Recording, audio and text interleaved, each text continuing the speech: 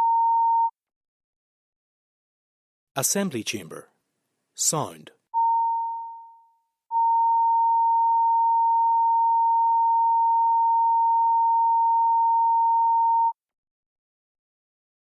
Assembly Chamber. Sound.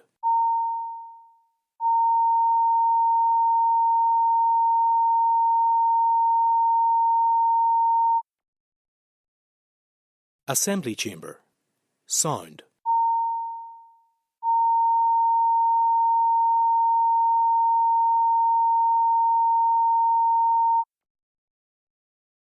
Assembly Chamber. Sound.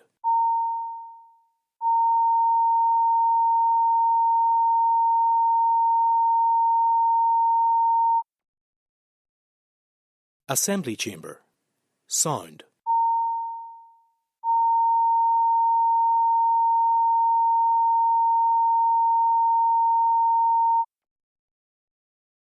Assembly Chamber. Sound.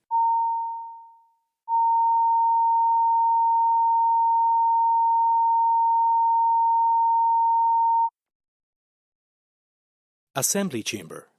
Sound. Assembly Chamber. Sound.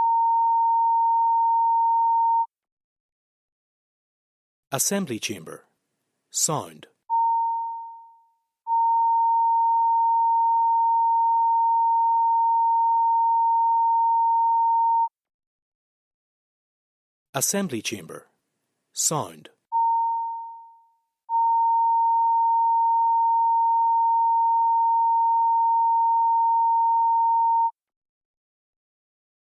Assembly Chamber. Sound.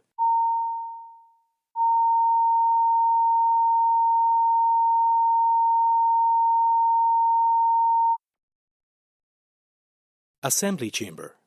Sound.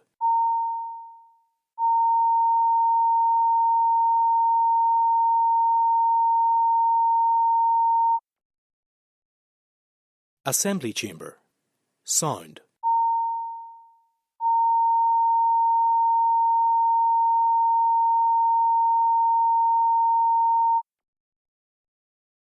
Assembly Chamber. Sound.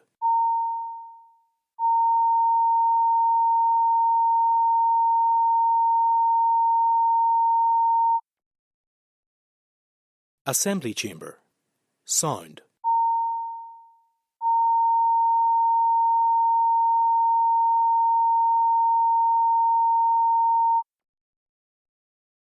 Assembly Chamber.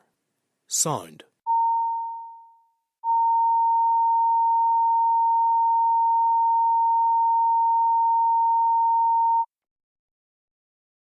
Assembly Chamber. Sound.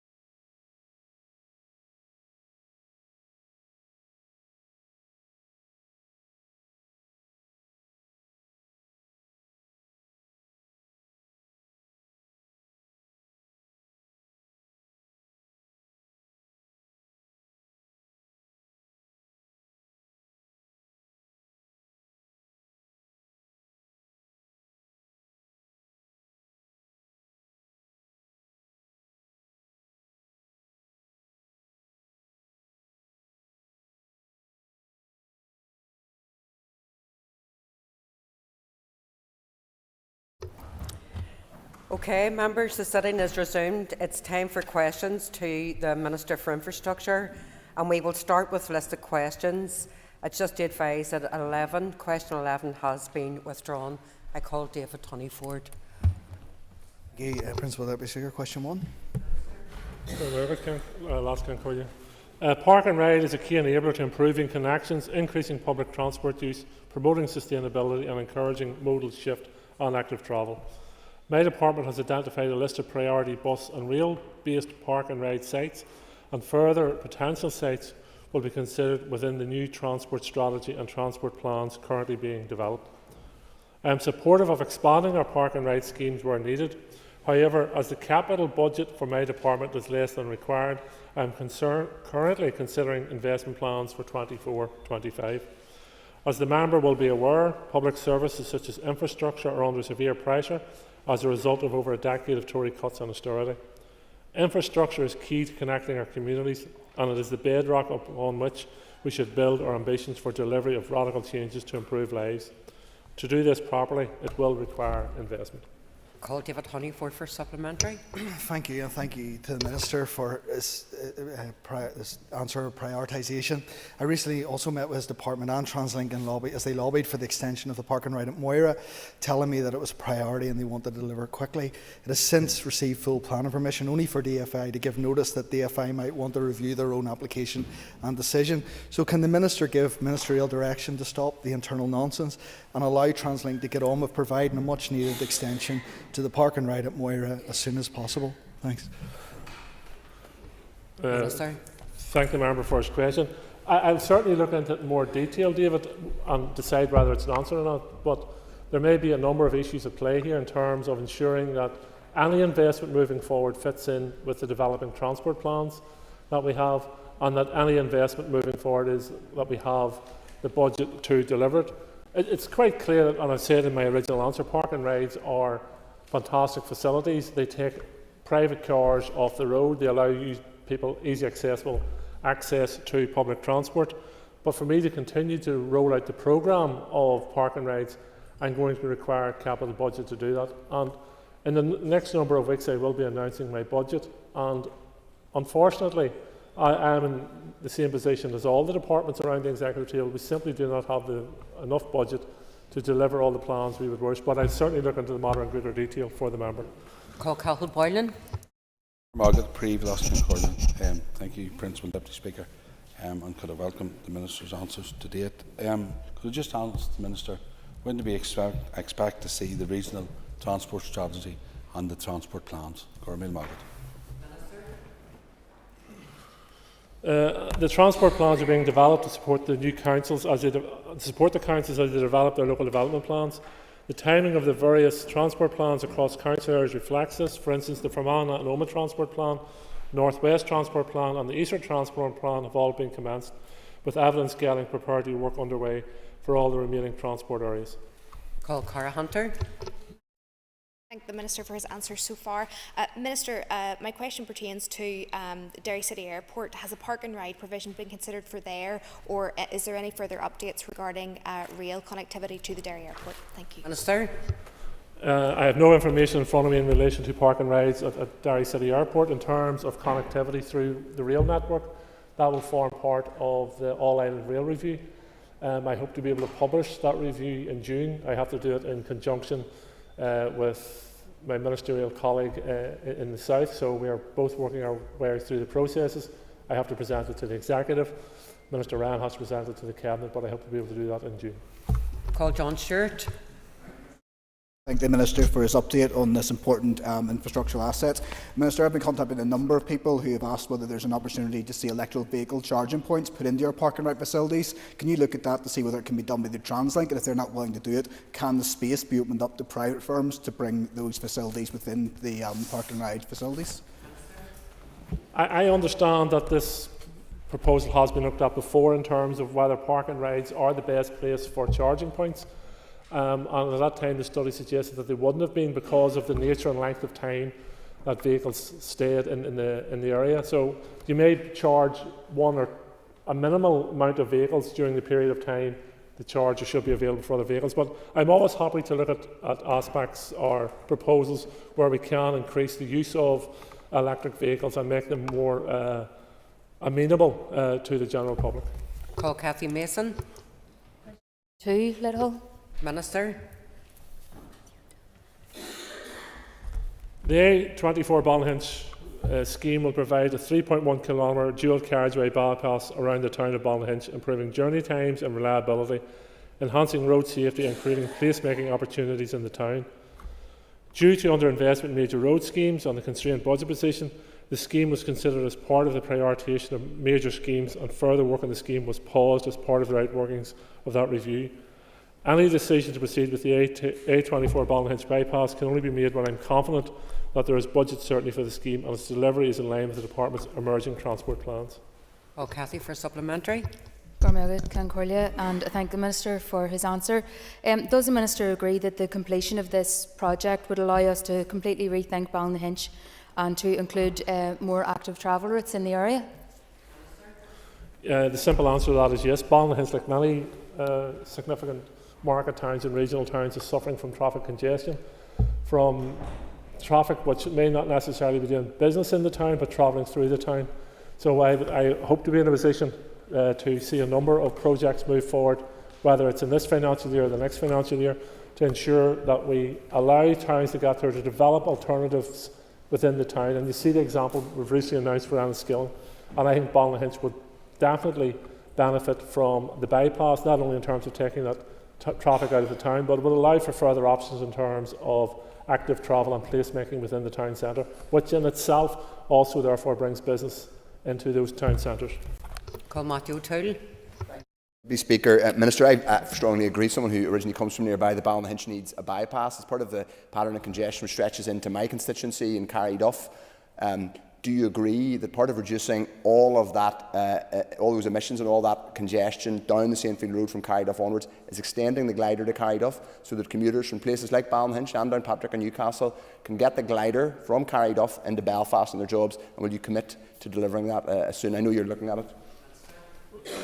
The member, in a sense, has answered his own question. We are looking at extension of the glider, and for the very reasons he's outlined, it can and does reduce traffic congestion, and again meets our climate target challenges in terms of taking more and more private vehicles off the road and encouraging people to use public transport.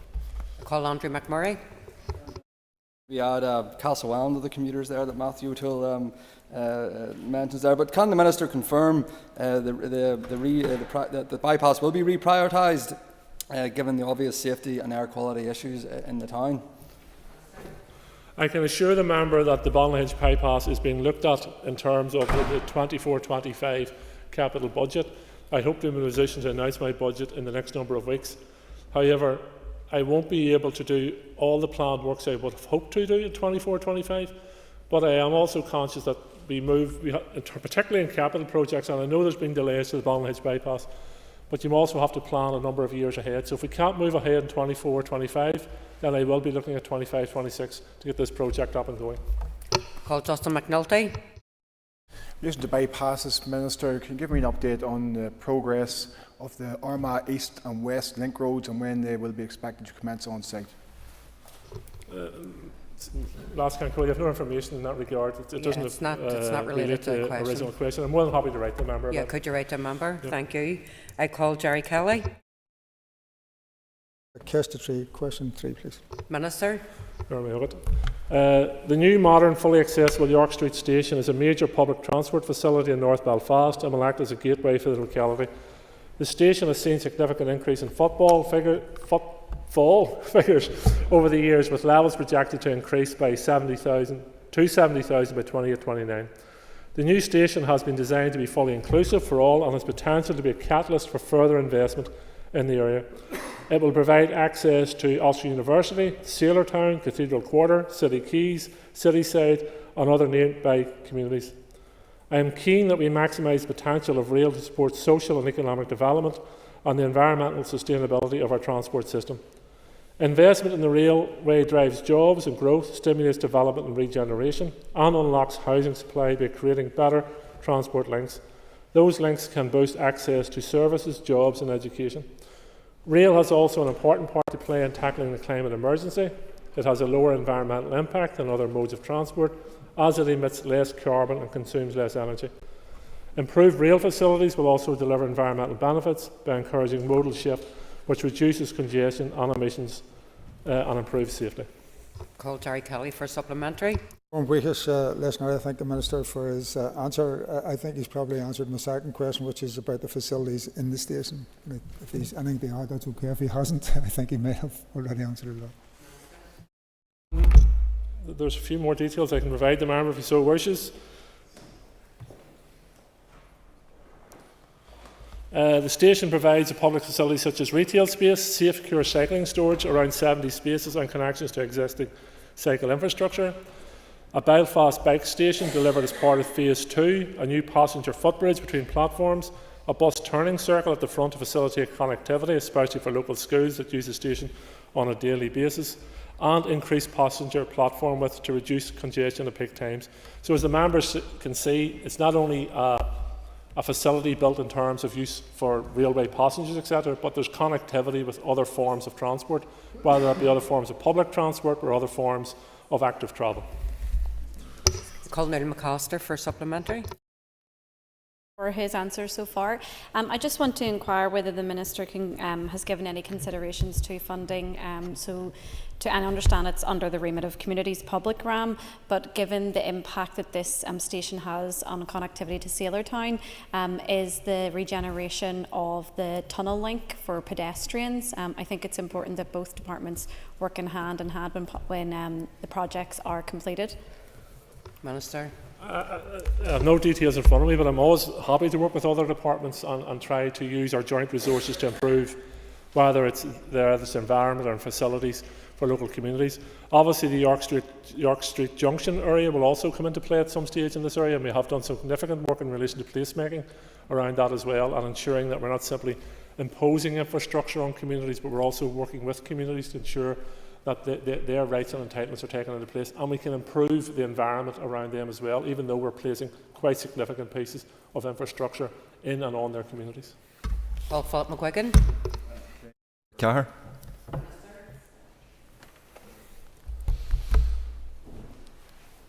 The head of terms for the Causeway Coast and Glens growth deal was signed on the 24th of April. As the lead government department, we recently approved the Council's strategic online business case for the Portrush to Bushmills Greenway, and I am pleased to see that the project was included in the growth deal. The Council will now begin to work on the online business case, and my officials look forward to engaging with them on this exciting project. Philip McGuigan for supplementary. Given the location along the north coast and the fact that it's linking two tourist towns of Bushmills and Portrush, obviously this is a great project for tourism, but does the Minister agree with me that beyond tourism, this greenway will provide many benefits to the local community, including improving quality of life? Minister. Without doubt, we know that providing opportunities for people to be outside and physically active has many benefits, especially for people's physical and mental health. Walking, wheeling, cycling are easy ways for people to build activity into their everyday lives, and when we're able to provide them with first-class facilities, then it encourages more people to do so. So I have no doubt this will be a great tourist attraction as well, but also, as equally as important, it will be of benefit to the local community as well. I call Paul Free. Given this is a very important project, the Greenway, and given that it's a linear route from Portrush to Bushmills, can the Minister encourage TransLink to ensure that when it's up and running and operational, that their buses will be fitted so that cyclists and walkers can place their bikes and their backpacks on the buses? Minister. I think it's a very good point that if we're going to have connectivity between all forms of transport, if we're going to encourage more and more people to leave the comfort and convenience of their private car. So yes, we obviously have ongoing discussions with TransLink around their facilities and making sure that they're not only up to date but fit for purpose, so certainly we'll continue that. Call Jim Allister. This is a joint venture with Causeway Council. What's the ratio of the cost breakdown? Indeed, what is the anticipated cost? The usual breakdown of costs is around 50%. Let's see if I have the actual details of costings in front of me. I don't have the final costs in front of me, Mr. Allister, but it usually works on the basis that my department funds 50% and the local council funds 50%. My department also provides expertise in terms of its abilities in terms of delivering large-scale projects, but I'm more than happy to supply the member with whatever costs we have at this stage. Call Cara Hunter. Speaker, and I welcome this update here today, and hopefully we do get a bit of sun over the next summer or so when this project is complete to actually use it. Can I just ask then, in the wider northwest, is there any additional greenways planned to be invested in? We're working with all the local councils in terms of promotion of greenways. I mean, I was in this post in 2022 I had my department to take on a greater role actually in terms of engagement with councils and support for councils as to how we deliver greenways. In fairness to councils, delivering major projects, infrastructure projects is not usually within their remit. My department has the skills and expertise to do these. So I want my department to be working in close conjunction with them, and through our active travel unit we will continue to be doing that. Greenways can also come up to the same challenges as building traditional infrastructure such as roads, because you're going through significant numbers of landowners' property. Some will facilitate, others will have concerns, others may object. So there is always a challenge, or a chance of a challenge in all these matters, but again, my department has the expertise in these matters which we can share and engage with councils on. Thank you, Minister. I call Colin McGrath. Madam Deputy Speaker.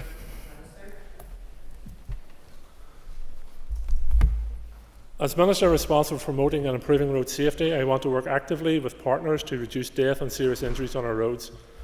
I believe that the target provision of infrastructure at and near schools can go a long way to making our roads and communities safer. My department utilises a range of measures outside the school to help make their roads safer, such as traffic signs, which can come with flashing amber lights, road markings, coloured surfacing, school keep clear markings, parking restrictions and speed limits. In recent years, my department has installed part-time 20-mile-an-hour zones at 215 schools, an investment of around £4 million. Work is going on to review the effectiveness of these to determine if further part-time 20-mile zones can be included at other schools. My department is also developing an active travel delivery plan, which will include active travel design guidance specific to here. The new guidance is in the process of being finalised and is expected to be introduced later this year. It will include measures aimed at encouraging more people to walk, and wheel and cycle to school. I do, however, need to say that delivery of all this is subject to funding and availability of staff. Thank you. Colin for a supplementary. Very much. Obviously, all of those measures are welcome, and they help to allay the fears that parents and indeed children have when they try to go to and from school. But has the Minister given any consideration to the introduction of school street schemes, which can help some of the most intense problems, such as the one that I have in Edward Street in Downpatrick, which would certainly help all of those children and the parents of the children, bringing them to Our Lady in St Patrick's? Yeah, and the member has raised this matter with me on a number of occasions, and I can assure him that my department is actively investigating this as part of its active development planning, and we are specifically looking at Edward Street to see if school streets is a solution there. So I can assure the member the work is ongoing, and I would be interested even myself just to see if we can get a number of these pilot schemes off and going, to see if they deliver the benefits that certainly there's a potential there to deliver, and we can do them in other areas. Of course, all road users, but particularly around school time, drivers of vehicles have a responsibility to act responsible in and around our schools. I've said in the chamber before, if a driver doesn't understand that they need to slow down around the school, I'm not sure what sort of signage will encourage them to do so, but I would encourage drivers to respect other road users, particularly at school times. Thank you, Minister. I call Stephen Dunn. Speaker, can the Minister provide more information on the further rollout of the 20-mile-an-hour schools programme, given that the last was in November 2022, and indeed recently within my own constituency, one local school, Grange Park Primary School, a young child sadly got injured and knocked down as they left the school. Just can I commit to rolling this out, given the clock is ticking on this from the last time it was introduced? Thank you. Thank the member for his question. There is a review of the 20-mile-an-hour speed zones around schools has been complete. My officials hope to have it with me in a number of weeks, and I will consider it in due course. One of the challenges, and I know every minister comes into this chamber and says it basically because it's a fact, but one of the challenges is when you're dealing with a limited budget, means that you don't have the same resources within your department to bring forward proposals and policies as you once would have or would like to have, and indeed officials would like to have. So that slows the whole system up. It's not even when you witness a closure or a cut to a service or whatever, the whole system slows up. So unfortunately there is a number of projects within my department which I would like to see move on, and I have no doubt my officials would like to see move on. But given the resources, in this case people, to do things, we don't have the resources at hand. But I can assure the member I will move through these as quickly as possible. I call Connie Egan. Minister, Earlier this year, we had a horrendous incident in Northdown where a child leaving school was hit by a car at the Bryansburn Road. What will you do to put urgent safety measures in the Bryansburn Road in Bangor to make sure children walking to and from Grange Park and St Comgills can do so safely? Thank the member for her question. Every incident where there is an accident, a collision, or in this instance where there's been a serious injury, the lead investigation is the PSNI. The PSNI, working along with my department, will look at the entirety of the incident. A report will be prepared, and then if there are engineering solutions required in an area, they will be brought forward for completion at a certain time. Again, they'll have to be prioritised. It sounds awful talking about prioritisation when you're just after reminding me that a young child was knocked down, but they will be prioritised and delivered in due course. In 95% of all accidents, it's worth noting that the cause of the accident is human error. It's not an engineering solution, it's not a matter with the road, it's not a matter with the footpath or the cycleway. It is due to human error, usually the distraction of the driver in some way. I call Stuart Dixon. Deputy Speaker.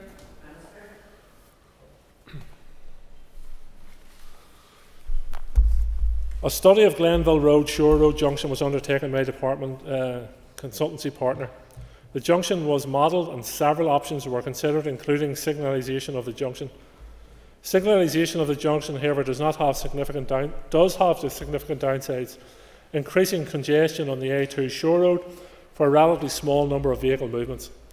It was also a very costly option and will be competing against other equally important schemes for my department's limited funding. In the interim, it is proposed to renew and extend the existing yellow box markings to provide increased visibility. My department will also take forward a proposed prohibit right turn movement on the Glenville Road, a new turn movement on the signalised junction at Shore Road, Glenavana Road. A full design and detailed estimate for the signalisation junction will be progressed as resources permit. I call Stuart Dixon for supplementary. Thank the Minister for his answer, and indeed I got a similar answer from the Divisional Roads Manager today to that which the Minister has given. However, Minister, your answer and the Divisional Roads Manager's answer are very localised to that particular area and the number of vehicles. But there was a further accident there yesterday. There's been practically one every day in the last couple of weeks. Every time an accident happens at the junction of Glenville Road and Shore Road, traffic is backed up the whole way to the West Link. There are wider contexts than just the 47 vehicle turns at this junction. I'm aware of the increased accident history at this junction. I was actually engaged with officials about these, preparing for question time today, and we were talking through the issues, so they made me aware of the increased accidents at this junction, and I've asked them to look into that matter further. But I accept when you make a change at a junction or don't make a change at a junction, it has impacts further on down the road, perhaps sometimes for several miles. And my department is also aware of that, and officials will look at that matter as well before we make a final decision on how we move this. But the interim measure is going to be the increase in terms of the yellow box at the area. And again, I would urge all drivers to take extreme care when they're out using our roads. I call Nick Matheson. Thank you, Principal Deputy Speaker. Question 7, please. Minister.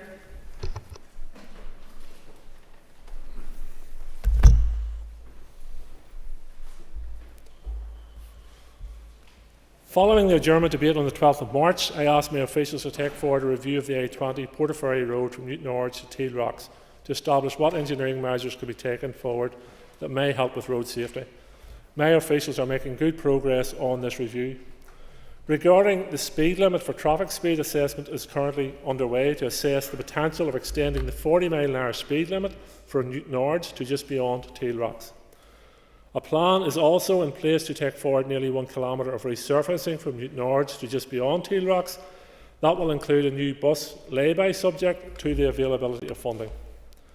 This resurfacing will be a part of a 10-year plan of resurfacing along the A20 Portaferry Road. As part of the new resurfacing work, consideration will be given to the installation of road edge white lining, verge hazard markers posts and road studs that will help driver visibility. Call Nick Matheson for supplementary. thank the Minister for his answer, and much of that seems very positive. The speed limit is an issue that is raised regularly by constituents with reps across the constituency. Can the Minister provide an update when that review of the speed limit for the stretch of road in question will be completed, and if he will, as undertaken in the adjournment debate, engage directly with elected reps for the area to explain the rationale for any decisions taken? Firstly, I'm more than happy for my officials to engage with elected representatives in relation to the rationale for decisions being taken. I think that would be helpful from both sides in terms of that. In terms of when the speed limit will be potentially reduced, the officials are working their way through the process at the minute, collecting information to confirm the availability of introducing a change in speed. If deemed suitable, then a change will need to be legislated for. That will require a consultation process and can take up to 9 months to complete. Now, I personally think in terms of making change that 9 months is quite a significant period of time for a speed change. Now, it is set out in legislation, the process you have to follow, and it's one of the matters I will be examining further with my officials. I don't think it'll help this case, in fairness, but I think that we have to look at and see if there's a more effective and efficient way of responding to these matters. Michelle McElveen for supplementary. For his answers to date. Obviously, the Minister will be aware that this route is also subject to coastal erosion, and I'd be keen to know what discussions he's had with counterpart in Agriculture, Environment and Rural Affairs in relation to the Coastal Erosion Forum, and any work specifically in relation to coastal erosion which may be carried out along that route. Minister. My officials sit on the Coastal Erosion Forum, and indeed myself and Minister Muir have agreed to meet in relation to coastal erosion. I hastily add that it's DAERA's lead responsibility, but again, I'm more than happy to work with other ministers and departments to ensure that we're using the most effective use of our limited resources. I call on Chambers.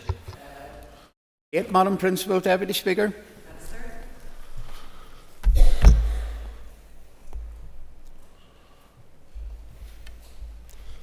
Major road schemes are an important part of the work that is delivered by my department as we seek to reduce journey times, increase reliability and improve road safety.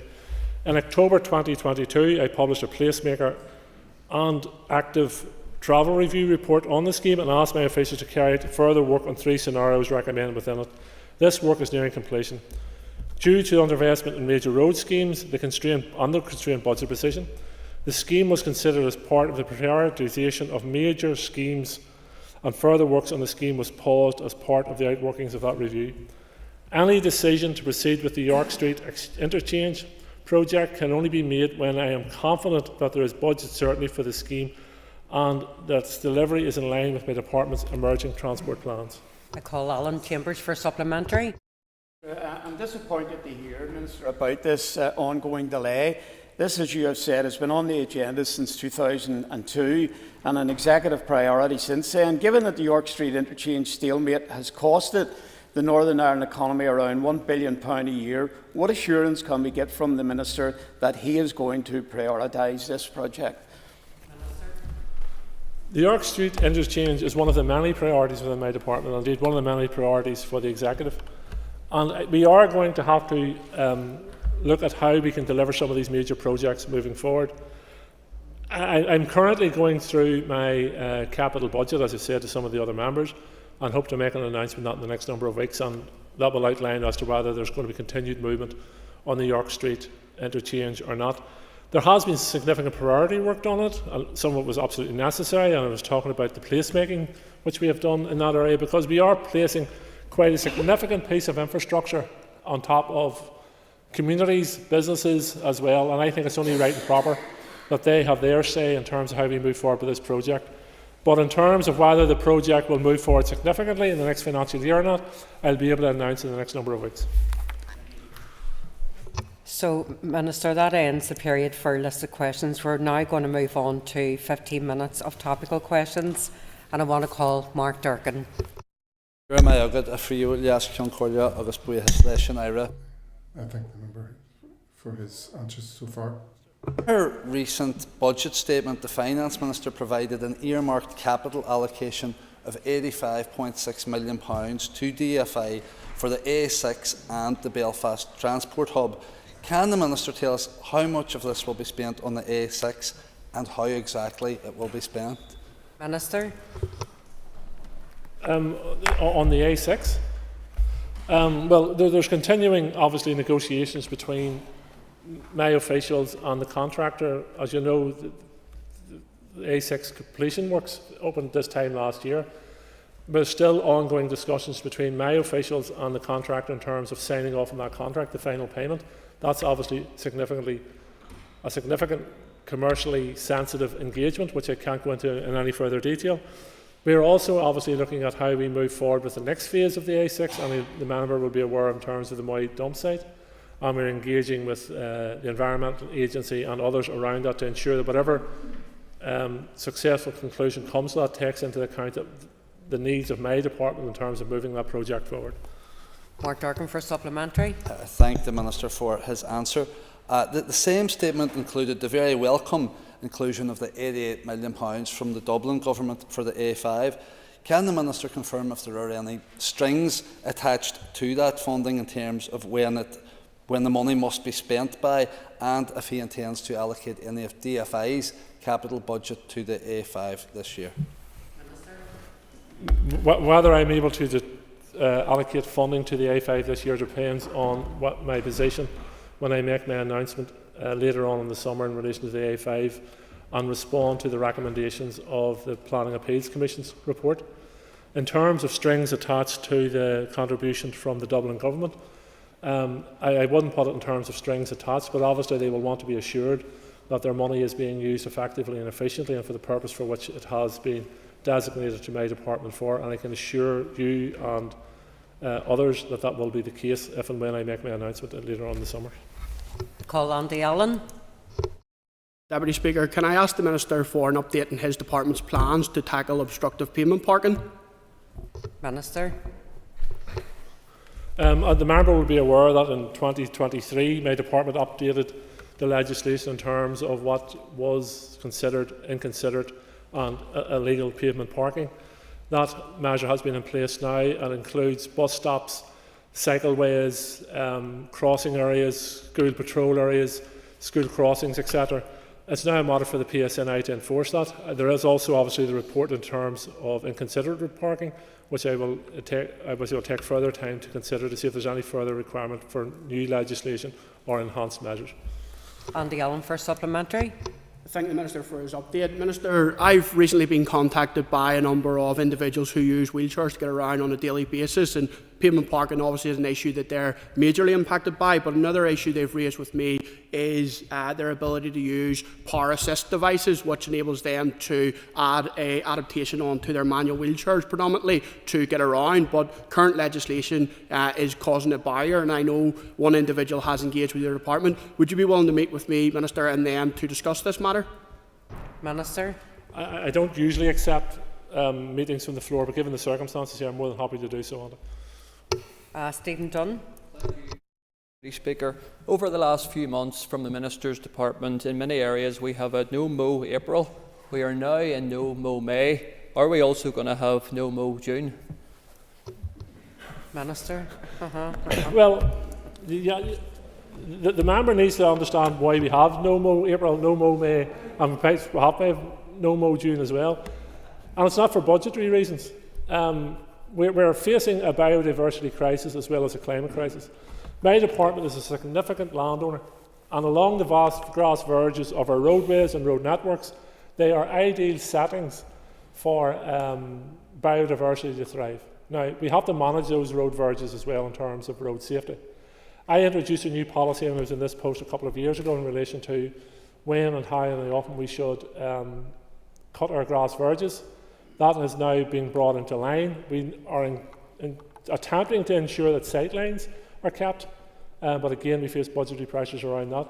But I think when the general public understand why we're doing these things, I think the general public are very acceptive and supportive of it. I was recently visited Causeway Coast and Glens Council, who have an excellent scheme in place for their council as well. They also faced some criticism at the start around these measures, but when the local residents understood why it was happening, they were very supportive of it. Stephen Dunn for supplementary. Well, Deputy Speaker, and I thank the Minister for his answer, but does he recognise the real road safety concerns that exist and the need for a proper balanced approach between road safety and also our environment? particularly when sightlines are restricted, as is the case today, not just in North Down but right across Northern Ireland, including along the A2 dual carriageway, the Bangor Ring Road and the Bangor to Ards dual carriageway, making manoeuvres across these very, very busy carriageways and junctions very dangerous for all road users. And I think we can't emphasise the importance of road safety, particularly when we see the very frightening and startling road deaths on our roads right across the country. Minister. Road safety comes first. Despite my support for the biodiversity along our road network, road safety comes first. So sightlines will be maintained. If the member has any areas where he has concerns about, he should report them to his local section office to follow them up. There will be challenges for my department on responding as quickly as they once have because of resource issues and challenges around that. But this policy pertains to areas where we can do this safely, but road safety will always take priority. Call Paul Frew. Has the Minister had sight of the Bushmills regeneration scheme and then the work on the traffic and parking infrastructure for the town? No, I haven't had sight of that. It hasn't come across my desk. Paul Frew for a supplementary. Minister, for his answer, can I put it on record then, please, Minister, that you will look at it and make sure and ensure that it is a priority for your department, and that also that there be greatest buy-in for the population of Bushmills into the plans for the future, especially around the traffic management of the town, which should have a positive effect, but in some cases has negative effects also? I'm more than happy to ask for a report from my officials in regards to that matter, and he's absolutely correct. Any scheme moving forward should have should be full consultation with local residents and businesses around it. Call Michelle McElveen. Speaker, could I ask the Minister what policies are in place to replace urban trees which have been lost through either disease, storm damage, vandalism or other accidental damage? The Department seeks, wherever possible, to replace trees lost through disease, storm damage, vandalism or for other reasons during the next planting season, generally over the winter months. Where replacement at the same location is not possible, an alternative site will be sought. The maintenance of trees seeks to prevent obstructions to sightlines and signs, ensure they do not become a hazard to road users and allow for the safe passage of road users, as well as maintaining the effectiveness of road lighting. Michelle McElveen for supplementary. Okay, can I thank the Minister for his response, and further to that, what discussion has his department had with local councils and other bodies about operating in partnership to develop programmes to replace urban trees such as the Trees for Streets scheme which operates on the mainland? The scheme to which the member refers to is a non-profit enterprise which runs a national tree sponsorship scheme to assist local councils with the cost of street tree planting. The Department works closely with a number of local councils across a wide range of biodiversity issues, including the provision and maintenance of tree stocks. In Belfast, which is the largest number of street trees, my department has a formal partnership with Belfast Council to look after these valuable assets that enhance the amenity of urban areas, as well as contribute to and improve air quality. My department is willing to consider any schemes or partnerships that will allow the planting of additional trees, and I'll follow up on the member's suggestion in relation to the scheme that's running in England, Scotland and Wales. Call Jerry Kelly. Vlashcon Corleon, could I declare an interest as a member of the Policing Board just before I give the question? I welcome the Minister's recent meeting with the PSNI on road safety, especially after some of the terrible losses we've had recently. Can the Minister provide an update from that engagement? Minister. As the member says, last week I had a constructive and informative meeting with the police. We discussed how we can work collectively to improve road safety, not just on the A5 but right across our roads network. As a department, we are looking at further engineering measures that we can implement on the existing A5 to improve road safety, and the police are looking at enforcement measures. But I have to say, and I've said this to members during this question time, that we can all play our part in this, and it's an issue for society. In the 6 days since I met with the police, 2 more people have died on our roads, bringing the death toll this year to 24. I send my heartfelt condolences to the family and friends of all those who have lost their lives on our roads. In the north, the death rate on our roads is on an average 1 per week. And if we think about that, there are people, these are people, not just simply statistics, young, old, all beloved family members and friends. Every single week we're losing someone on our roads, and I would appeal to all road users to ensure whatever actions we take on our roads ensures that we arrive home safely and the people we share our roads with also arrive home safely. Call Jerry Kelly for a supplementary. With this letter now, I want to thank the Minister, and I'd like to add my voice, and I'm sure everyone else, with the condolences you've sent out to those who have lost loved ones. When can we expect, on the basis of that, when can we expect the road safety strategy? I hope to bring the Road Safety Strategy 2020-30 to the Executive in the coming weeks for its clearance and support. Thereafter, and once the outworkings of our budgets for the Department and our road safety partners are known, work will then commence on a detailed action plan to assist in the targeted delivery of the objectives within that strategy. The strategy recognises that collisions are inevitable, but does not accept that there should ever result in death or serious injury. By 2030, we aim to reduce death and serious injury by at least 50%, with our long-term aim of achieving zero road deaths by 2050. An aim to achieve this is by taking a holistic approach to road safety through the enforcement of safe roads, safe vehicles and safe people, and we will do this through a programme of education, engineering and enforcement. I call Diane Dodds. Thank you. Minister, you quite rightly pointed out the real tragedy of deaths on our roads. You know that the A1 has been a source of death and accidents for a long time now. Now that you've got your budget, when will you be in a position to announce the promised upgrades to the A1 dual carriageway? As I've said to other colleagues, I'm working my way through my capital budget, and I hope to be able to make an announcement in the next number of weeks. I'm acutely conscious of the death toll on the A1, and I've met with Monica Hennig. I've also met with yourself and your party colleagues around this matter, and I'm doing everything within my power to ensure that that project moves on as quickly as possible. Diane Dodds for supplementary. Thank you. That is encouraging, and I know we've spoken about this at length, and it is a really important project. Maybe in light of that, the Minister would like to share with the House what other projects he's considering in the Upper Bann constituency in the short to medium term. I'm tempted to say all of them. As I say, everything in Upper Bann is under consideration. But without perhaps putting myself into difficulty, I think the major road infrastructure that's required in Upper Bann at this stage is the A1. Call Anya Murphy. Collier, and I'd like to thank the Minister for his answers thus far. Minister, can you outline some of the benefits of social value in the procurement process of the Enniskillen bypass? Minister. The term social value in itself can be, it's hard to understand for the general public. I mean, we've noted that when we write consulting, or my colleagues in the department write consulting, it's difficult to get a response from the general public. And I'm of the view that when you go to someone and say, well, what do you think of social valuing? You perhaps would spend longer talking about social valuing, and then what actually people will add to it.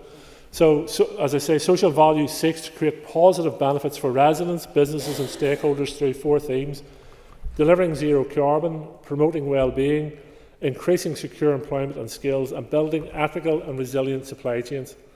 A social value engagement has been carried out to capture the views of the community in the Enniskillen area on what additional benefits can be brought to the town through the delivery of the scheme. This input will help the Department tailor meaningful social value outcomes as part of the scheme for delivery by the appointed contractor. Murphy for supplementary. And I'd like to thank the Minister for his answer. Minister, I suppose most importantly, when can we expect to see diggers on the ground for commencement? Yes, so hopefully diggers will be on the ground in late spring, early summer 2025, and the scheme is anticipated to take 2 years to complete.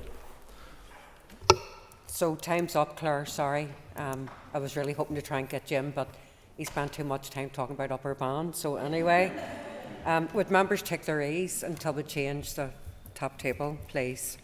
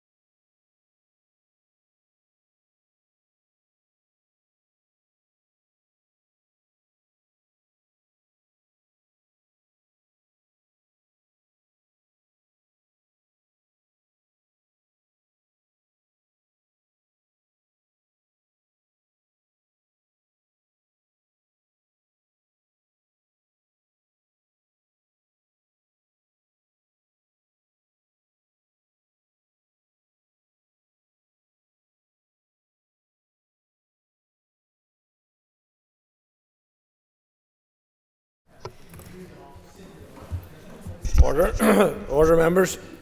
Excuse me.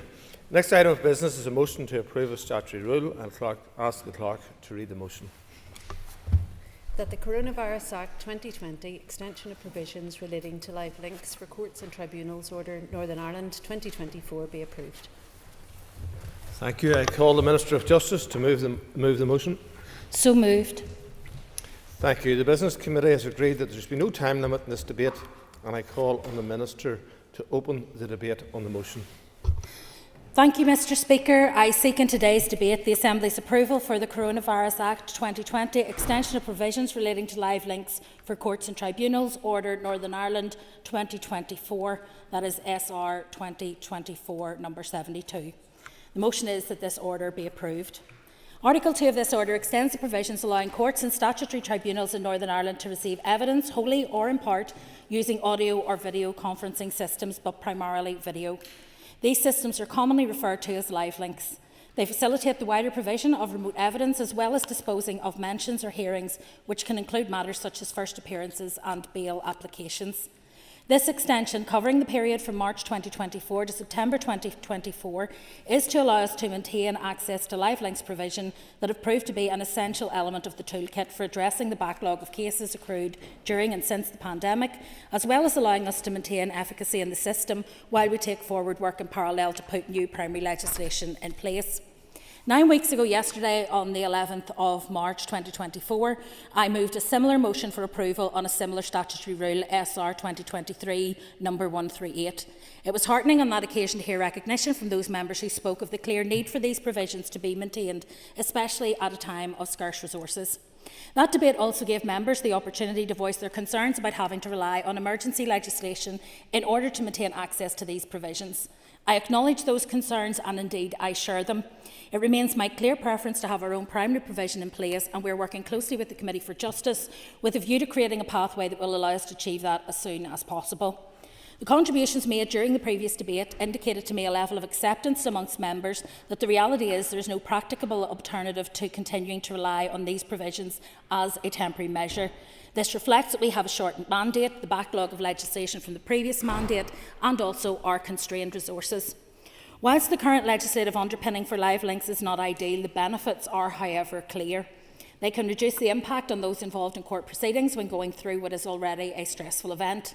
They allow children to give evidence in a more child-friendly environment.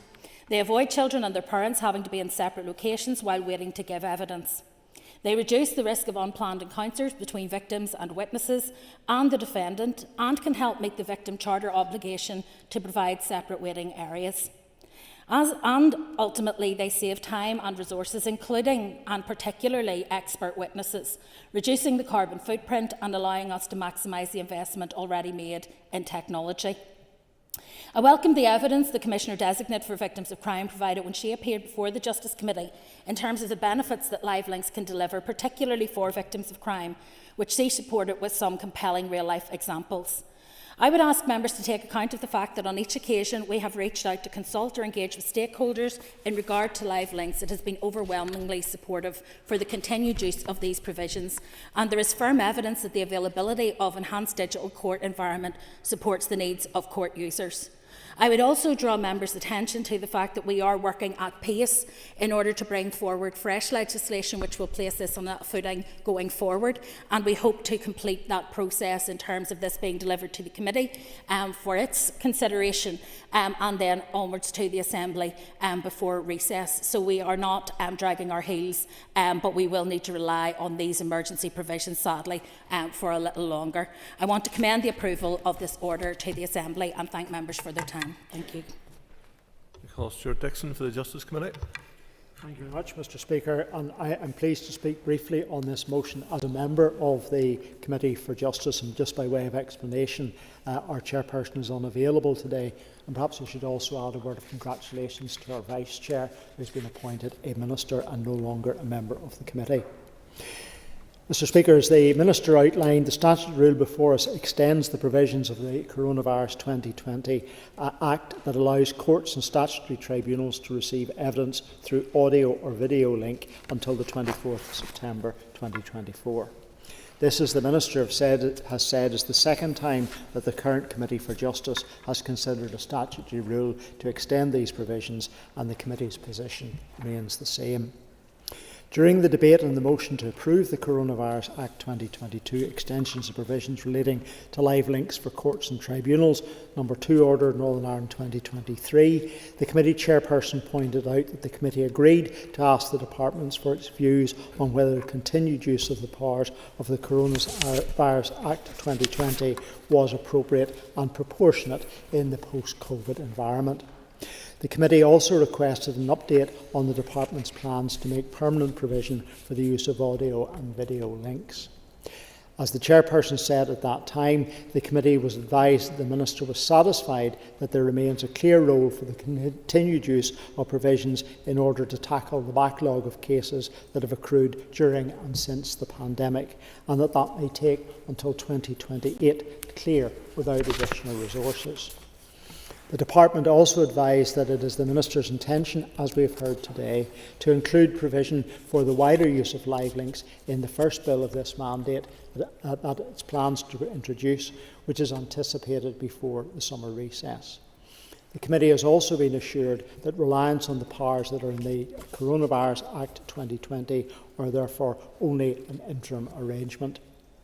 As was also pointed out during the debate on the motion to approve this previous order, the committee has been advised that although the plan is to include the permanent provision for live links in the first departmental bill of this mandate, it is unlikely that the necessary provisions will be drafted in time for inclusion in the bill as introduced, but will instead be tabled as amendments at consideration stage.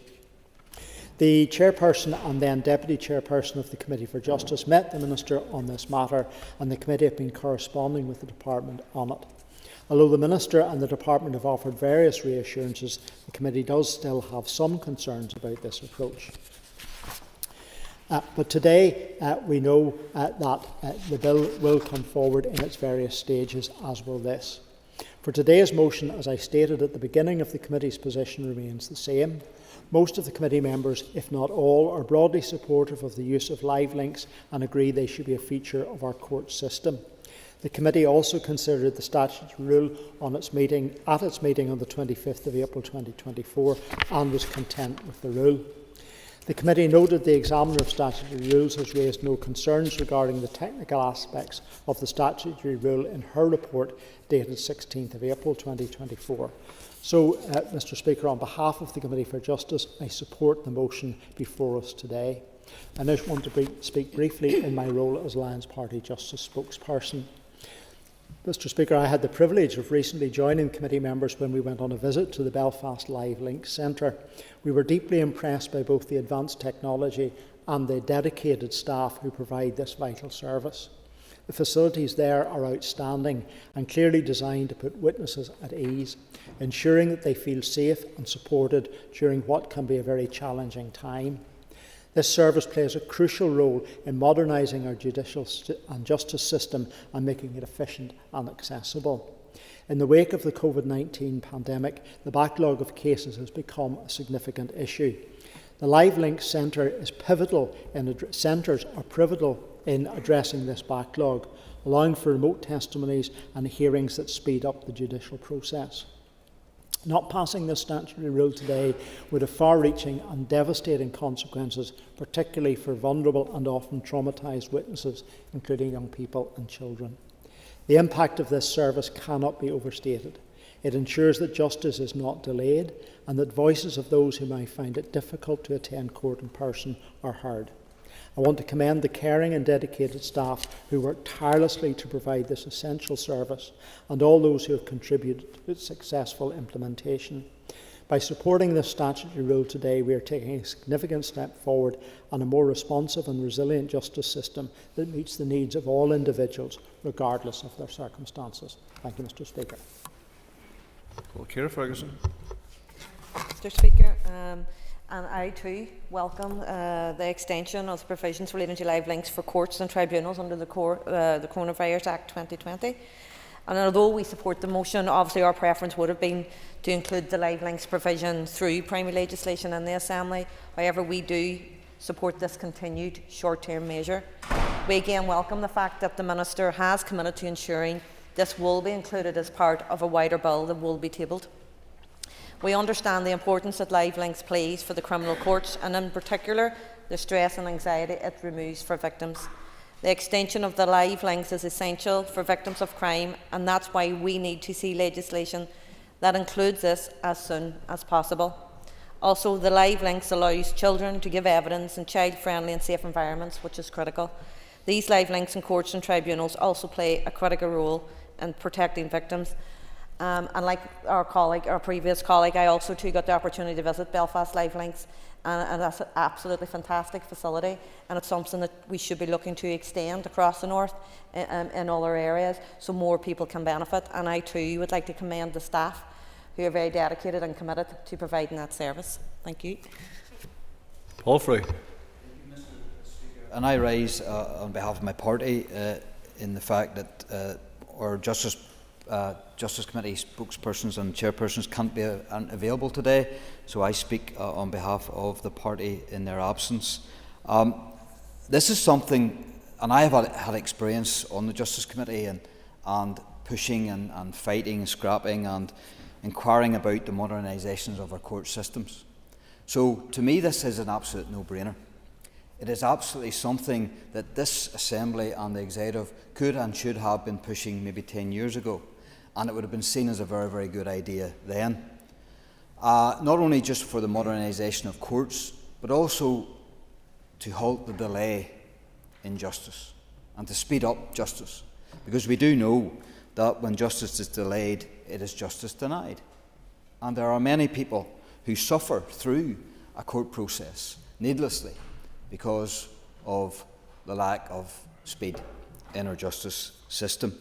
So I don't think anyone in this House could argue against the provisions within this motion and within this rule. And I think we should all support it and the provisions that it lays out.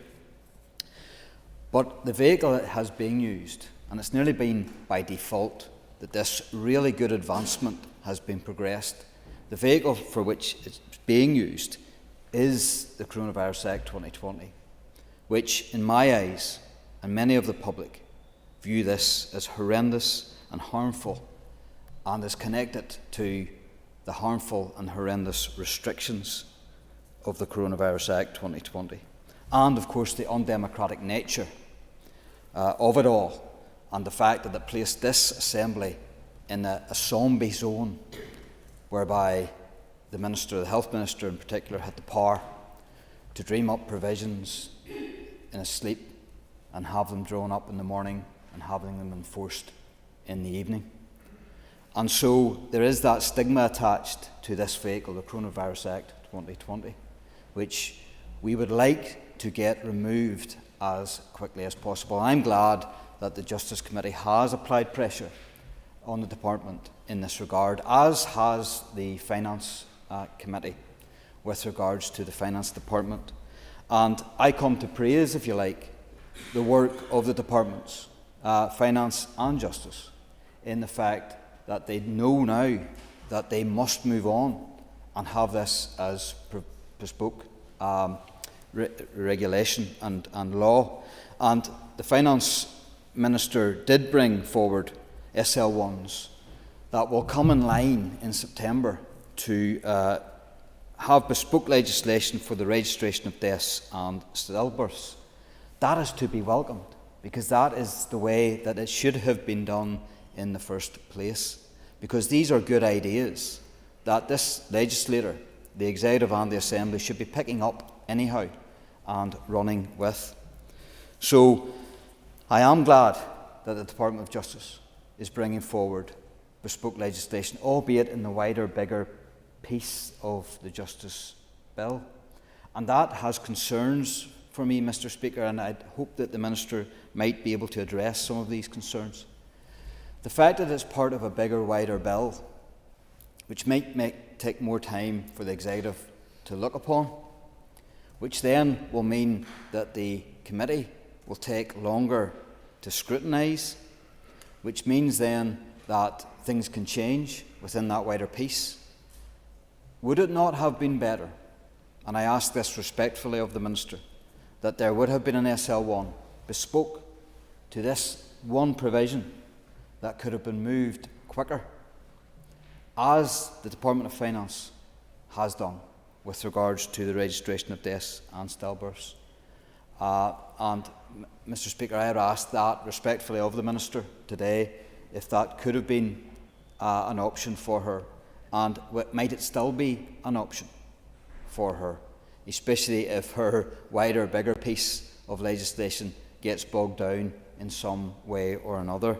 But having said all that, Mr. Speaker, I support the fact that live links is a thing, that it can be used, and that it can help to reduce the delays in justice, it can speed up justice, and it can help lessen the enormous burden on everyone involved in the judicial system, but most particularly the victims of crime.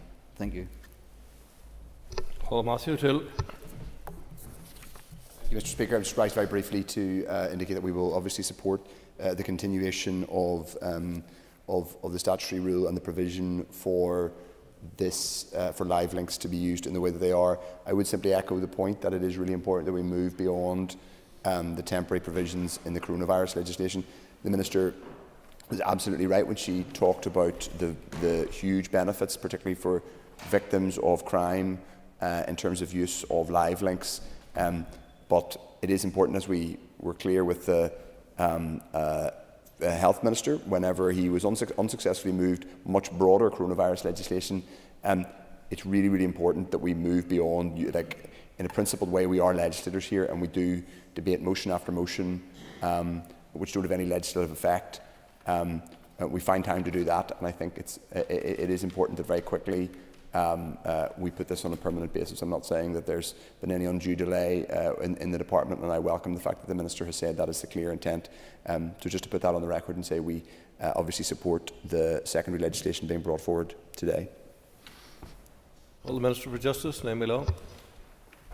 Thank you, Mr. Speaker, and I want to thank all the members who have contributed today to the debate on this order. I think it's very pleasing, first of all, that there is broad consensus within the Assembly for the need to maintain these provisions in the temporary fashion that we have, but also that there is a broad consensus for us to put this on a firm legislative footing going forward, which is my preference. This consensus, I think, evidences the benefit of working towards a common purpose, reducing budgetary pressures, assisting the efficient use of available resources, and meeting the needs of the Northern Ireland public, in particular those who come into contact with or need to avail of the justice system. I do want to thank members for their contributions today, and I want to also address some of the issues that have been raised. First of all, there was a very valid question in respect of the Department for Communities and Department of Finance, which were able to bring forward statutory rules, subordinate legislation to the House to achieve this. We are unable to do that as there is no primary legislation in place that would allow us to bring forward regulations in this space. Therefore, we have to have new primary legislation, which is a longer process, as members will be aware. That also needs to be accommodated against and alongside other legislative requirements. So members will remember that towards the last part of the mandate, in the last mandate, we did have a mixed content bill which dealt with a number of disparate matters that were stripped back to create the sexual offences and human trafficking bill. But those disparate offences and other relevant items were still need to be taken forward, and so the intention is to wrap that into the new legislation which is coming forward alongside live links and a number of other measures. Irrespective of personal preference, there is insufficient time within this mandate and insufficient resources to accommodate a series of smaller bills. In fact, we've been told specifically in our advice from Executive that we can have one bill a year, I think was what we were advised, and it was on the basis of one in, one out. So if we did a small, very focused bill, we would actually lose the larger mixed content bill, and we couldn't afford to do that because of the pressing need for that other legislation to pass through. We do have a shortened mandate in terms of legislation, plus a backlog of those legislative changes from the last mandate. So what we have is a mixed content bill at the start of the mandate, of which this will be part, and then hopefully 2 further bills that will follow afterwards. One which will deal with sentencing issues and is slightly more focused, and the last one which will deal with victims-based issues. I want also to ensure, Mr Speaker, that any legislation we make in this space is robust and future-proofed and takes account of learning from the past few years. The members who stated that this should have been done years ago are much, I would say, beating the same drum as the department has been beating for some considerable time. However, it took an emergency situation like COVID to convince all court users and participants in the justice system that this was a viable alternative. It was not without challenge because it was introduced at pace in response to an emergency situation, but we have been able to learn from that experience, and I'm not proposing that in the legislation which will come forward to the Assembly it will simply replicate what was in the Coronavirus Act. We want to reflect on the feedback we have received from court users and participants through our consultation and targeted engagement exercise that we have undertaken. Yes. Way, and I welcome everything she said, and I think that all makes sense. Can I just ask, she mentioned guidance around 1 bill a year. Is that guidance that's come from the head of the civil service or come to executive ministers via TO? Just be helpful to get clarity on that. I think the issue that has been raised is about capacity within the drafting and the Assembly. Simply, and I think Mr Speaker has also indicated similar restrictions around, for example, private members' bills. So there is a limit to the drafting capacity that we have, and clearly the 1 bill a year is also, in my case, to try to allow the committee not to have to deal with overlaps. Those who sat in the Justice Committee last time when we did 5 bills in 2 years will know that there was considerable overlap, and that as we were reaching one stage of one bill, a new bill was being introduced for consultation. And whilst we had to do that to drive those bills forward, given the urgency of the content, it's not the ideal position. I would like the committee to have the time to focus on each bill in turn consequentially. That might have to become slightly more contracted towards the end of the mandate, but we're trying to do that to give the committee as much capacity and space to scrutinise as possible. Members also raised the issue about the need for the use of this in terms of the backlogs in the system. That will take time and resources to clear, and we've been very honest and open about that. However, based on the management information, the number of defendants in the court system at March 2024, in comparison to the number of cases across the criminal courts, is 23% higher than it was in March 2020. So this isn't just about the fact that we are improving on the situation and recovering from COVID. It is actually improving on the situation that predated COVID by speeding up justice more generally. There are approximately 68% more defendants within the Crown Court and 52% more defendants in the Magistrates' Court in comparison to the 1st of March 2020. And Live Links is part of the picture of what we've been doing to try and deliver more speedy justice. That is good for those who are defendants. It is good for those who are victims and witnesses. But it is also good, Mr Speaker, for the resources in the justice system. And there are other tracks that we are following, including looking at avoidable delay to ensure that we can save as much resource as possible within the system. The pathway which has been set out here today to maintain access to the use of Live Links is ultimately a victim-focused one. Those members who visited the rec centre and were able to see what the remote evidence setting was, particularly for children, but also for vulnerable adults and witnesses who are giving evidence in complex and sensitive cases, I think truthfully reflected how impressive a facility that is. It has made a huge difference, and not only in places where we thought it would, but for example, the knowledge in a number of family law contest cases that the witnesses and victims would turn up to give their evidence led to people playing out on the day and avoided people having to go through a trial process which would have been traumatic. And often people will game the system in the hope that a victim or a witness will drop out at the last minute due to the stress of appearing in court. It has eliminated that, and therefore we're getting, I think, better results, and that is really important too, because ultimately this is about delivering the right justice at the right time, and it's important that we're able to do that. It's also been critical in helping us address the challenges presented to the justice system until, as I say, that primary legislation legislation can be made by the Assembly.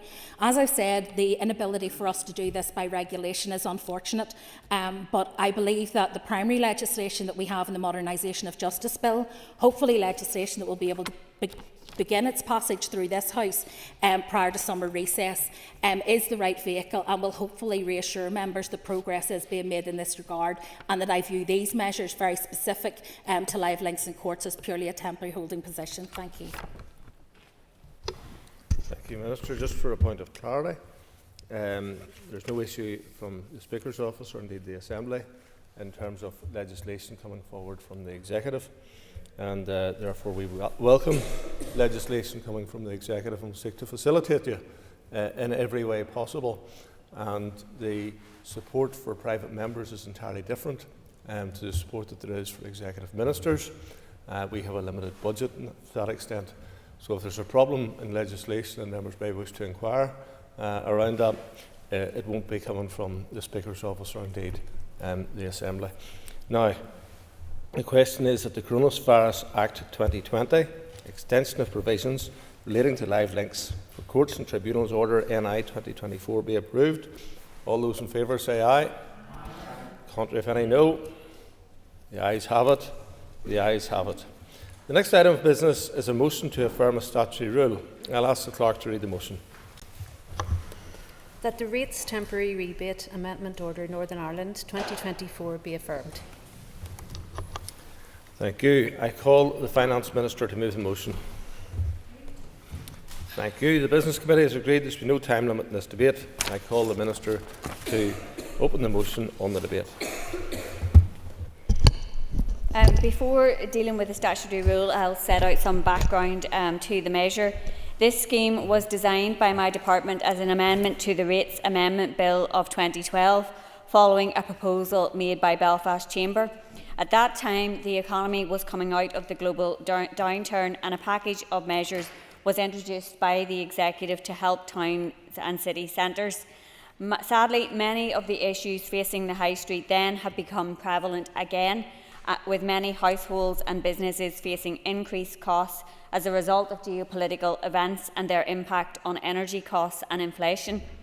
The Back in Business scheme, as it was later branded, aims to provide key support through a 50% reduction for businesses that move into properties that have been vacant for 1 year or more. The scheme's introduction here inspired similar schemes in England, Scotland and Wales before my predecessor, Minister Murphy, extended the measure in 2022 to provide a 24-month rates reduction at 50%, helping new businesses adjust to rates liability in those difficult opening years of trading. The purpose of today's legislation is to reinstate the Back in Business scheme, which lapsed in March 2023 as a result of the absence of a functioning Assembly. The statutory rule makes no change to the policy in place previously, simply reintroducing the measure until the end of this rating year, after which I would consider aligning its operation with any multi-year budget settlement that can be agreed at executive level. Many of you will be familiar with the sad sight of vacant properties on our high streets. Empty properties undermine civic pride and confidence. They send out a negative perception of our towns and cities. I know all of us in this chamber are passionate about the need to reinvigorate our towns and cities. That is why when we returned in February, I advised the Assembly that I would be reintroducing this scheme to support our high streets. The reintroduction of the scheme was also one of the first things that business representatives requested of me on taking up office, to help boost the creation of new businesses and drive footfall for existing businesses in towns and cities. I'm therefore delighted to be in a position to bring this order before the Assembly so quickly after the immediate priorities of setting the regional rate for 2024-25 have been legislated for. Today's order re-implements the scheme, which will become operative this week. The reintroduction of the Back in Business scheme will incentivise the occupation of retail units on the high street that have sat vacant for 12 months. As has always been the case, the scheme will be subject to ongoing monitoring over the next year to assess its rollout. Today's extension will allow LPS to receive new applications for the scheme up until the 31st of March 2025, and LPS will also be undertaking publicity for the scheme to attempt to maximise uptake. It will help provide some certainty for new businesses in relation to their overheads and help them adjust to budgeting for their business. When they adjust towards full rates liability in due course, the Executive and Councils will then benefit from the growth in tax base. Growing our tax base by encouraging new businesses and business growth is something I have stressed the importance of in my first few months as Minister. Importantly, in the first 2 years of business, the Department still generates the same revenue it would have raised had the property simply remained as a long-term vacant unit. This scheme is therefore one of those rare things in the rating system, a win-win, providing support to new businesses while growing revenue in the longer term. While the scheme has operated for a number of years in different guises, there have been no instances of it being misused, nor has there been any evidence of displacement. This was true of the most recent iteration of the scheme, where the recipients were largely sole traders occupying lower value units as they started or expanded their businesses. With regards to the statutory rule itself, members of the Finance Committee have already been advised on its detail, and members indicated at SL1 stage that they were content for the scheme to be reintroduced and run through to the 31st of March 2025. This was confirmed following the making of the rule and the Committee's associated clearance on the 17th of April. In terms of the substantive details of the order, Article 1 of the order sets out the citation and commencement. Article 2 then provides for the amendment of Article 31D of the Rates Northern Ireland Order 1977, substituting the new end date of 31st of March 2025. The prior legislation, the Rates Temporary Rebate Amendment Order Northern Ireland 2022, is then revoked by virtue of Article 3. In conclusion, Concordia, I look forward to what members have to say about this measure, and I commend the Rates Temporary Rebate Amendment Order Northern Ireland 2024 to the House. Matthew O'Toole. Thank you very much, Mr. Speaker. Speaking in the first instance as Chair of the Finance Committee on the statutory rule, and I very much thank the Minister for her comments. The Committee has given extensive consideration to the statutory rule to reinstate the back and business scheme, giving any new business, which occupies a long-term vacant property valued as a retail unit to pay rates at the vacant rating level for a 2-year period. The policy proposal was considered first at the committee meeting on the 6th of March 2024. At that time, members agreed to seek clarification from the Department of Finance on a number of issues related to the policy proposal, including confirmation that it was not possible to avail of the back and business scheme at the same time as being in receipt of any other rates relief, information on recipients most likely to benefit from the scheme, and any data to support this information. Members also agreed to ask if officials had examined potential adjustments to this scheme in the context of the recent consultations on additional revenue raising. At its meeting on the 20th of March, the Committee noted additional information from the Department indicating that the enabling power used for the rule expressly prevents the award of additional rate support from within the rating system as per Article 31D of the 1977 Rates Order. Members also noted that the majority of recipients in the last active period of the scheme were small independent enterprises occupying units with low rateable values. Finally, the Committee noted that adjustments to the scheme on foot of the recent consultation on additional revenue raising have not been considered. However, the Department did indicate that the scheme was extended in its last iteration to provide 24 months as opposed to the original 12 months support. This was done on foot of the findings of the Business Rates Review in 2019. Since then, stakeholders have not made vocal calls for revision to the scheme, but have publicly requested the scheme is reintroduced by the Assembly when it returns. This was also requested at a ministerial meeting with stakeholders on the 22nd of February in 2024. The SR was subsequently formally laid in the Assembly Business Office on 4th of April as SR 2024-87, and at the committee meeting on 17th of April, members noted that the ESR had not drawn any matters to the attention of the committee regarding the rule. Therefore, the committee agreed to recommend that the rule be affirmed by the Assembly. The Finance Committee supports the motion to affirm. Mr. Speaker, I'll just make some brief remarks in a political capacity as Leader of the Opposition and Leader of the SDLP group in the Assembly. We do support the extension, the reintroduction of the back and business scheme. I welcome the fact that the Minister moved swiftly upon her appointment to do this. It is an important, albeit in scale relatively modest, incentive in the rates system to get businesses, particularly small micro enterprises, back into vacant property on the high street. I suppose it's simply worth saying it can only be one part of that effort, and we need something much broader. I know she is looking at the rate system more broadly and taking advice from her officials, including on foot of the review which was first ordered by the Secretary of State, I think, before Christmas. I do just also want to point out one other slight anomaly, or perhaps not an anomaly, but something for us to think about, which is, and I would strongly suspect the Minister may already be thinking about this, but that is vacant property relief more broadly. And obviously this is linked to vacant property relief because the purpose is that businesses which go back into which take up vacant property, so they're no longer vacant, they're going concerns and operating businesses, hold on to the vacant property relief for a period of time afterwards, which is at 50%.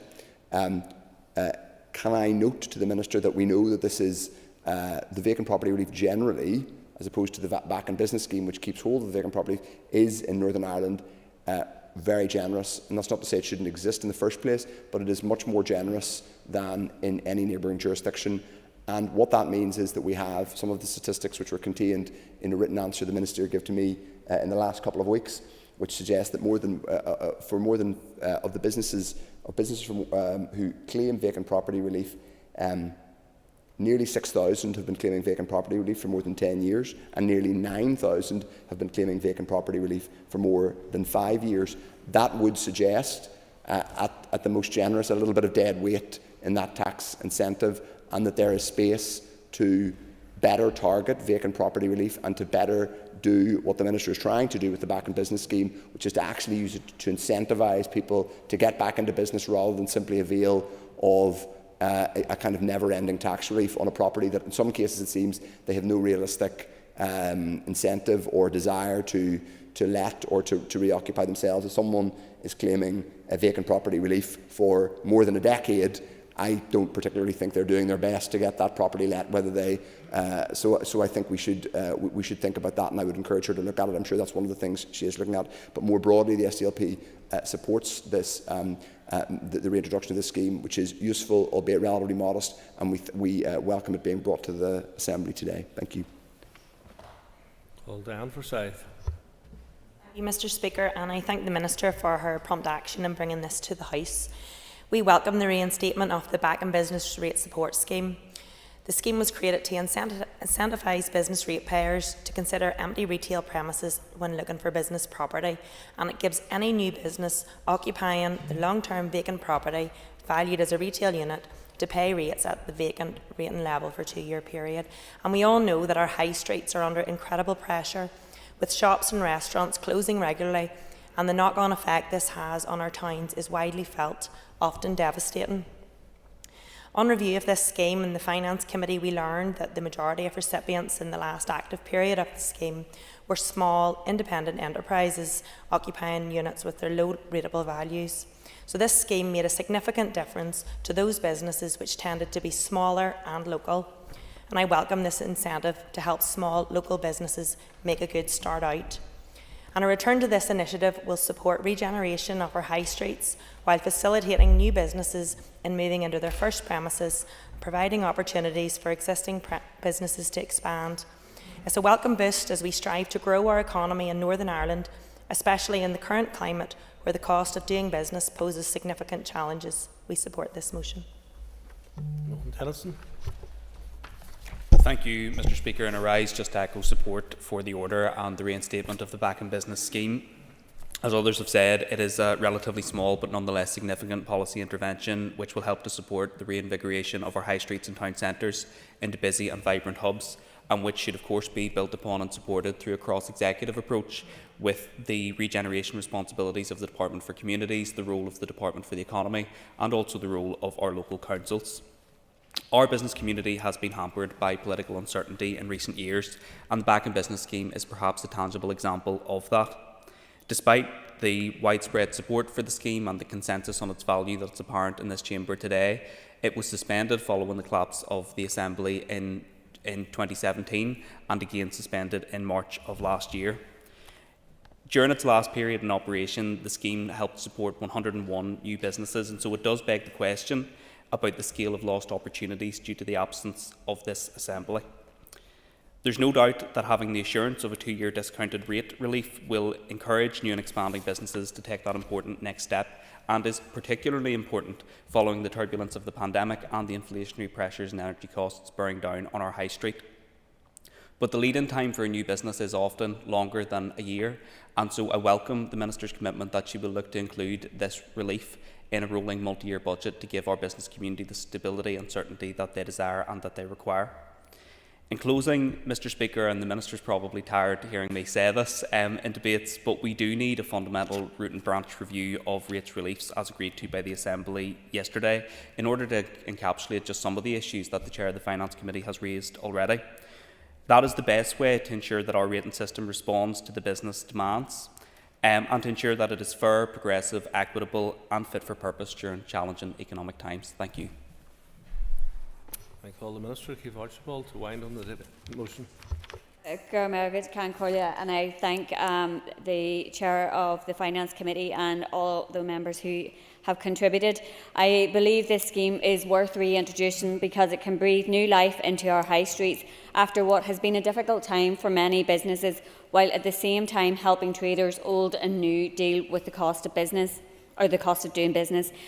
Vacant commercial property is a blight on the appearance of our high streets. It undermines our towns and cities, which is something the Assembly and Executive should address.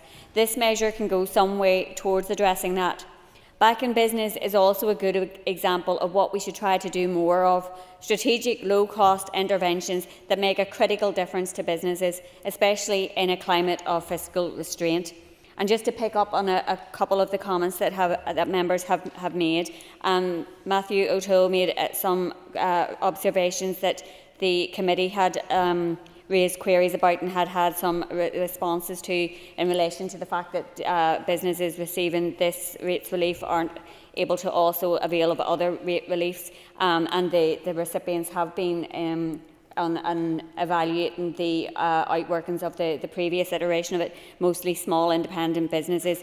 He also mentioned the rates revenue raising consultation, which I am considering the responses to at the moment. 1,400 people took the time to reply to that consultation, so it is very much worthwhile considering what those people had to say in relation to our rating system. And as Mr Tennyson also alluded to, I am undertaking a strategic assessment of our rating system. It's important that it does align with our economic vision. Mr O'Toole specifically referenced the non-domestic rating relief, the non-domestic vacant property rating relief, which was one of the measures that was considered as part of the rates revenue raising consultation. So we'll be looking at the responses as part of the feedback of that broader piece of work. And also in relation to the comments by Mr Tennyson about where this scheme fits in the broader regeneration of the high streets. I agree it's a cross-departmental effort that is required there, and involving also local government. The High Street Task Force reported back in 2022, I think, and the recommendation from the Task Force report relevant to the Department of Finance was in respect of the back in business scheme. So we have undertaken to ensure that that is back in place. So in conclusion, Concordia, I would ask members to support this measure and commend the order to the Assembly. The question is that the Rates Temporary Rebate Amendment Order, Northern Ireland 2024 be affirmed. All those in favour say aye. Contrary, if any, no. The ayes have it. The ayes have it. Next item of business is a motion to affirm a statutory rule. I will ask the clerk to read the motion. That the rates exemption for automatic tallying machines in rural areas order Northern Ireland 2024 be affirmed. Thank you. I call the Finance Minister to move the motion. Thank you. The Business Committee has agreed there should be no development in this debate. I call the Minister to open the debate on the motion. Concordia, today's order reintroduces the rural ATM rates exemption scheme to the 2024-25 rating year. The exemption lapsed in the absence of an Executive and Assembly in 2023, when affirmative resolution legislation could not be passed, and today's order addresses that by restoring the scheme to operation and to ensure no liability is incurred for the lapse period. This scheme has always been a micro measure, but has been seen as an important localised measure with the policy objective of sustaining the provision of ATMs in rural areas through the removal of any rates liability for these facilities. Recently, I met with representatives of high street banks as well as UK Finance, Link and Cash Access UK to talk about the impact of branch closures on communities and the availability of ATMs and over-the-counter services. All of us will know the retention of ATMs is particularly valued in rural communities impacted by branch closures, and also older people and low-income customers. It therefore makes sense to see what this Executive and Assembly can do to encourage the retention of rural ATMs. Previous research and analysis, along with feedback received during the 2019 Business Rates Review, conducted just before the pandemic, confirmed that stakeholders wanted to see the scheme retained despite the declining number of machines that were rated. I recognise, and my officials have advised the Finance Committee in their engagement on this issue, that this legislation goes a small way towards helping the retention of specific ATMs in rural areas by extending the scheme through to the end of March 2025. The scheme will continue to apply to standalone rural ATMs that are individually valued in the valuation list, for example in separate units on main streets or completely standalone units. As in previous years, it does not need to apply to ATMs that are located in and valued as part of banks or building societies. The value of those machines is subsumed within the overall value of that property, i.e. they have no standalone rates liability. The current cost of the measure continues to be modest, less than £50,000 in foregone rates revenue. The scheme continues to assist the retention of rural ATMs, and is noted in the committee this is important to many of our rural communities. Turning to the statutory rule itself, Article 1 of the order sets out the citation, commencement and interpretation provisions. Article 2 specifies a later date of the 1st of April 2025 for the purposes of the definition of relevant year in Article 42(1)(g) of the 1977 order, with the result that the exemption will continue until the 31st of March 2025. Article 3 revokes the rates exemption for automatic telling machines in rural areas Order Northern Ireland 2022, which had previously extended the exemption until the 31st of March 2023, prior to the measure expiring in the absence of a functioning Assembly. I look forward to members' comments and commend the rates order to the House. Matthew O'Toole. Mr Speaker, again standing to speak for the Committee for Finance in relation to our scrutiny of this statutory rule, and I thank the Minister once again for her comments. The Committee has spent considerable time discussing this policy proposal to reinstate a micro-policy within the rating system, giving a rates exemption to ATMs in a designated rural area. The policy was first considered by the Committee on the 6th of March 2024, and at that time members agreed to seek clarification from the Department of Finance on recipients most likely to benefit from the rates exemption. At the Committee's meeting on 20th of March 2024, members noted information from the Department highlighting that the majority of recipients for this relief are banks or electronic money services companies. The Department indicated that this has been the case since the scheme was first put in place, and that one aim of the scheme is to encourage banks and money services companies to keep the ATMs in their current locations. Some members expressed their concerns that a number of recipients of this exemption are banks. However, a majority of members indicated that this proposal has merit going forward. The Committee agreed that it was content with the proposal for the statutory rule. SR 2024-88 was laid in the Assembly Business Office on 4th of April, and at the Committee's meeting on 17th of April, members noted that the ESR had not drawn any matters on the rule to the attention of the Committee. Whilst members agreed to recommend that the rule be affirmed by the Assembly, further information was requested from the Department on a number of issues related to rural ATMs, including statistics on the numbers of rural ATMs over the last 5 years, current location and operators of rural ATMs, and if the Department has considered ways to publicise the availability of a rates rebate for rural ATMs. Members also agreed to request information on how many current recipients of the rates rebate for rural ATMs charge for use of those ATMs, i.e. which of those are the kinds of ATMs which charge people £1 or £2 to withdraw cash rather than the ones which are free. Members also agreed to request information on how many current recipients of the rates rebate for rural ATMs charge for those. I've just read that out and repeated it. At the committee's meeting on 8th of May, members noted the geographical distribution of the current ATMs that are valued as separate rateable entries and are exempt from rates under the scheme. Members noted that the valuation approach to ATMs has significantly altered following the Supreme Court ruling in Cardtronics UK Limited and others versus Sykes and others, and as a result, the number of ATMs valued as separate entities in the valuation list has significantly reduced. However, this does not mean that the ATMs are no longer in place, but that they are no longer valued separately. The committee also noted that the rates exemption for rural ATMs is not a rebate and is applied automatically before bills are issued, according to rural wards set out in legislation and known to the Department. Therefore, it is felt that publicity is not required.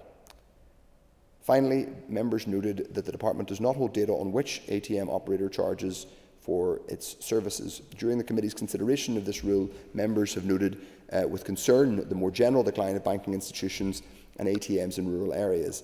Members have agreed to look at this issue more closely as part of a piece of work around banking services. The committee supports the motion to affirm. And Mr Speaker, I will just make some brief remarks in a political capacity.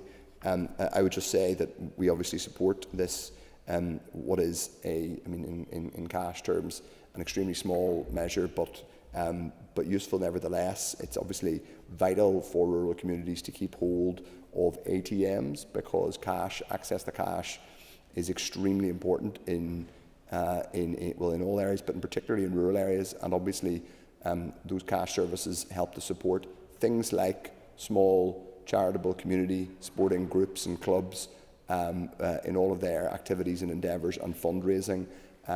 So it would be unthinkable to see further decline in the number of ATMs. I would just say, I think some of what we learned in the committee would suggest that it is, I think, important that the Department, having taken this step, and the fact that we're here debating today, it does all that it can. And I welcome the fact that the Minister met with UK Finance and banks, and I would welcome an update from her on the contents of that conversation. But I think as much that can be done as possible to really dig in to the locations of rural ATMs and be absolutely blunt and direct with all of those institutions about the availability of this rates relief. I think that would be, it's not a huge measure, it is a self-described micro measure, but the fact that it exists means that it should be communicated loudly and publicly to all of these banks, and so any and all excuses for them removing services, whether it's full-blown branches or ATMs, is removed. So I would welcome if the Minister could update us, including if there's some kind of partnership with UK Finance, some way of communicating that to those. And I would also suggest that, given some of these people, some of them will be through presumably members of retail bodies, whether that's Retail NI or the FSB. We know that ATMs often in rural locations are in the forecourt of a Spar garage or a Vivo or whatever it is. I think all of any communication that can be got to these entities who might but aren't already availing of the ATM service and might be thinking about closing it, whether they're a bank or, as I said, a retail premises, it's really critical, given that the amount of money does qualify, as I think, and not to be too flippant about it, Mr Speaker, but this is a trivial sum of money, even in constrained times, but these are not trivial issues for rural communities. I would also just make the point about financial services. I welcome the fact the Minister is having this outreach with organisations like UK Finance and banks in general. I know we're going to have a debate on kind of related matters to this later on around insurance services, and it does get to a broader point that the committee has agreed to look at, which is about financial services here. We are in a particularly unique position and we've never quite grasped it. I think in the devolution era, financial services is reserved. It's done by the Treasury, and I think the Minister would agree with me that the Treasury does not, that's not to impugn the officials working in financial services there, but as with lots of things, the needs of Northern Ireland, the very specific financial services picture here, including around the rurality of our society, is not well understood or, frankly, a priority for the Treasury, so we can't expect policy in relation to financial services to be designed and tailored for this region. So I think we need to think hard about how we as an Assembly and the Executive are front-footed and even proactive in terms of, even if it is technically a reserved policy matter, and obviously that would involve communication with the Prudential Regulation Authority and the Financial Conduct Authority too. So I genuinely welcome the fact that the Minister has already started that engagement, and as much as she can do and the Finance Committee can do in that space is vital. We obviously have a different bank. It's regulated obviously by the PRA and the Bank of England and the FCA, but it is a structurally different banking market. We know that it's much more all-island. We know that it is, so that's been affected by Brexit, and we also know that there is a much more, that we've got a much more rural society and small businesses an even bigger part of our economy than it is across the water. So it's really, really, really critical that we have, I think, in this, what's left of this mandate, that we try and get, I think, an agreed set of interventions that we can at least take to people in London who are making decisions about what financial services in this society and what it means for our economy. I just wanted to make those broader points, but we support the order that's being laid today. Thank you very much. Murphy. To support the motion, and I want to thank the Minister for bringing it forward. This statutory rule is reinstating a small but significant scheme which grants a rates exemption to ATMs which are situated in rural wards. Due to a change in valuation case law, the scheme now only applies to a small number of ATMs which are valued individually, such as those which are outside petrol stations or on main streets. As an MLA for a rural constituency, I know all too well the essential service that ATMs provide in rural areas. Rural dwellers rely heavily on cash to access goods and services, and in many towns and villages, ATMs are the only means of actually accessing cash. Many people prefer to use cash to pay for goods and services, and that's indeed a personal choice that must be respected. Unfortunately, it's becoming increasingly difficult for rural dwellers to access cash as towns and villages across the north are losing their ATM provision.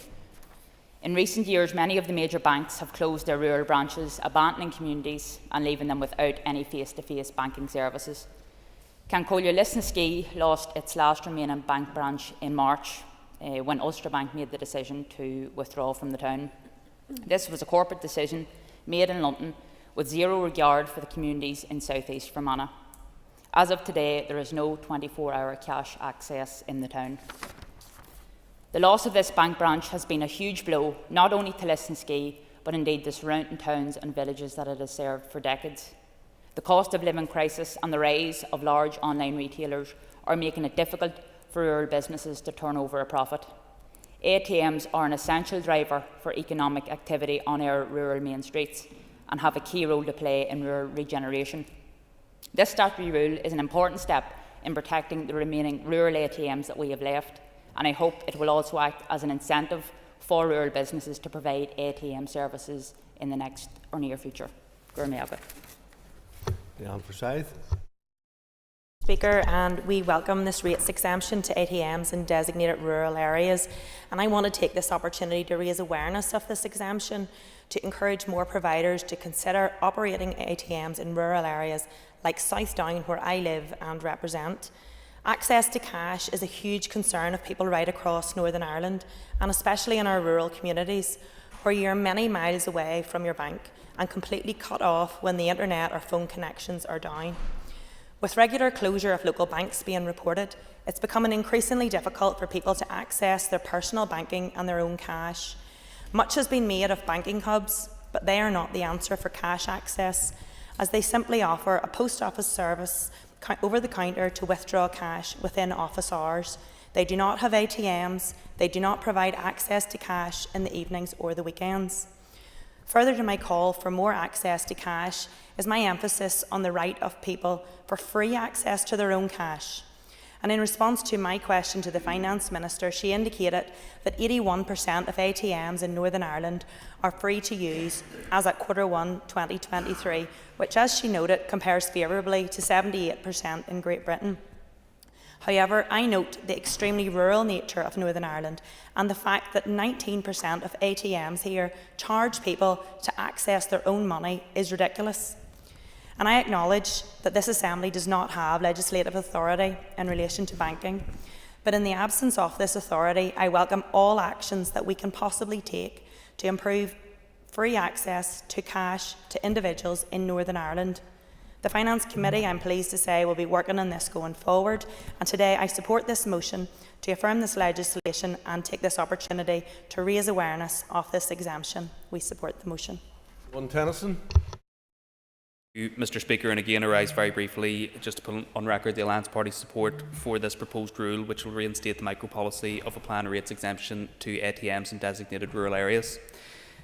This, like the previous order, is an example of a policy which lapsed in the absence of an Assembly, and as someone who actually doesn't really use cash very often, I have to say I was surprised at the extent to which I was lobbied when the Assembly was down on this particular issue.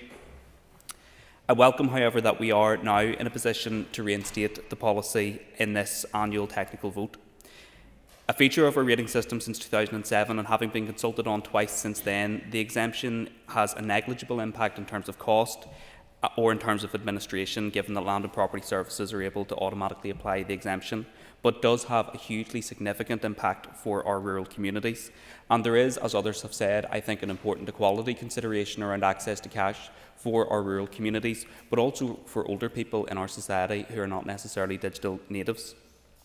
Figures do suggest, though, that even with this policy in place, there continues to be a decline in terms of the availability of rural ATMs, but also of the availability of bank branches on our high streets. And the announcement very recently that a Halifax branch in Portadown in my own constituency won't reopen following a fire earlier this year is another example of that, and I think we all have examples of loss of services in our own constituencies. And as others have said, whilst I appreciate that powers in this space are limited because financial services and banking is largely a reserved issue, I would encourage the Minister to continue to advocate as best she can at that UK level, because it does appear to me that our policy approach in this area sometimes appears that it's a carrot approach from the Assembly, but there's no stick necessarily at a UK level in terms of regulation to work with industry to ensure the accessibility of cash and also other banking services on our high street. So again, thank the Minister for bringing this forward, and happy to support the order in front of us. Thank you. I call the Minister, Keith Archibald, to wind on the motion.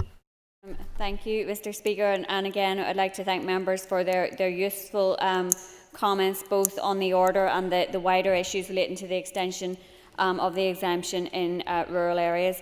I believe that the scheme is, as things stand, worth continuing for those living in isolated rural communities who still depend on the availability of cash from ATMs. We all appreciate the difficulties that are encountered in these communities from any measure that could limit the circulation of cash, and I am happy to continue this measure as long as it continues to help provide some support to people and businesses in rural areas. And just to pick up on some of the comments that members have made in the course of the debate, the policy intent obviously is about retaining ATMs in rural areas, and both Matthew and Diane referred to the nature of some of the ATMs as being fee charging, and the initial consultation on this measure, there was a suggestion that it should only apply to free to use ATMs, but some of the feedback was that even a fee charging ATM is better than no ATM in a rural community, and certainly I would be of the view that it's less palatable to be given a rates exemption to those who charge fees, but it's also about retaining the services in a local area. It's an issue I did raise when I met with the representatives of the banking industry. And Mr O'Toole also asked about that engagement. It was about the broader issues in relation to the concerns around the branch network and the number of closures that we have seen over recent years, and about how those decisions are taken, about the need to ensure that communities have access to cash. We are a region that is more cash dependent. Figures last year showed us to be the only region to have an increase in cash withdrawals on the previous year. So there is an importance to ensure that communities have access to cash, and both Diane and Anya spoke to the importance of that in rural areas that have recently lost bank branches. So that's something that I will be continuing to engage with the sector on. I'm hoping to have a repeat of the roundtable that Minister Murphy had in the previous mandate in autumn, and have been also engaging with, my officials have been engaging with Treasury and the Financial Conduct Authority on all of these issues as well, because it's something I do think is important that collectively we are making the case that people have the ability to access banking services. Mr. Speaker, in closing, I would ask members to support this measure, and I commend the order to the Assembly. The question is that the rates exemption for automatic telling machines in rural areas, Order Northern Ireland 2024, be affirmed. All those in favour say aye. Contrary, if any, no. The ayes have it. The ayes have it. Next item on the order paper is a motion on extreme pressures in primary care. I'll ask the clerk to read the motion.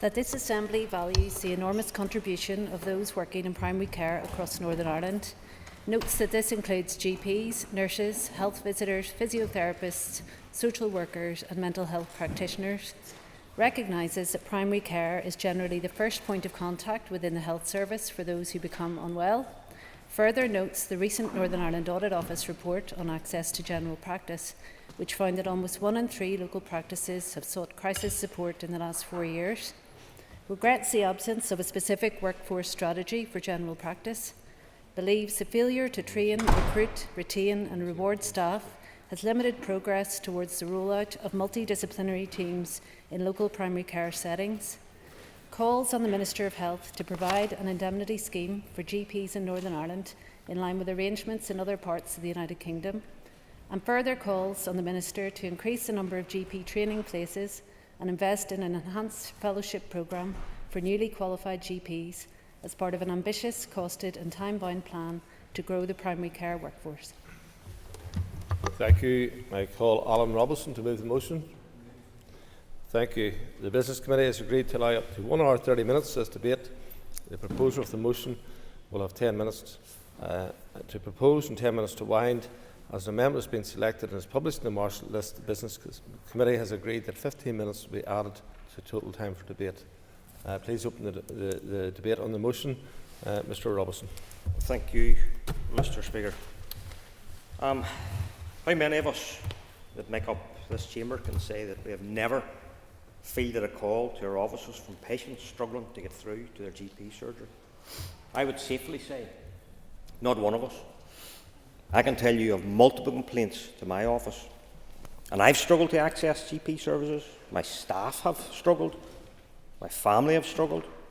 It's a common complaint, and it's just not getting any better. Forgive me, Mr. Deputy Speaker, for starting off my contribution on what some may see as a negative, but it is an issue that dominates my own office and one that my constituents would expect and demand that I highlight on the floor of this House. And it is vitally important to state from the outset that we need to fix this on behalf of patients and GPs. I will, however, follow up my somewhat negative comment by thanking those working in this vital sector for their tireless efforts. We must always acknowledge their commitment to the well-being of the people of this province. Primary care is often the first point of contact within our health service and plays a key role in maintaining the health and resilience of our population. From GPs, nurses, health visitors, physiotherapists, social workers, mental health practitioners, these professionals form the backbone of our healthcare system. It is the spine of the health and social care team. To put that into some context, there were 2,041,000 patients registered with GP practices in Northern Ireland as of 31st of March 2023, with around 200,000 consultations undertaken each week in general practice in 22-23. However, recent findings from the NI Audit Office reveal concerning trends. Almost 1 in 3 local GP practices has sought crisis support in the last 4 years. This alarming statistic underscores the urgent need for action. We cannot afford to overlook the challenges faced by our primary care workforce. The report said that 1,000 448 GPs were registered on the Northern Ireland Primary Care Medical Performers List as of 31st of March 2023, but more than a tenth of GPs on that list left during 22-23. With 318 GP practices in the province as of 31st of March 23, however, of those, 39 were assessed to be at risk at the same period. And on top of that, 13 contracts were handed back during the year 22-23. The report detailed how general practice accounts for 5.4% of all health and social care spend in the province, with 375 million spent on GP practices in 22-23. And whilst MDTs are seen as a key element of transforming primary care and helping the wider healthcare system, only 8% of registered patients had access to the full range of MDTs as of March 2023. Progress of MDTs simply has not met ambitions. MDTs are key to reversing the fortunes in general practice and wider healthcare. Working as part of a much larger team is attractive to many doctors. It means, in simple examples, such as arranging annual leave, or if a colleague is off sick, there's a much broader group to carry the burden rather than just one or two colleagues. The Department of Health has used financial pressures as the key issue to not improving primary care. However, the Controller and Auditor General was clear in his report in March that even with the lack of sufficient funding, the Department needs to explore alternative and credible options for the implementation of the MDT model over the coming years. A question which I do trust that the Minister will answer today: has he taken this recommendation on board, and will he expedite the review of the MDT project and bring a revised business case? Other findings within the report found that pressures in general practice are driven by a growing and ageing population, and that a significant number of GP practices are under severe pressure. It also found that data on activity in general practice is limited, and it is unclear whether activity is above pre-COVID levels. Published workforce data does not provide a picture of the working patterns of GPs. Nobody is questioning the commitment and integrity of our GPs or the allied health professionals and the staff that support them. However, there are legitimate unanswered questions facing the Department of Health surrounding current levels of accountability for activity in GP surgeries. Is the Minister confident that throughput has returned to pre-COVID levels? Has face-to-face contact increased in recent months? How many appointments are made available per day? And how does that vary from practice to practice? And is there plans for targets to be set within contracts for GP services? There is scant detail in these areas, and the apparent dearth of any robust or strategic approach to capturing such data for the purpose of informing future GMS contracts for service delivery. A workforce strategy is a cornerstone of any successful healthcare system. Regrettably, the province lacks a specific strategy tailored to general practice. Without a clear roadmap, we risk stagnation and missed opportunities for improvement. Recruitment, training, retention and reward mechanisms are crucial components of workforce development. The Department of Health needs to do more to incentivise newly trained GPs, and indeed those with experience considering walking away from the profession, to stay. This means ensuring that they have the space and the opportunity to pursue the professional aspirations. It means fair remuneration for the work that they do. It requires a workforce strategy that practically acknowledges the need for flexibility in terms of longer-term fostering and guaranteed leave. The recent Royal College of GPs strategy to tackle GP workforce retention and a workforce fit for the future had similar concerning findings. The average number of registered patients per practice has increased by around 17%, from 5,500 to 6,439 since 2014. This increasing demand would suggest the need for a further expansion in GP training places into the future. But whilst training more GPs is important, but so too is ensuring that those who do qualify remain here and forge a career in primary care across Northern Ireland. The drain of expertise to other jurisdictions needs to be stemmed. An increasing number of early career GPs who have trained in the province are not taking up posts here.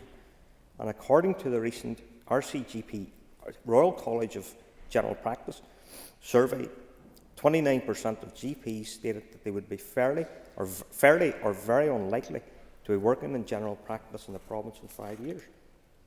60% said they had found it fairly or very difficult to recruit GPs into their practice in the past year. The report went further and said that, unlike other parts of the UK, fellowships are not available for young GPs working in substantive posts, where weekly opportunities exist to further develop in their clinical aspirations. Many of the GP surveyed reported practice infrastructure that was not fit for purpose, leading to poor working conditions, that a lack of functioning secondary care service was highlighted as exacerbating GP workload and patient demand. But also, there was a perception amongst many GPs that little help was available to practices until they reached the verge of collapse. And quite notably, only one of the practice contract handbacks has been an area with an MDT model was in place. It is, however, a welcome move that $5 million has been made available to help cover the cost of insuring GPs against claims, hopefully aligning with other arrangements in other parts of the UK. This will, in the short term, provide much needed support and security for our frontline healthcare providers, and we can only hope will help to persuade graduates to work in the province rather than being lost across the border. It is certainly a welcome start, but one that we hope will provide a longer term solution. Added to the many other problems, the primary care estate is not in good shape. Technology also needs to be embraced and better utilised, whilst being mindful of the quality impacts of certain protected groups.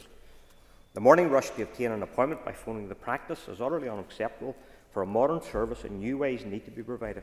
This can include the ability to seek assistance and obtain an appointment online via your mobile phone. Surely, there is no reason why primary care and other public services, such as booking MOTs, should be in any way less equipped for the modern world in business and retail. It is clear from these two reports that primary care in Northern Ireland has reached crisis point. We now have fewer GP practices than 10 years ago. GP contracts are being handed back. A large cohort of trained GPs are choosing not to work in primary care or working very limited hours because of the stress involved and a lack of support. All of this points to a model of general practice that is on its knees, and without concerted action, the situation will inevitably worsen as our ageing population grows. Thank you. Thank you. I call Colin McGrath to move the amendment. So moved, Mr. Thank you. You will have 10 minutes to propose and 5 minutes to wind the amendment. All other speakers in the debate will have 5 minutes. Mr. McGrath. Thank you very much, Deputy Speaker. The stark options facing the HSE system are either to resist change and see services deteriorate to the point of collapse over time, or to embrace transformation and work to create a modern, sustainable service that is properly equipped to help people stay as healthy as possible and to provide them with the right type of care when they need it. These words form part of Professor Bengoa's report 8 years ago, and prophetically, I believe they have come to pass.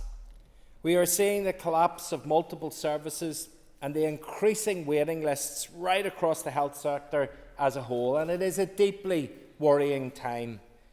The extreme pressures we face are evidenced most clearly in our primary care, and today's motion is an important opportunity for us to discuss these. The amendment that the SDLP is proposing today is a minor amendment, and it is one that we believe complements the motion from the DUP and strengthens the motion that has been put forward. The focus of our amendment is to shine a spotlight on the importance of the multidisciplinary teams. The provision of MDTs was an outworking of the Bengoa report in 2016 and was first piloted in Down and Derry in 2018. Primary care in the North has undergone significant operational change in a short period of time. On top of the operational change, we have witnessed an incredibly turbulent time for those that are working in primary care, which was only intensified with the emergence of COVID-19. As a result of this, we have seen over time a fresh focus on prevention and health promotion, though perhaps not enough focus on prevention and health promotion, and a reorientation of the health system away from treatment solely in hospitals towards the delivery of care in the right place for the patient. And that can often be in the community, or even more so we're seeing now, at home. It is from this focus that a multidisciplinary teams have emerged. This new way of delivering primary care brings together GPs, pharmacists, district nurses, health visitors, allied health professionals, social workers, advanced nurse practitioners and physician associates and more. There is no doubt that where multidisciplinary teams have been implemented fully, successful health outcomes have followed. I see this in the Down area in practices where MDTs have been fully implemented. And I've been lucky to visit some of those MDTs in my community to see not just the benefits that there is for the patients that go to those MDT practices, but also to see the benefit to the staff that work within those units. It establishes a truly holistic way of delivering primary care. And with the development of modern technology, the ideal is that members of the public find it easier to book an appointment with their local practice and to get the right care at the right time. That's the ideal. But the reality is that present is somewhere different. As a result of only partially implementing MDTs across the north, this has resulted in an unintended consequences of creating new health inequalities. Of the 17 GP federations across Northern Ireland, only one, which is the Down Federation, has a full complement of MDTs since the inception of this new way of delivering care. I promise that's not because it's my local area, but I know that we have been supportive of those moves to deliver MDTs, and I've been proud to host that within the Down area as the pilot for across the north. But what is distinctly worrying is that of the 17 GP federation areas in the north, 10 of them have no MDTs at all. This creates that previously mentioned unintended consequences of creating health inequalities. Yep, sure. I thank the member for giving way, and I agree with him in terms of MDTs, and he will know, being in a rural constituency, the importance of having access to that full complement of healthcare staff in a primary care setting. And it's disappointing to see that we haven't had that full rollout, despite some previous announcements in relation to MDT allocations. I thank the member for her intervention, and it strengthens that argument where we need to see that rollout right across all areas so that everybody can access the full range of services on an equal basis, and I think that the people of Fermanagh should be entitled to that as much as the people of Down. But it does leave us that where we are born, where we live, where we work, our age, all affects our health. When there is an imbalance in the distribution of resources and services, then we see that imbalance in health outcomes. As a result of this, those living in areas of greater deprivation are often at risk of suffering from poor health outcomes. General practice is ideally placed to help counter this and help address that imbalance. Now, be under no illusion, contrary to what some have said yesterday, this is not the SDLP criticising for the sake of criticising, and it's not about apportioning blame. Rather, we must recognise the reality of where we find ourselves and to seek the right solution. And that's the purpose of today's amendment. I say this because nobody could be in any doubt as to the commitment of the Health Minister to the importance of reducing the pressures on primary care, and specifically to the rollout of multidisciplinary teams. I know that that's been unwavering, and I'm not bigging you up to compliment me in your remarks. I do know that you do offer that support to MDTs. However, we must be cognizant of those working in our healthcare sector, because the reality for them is that they are now suffering from burnout, and for those that are not, they are not far from it. with more contracts being handed back by GPs and health trusts now having to take over control, what is clear is that our delivery of primary care does require that paradigm shift, both operationally and culturally. Multidisciplinary teams are ideally placed to deliver that change.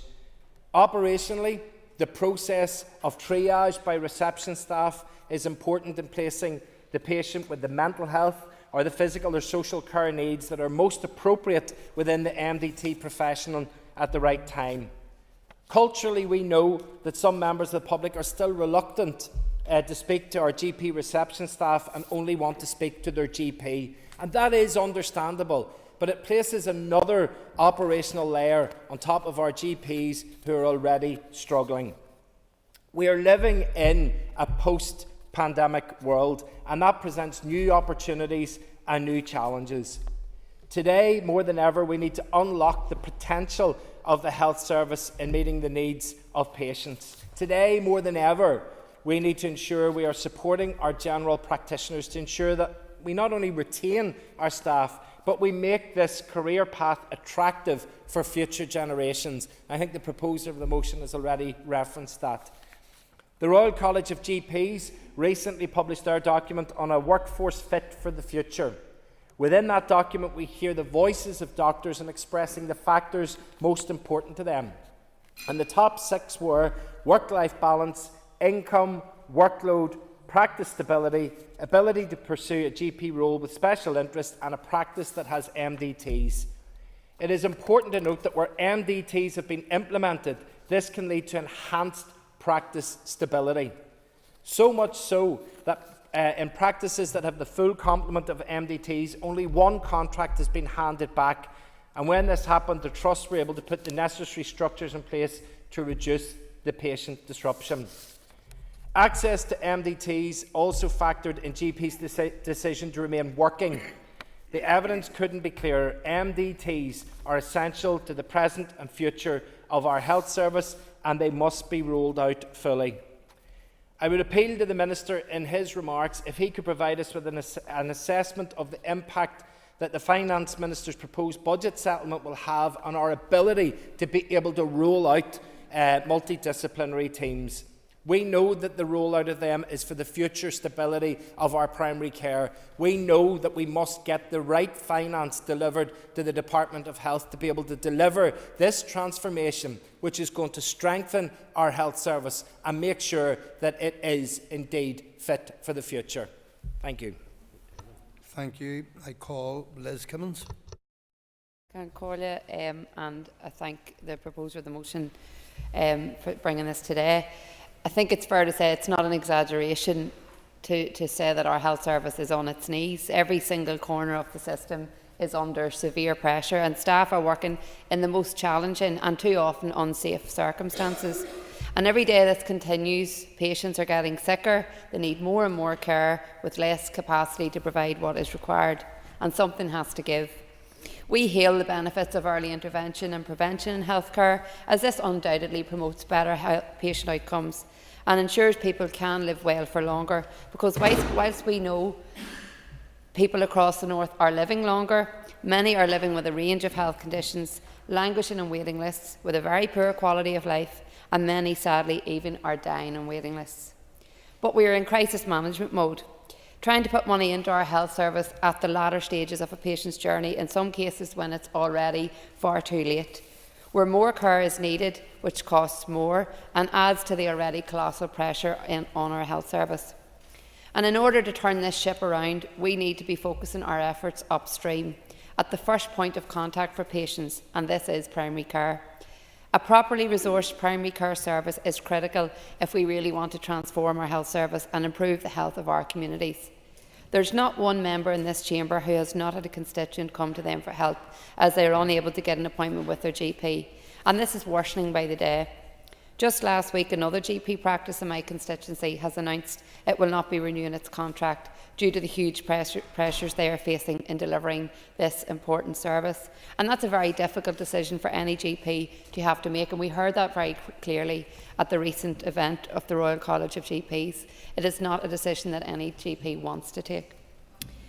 We heard at the Health Committee just how stark this picture is from the Royal College and the British Medical Association, with GPs experiencing unprecedented pressures as demand for their service grows, but capacity to meet this declines, with many GPs leaving the profession prematurely and a real difficulty in attracting new GPs to choose general practice as a career that they see as one they want to come to, with much more attractive opportunities in the South, in Britain and overseas, with much better pay and much better conditions.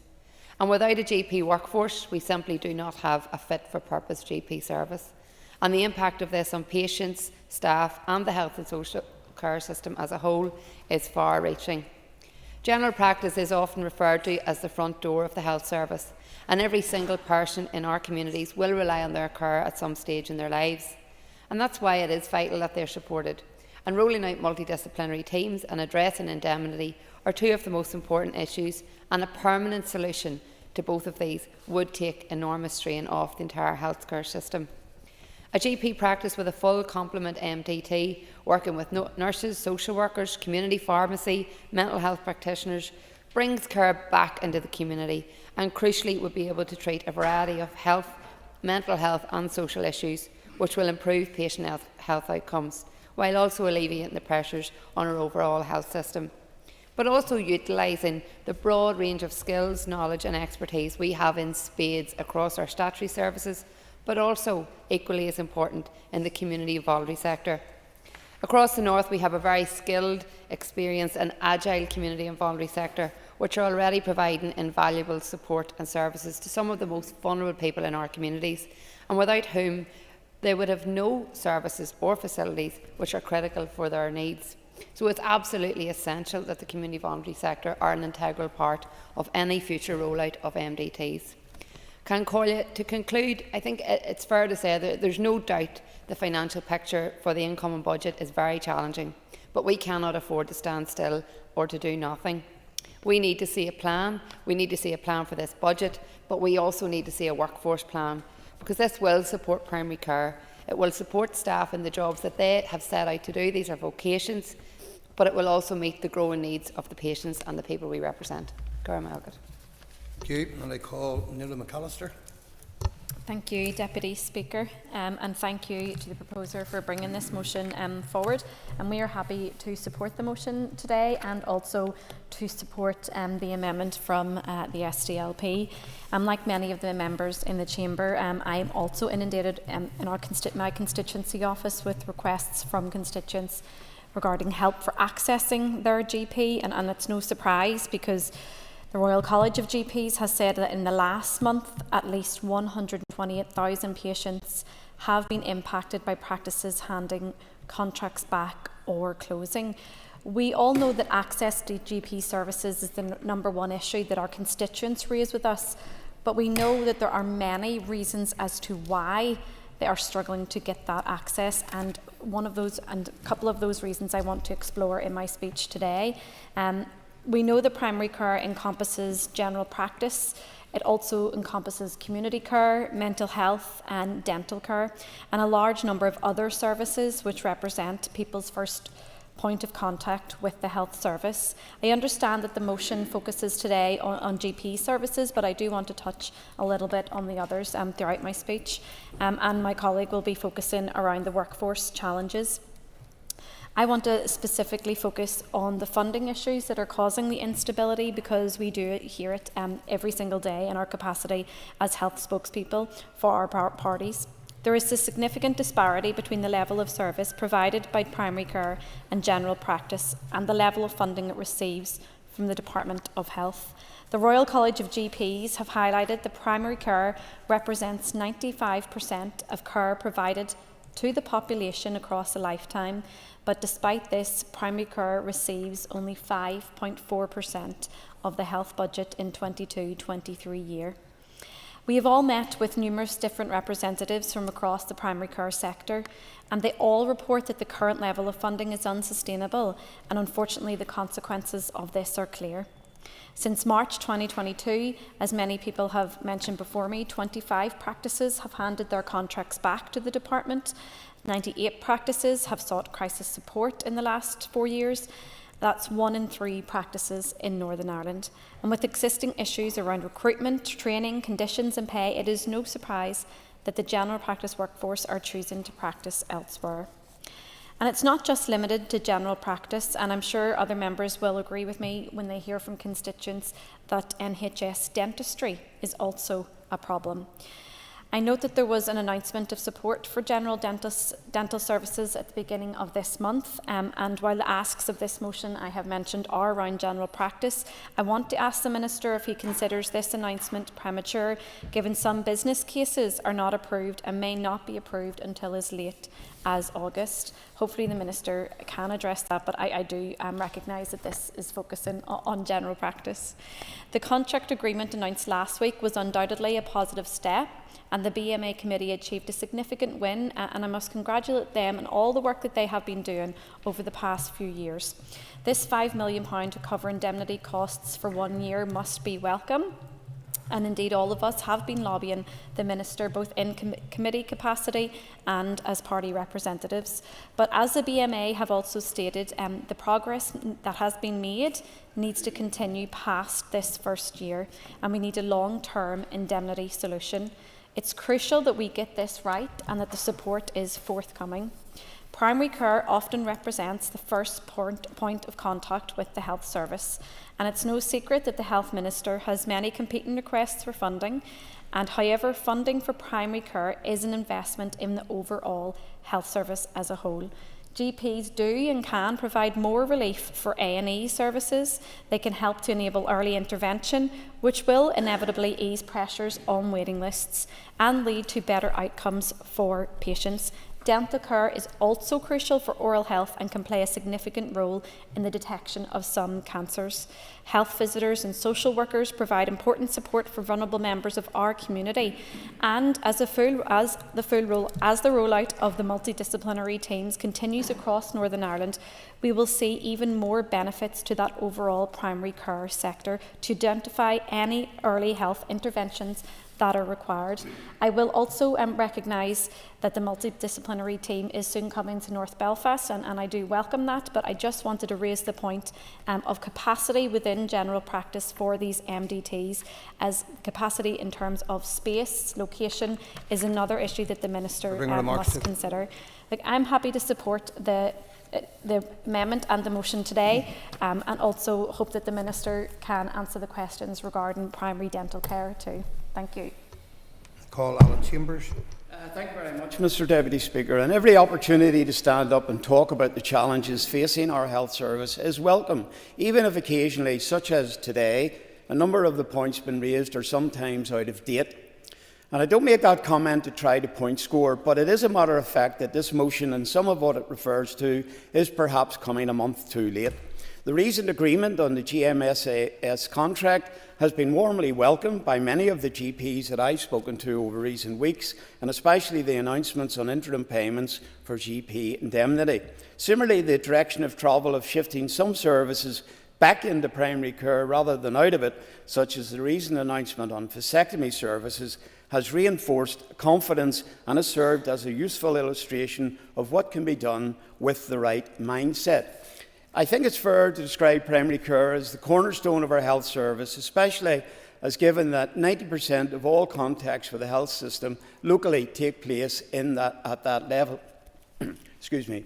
There is no doubt, therefore, that it is the most cost-effective means of delivering high-quality care, whilst also the most valued by the patient. It also remains the most accessible element of the health service, with many patients remaining under the care of GPs and other general practice staff that they have come to know over many years. Of course, however, there are undoubted challenges with GP access, and while it's a mixed bag, with some patients seeing little of any diminution in access, there is no denying that for too many others, it's becoming increasingly difficult to even get through to practices to make an appointment. Before the latest collapse of the Executive in late 2022, seeking to improve access and remove the unnecessary bureaucratic burden on GP practices was being given significant focus. Unfortunately, however, like so many other services, patients really lost out during the subsequent political and budgetary impasse. Nevertheless, I think it's probably fair to say that there's now greater cross-party recognition of the contribution made by all the various staff working across primary care.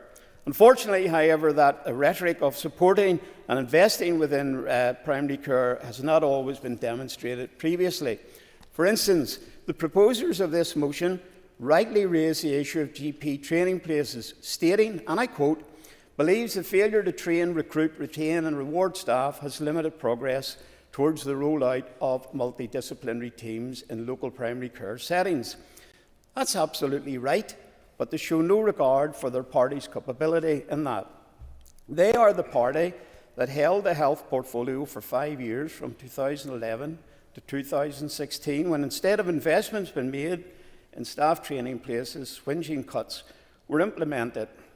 It is the fact that the root cause of the problems in the health service can be traced back to decisions made a decade ago. Ideally, Mr. Speaker, I don't want to stand here today and make such points, but ultimately we shouldn't allow MLAs from whatever party to stand up and try to present an alternative version of the truth. I see no reference, for instance, in this motion that it was Robin Swan who a number of years ago took the decision to proceed at risk in the context of no budgetary cover to increase the number of GP training places locally to 121. And whilst it might be an inconvenient fact for the proposers of the motion, that's an increase of 86% since 2015-16. Of course, there are several other points been raised within the motion that are equally distorted. The largest elephant in the room, however, has to be what this motion is calling for and how it compares with the decision on the budget barely a few weeks ago. The Minister and his officials have been quite clear with the Health Committee over recent weeks and months that further MDT rollout is their top priority, and when it comes to investment and transformation, but some additional investment will be needed in both staff and building. And it was just over 2 years ago when the Minister announced the next planned expansion with the next 3 proposed GP federations for the MDT programme being North Belfast, South West for Mananoma and East Antrim. In supporting the motion, I recognise that my party will be acknowledging achievements already put in place by Minister Swan and will be seeking uplifts in the health budget to fully fund any outstanding aspirations contained in the motion. Thank you.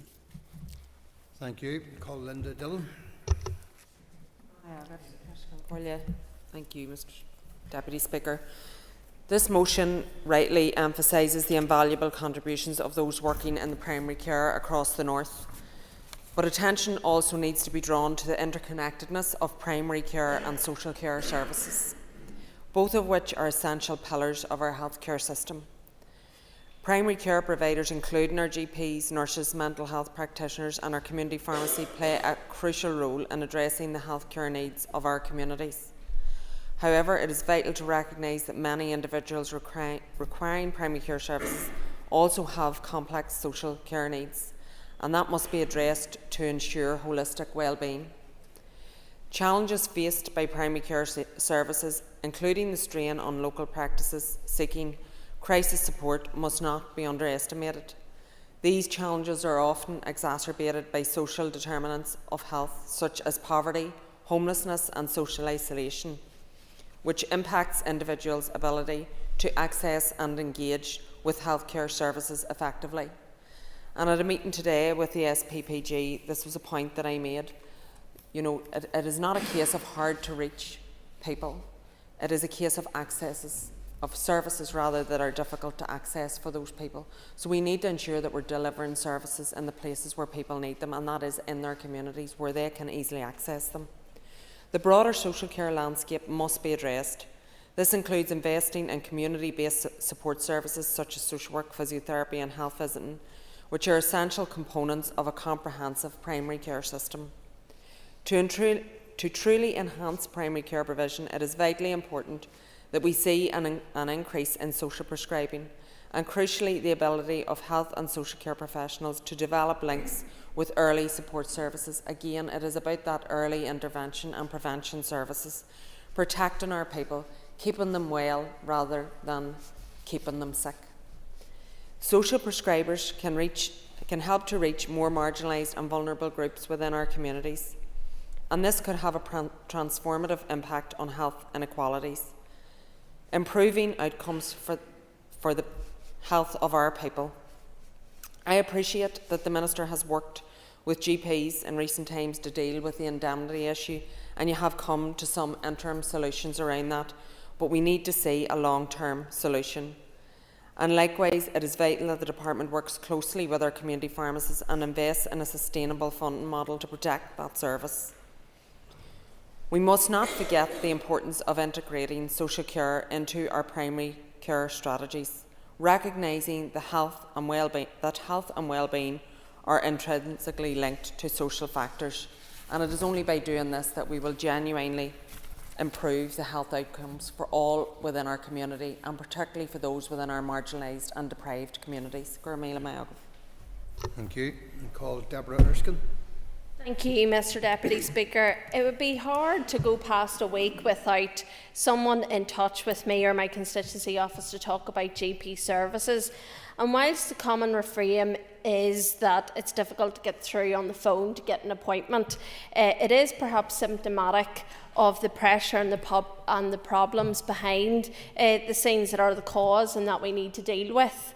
It is important that we do pay tribute to the vast contribution that our GP and primary care staff make across Northern Ireland. And I pay tribute to my own GP practice and thank them for all the work they are doing alongside the excellent community pharmacy provision in my area. But last year, my practice of Tempo and Brookborough was one of the 13 practices that had to hand back their contract in 2022-2023. The Western Trust stepped in to provide a service going forward for some 8,000 patients on the books.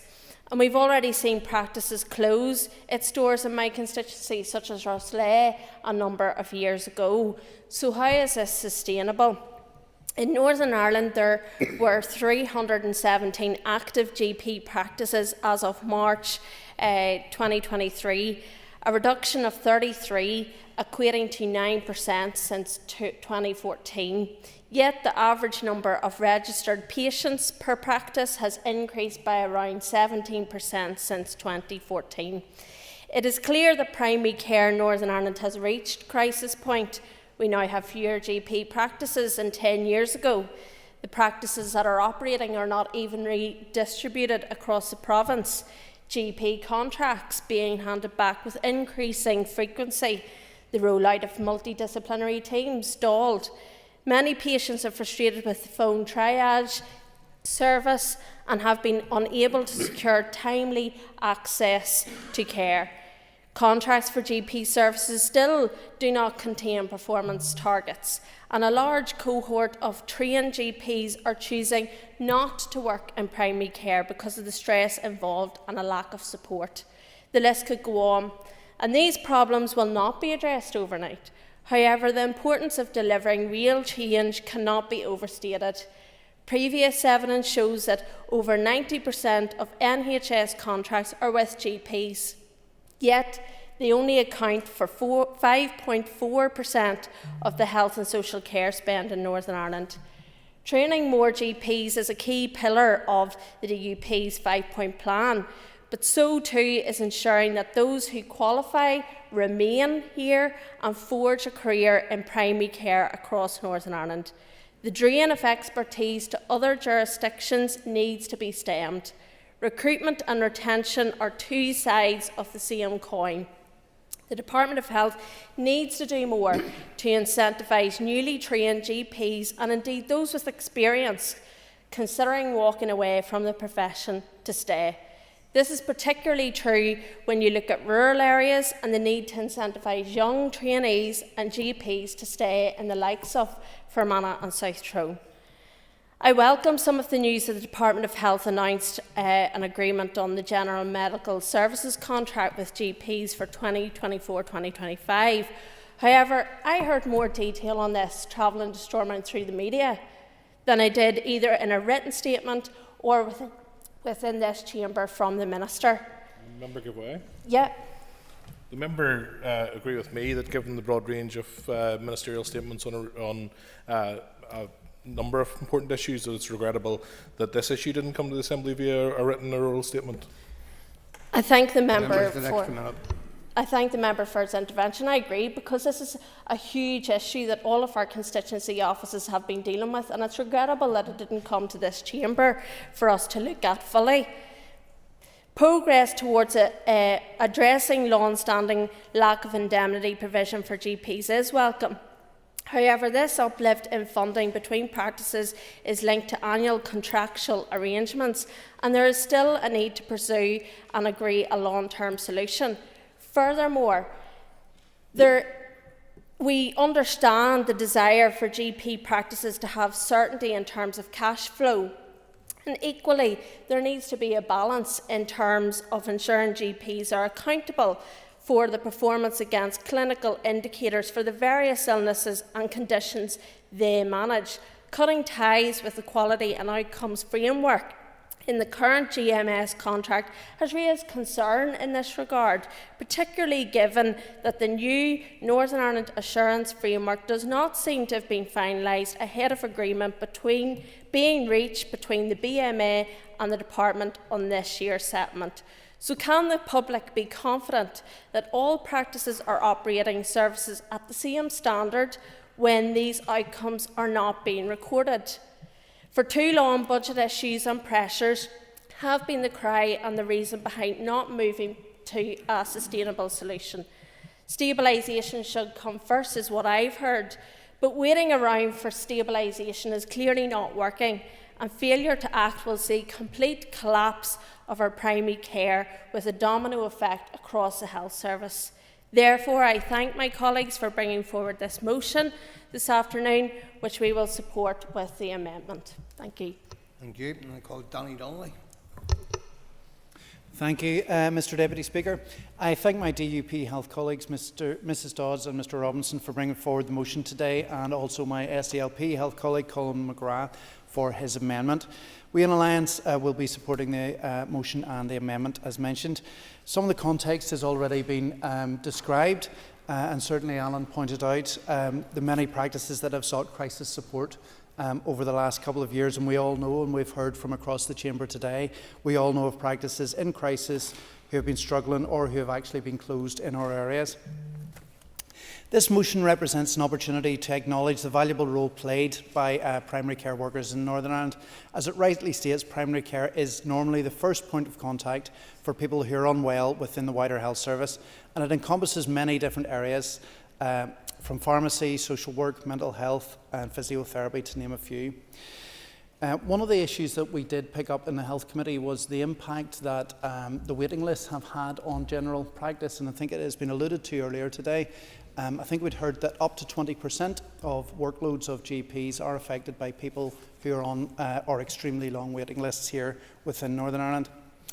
I want to focus on a couple of issues. One is the importance of our workforce here, and especially the need for a workforce strategy. It's welcome that the Minister is retaining the additional number of GP training places at 121, which was agreed 2 years ago. But the Minister and the Department need to go further. A commitment to a workforce plan for general practice would be an important step forward, in particular to include interventions to make general practice positions in Northern Ireland more attractive to boost recruitment and to provide support to our existing workforce at all stages of their careers. We have heard time and time again from GPs that what we need in Northern Ireland in general practice is more GPs. One urgent action that needs to be taken to retain the GP training cohort finishing in August. This will require a commitment to funding a fellowship scheme across Northern Ireland, but it is also necessary for us to compete better with other parts of the UK as well as the Republic of Ireland, particularly important since the South currently provides more favourable conditions for GPs due to the higher salaries and more favourable work-life balance. Until we address specific conditions here, which are very different to GB due to circumstances already mentioned, we will not have the necessary conditions for a stable primary care workforce. I want to discuss MDTs as well. They've been well mentioned already in this debate. They're a central aspect of the Health and Wellbeing 2026 Delivering Together report, which envisaged a 10-year approach to transforming health and social care. But progress in implementing MDTs has been delayed by budgetary and staffing constraints and, of course, political instability. Of the 17 GP Federation areas, only one has a full MDT team in the 4 years since the launch of the aforementioned report. The evidence in support of MDTs is clear, and we've heard it from other speakers already. According to data from the department, 62% of MDT patients are treated entirely within primary care, and there is therefore no need for onward referral. They provide a key stabilising factor for practices in crisis, as evidenced by the fact that in a presentation to the SPPG, 83% of the 18 practice contract handbacks which occurred from March 2022 to November 2023 were in areas with no MDT allocation. The remaining 17 were in areas where only a partial MDT was in place. It is for these reasons that we need an urgent timescale for the full implementation of MDTs across Northern Ireland, and I welcome the planned rollout in the following areas, particularly in East Antrim. These will strengthen strengthen the amendment. So thank you. It has never been more important to see vital changes to how primary care operates in Northern Ireland to support our workforce and deliver for patients, including through the implementation of the MDTs, in line with the previous recommendations and commitments. Speaking to GPs, the things that are mentioned to me is that core funding needs to increase for general practice. The recent GMS contract agreed for this year is a good starting point.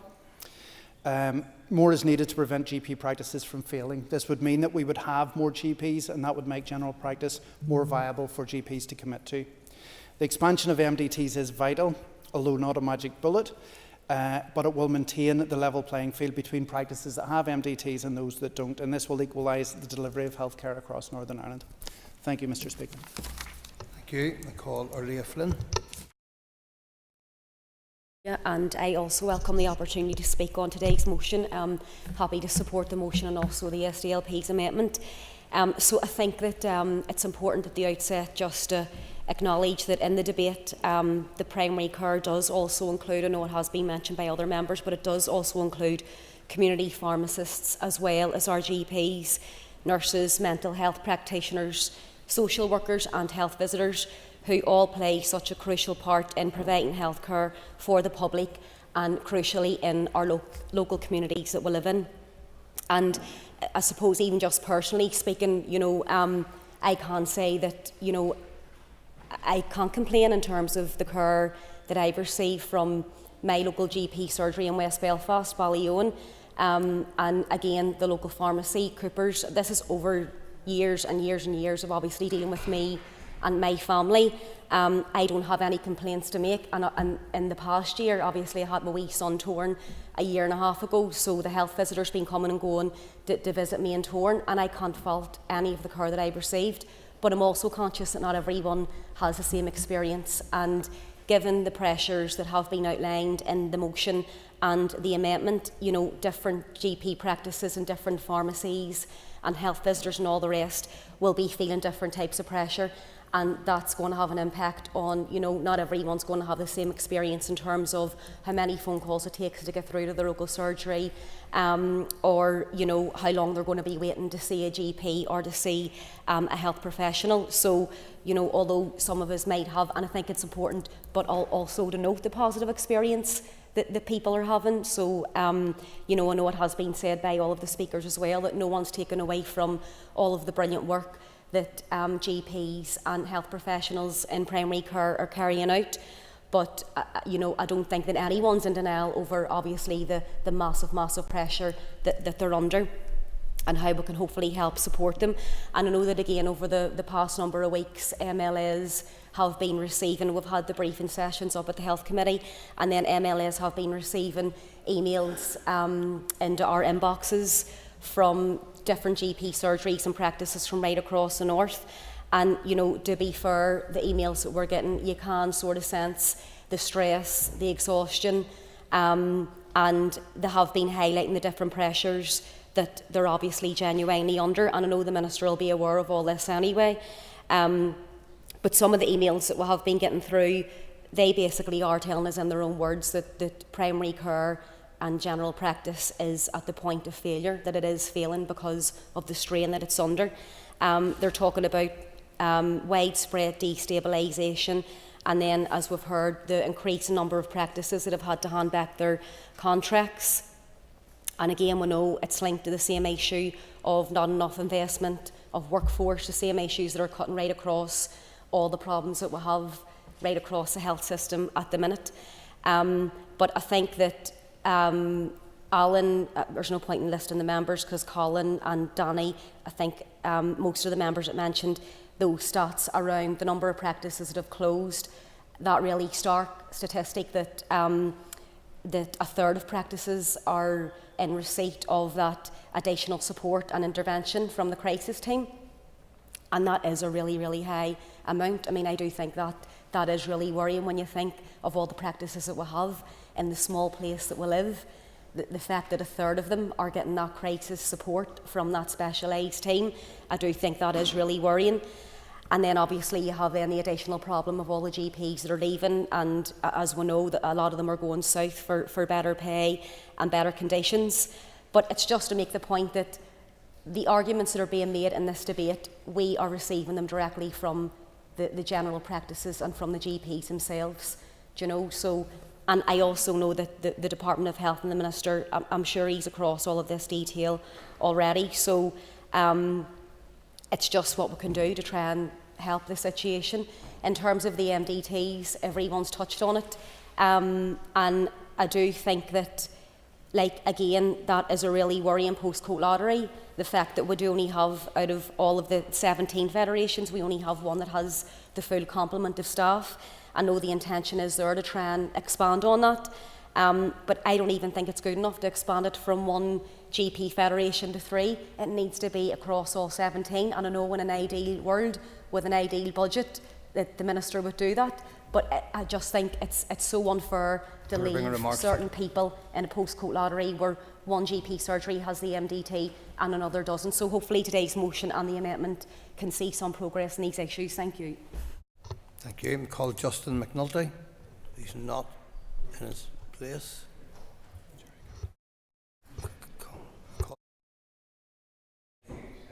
Speaker, our primary carers are facing an unacceptable amount of pressure without the resources to address it.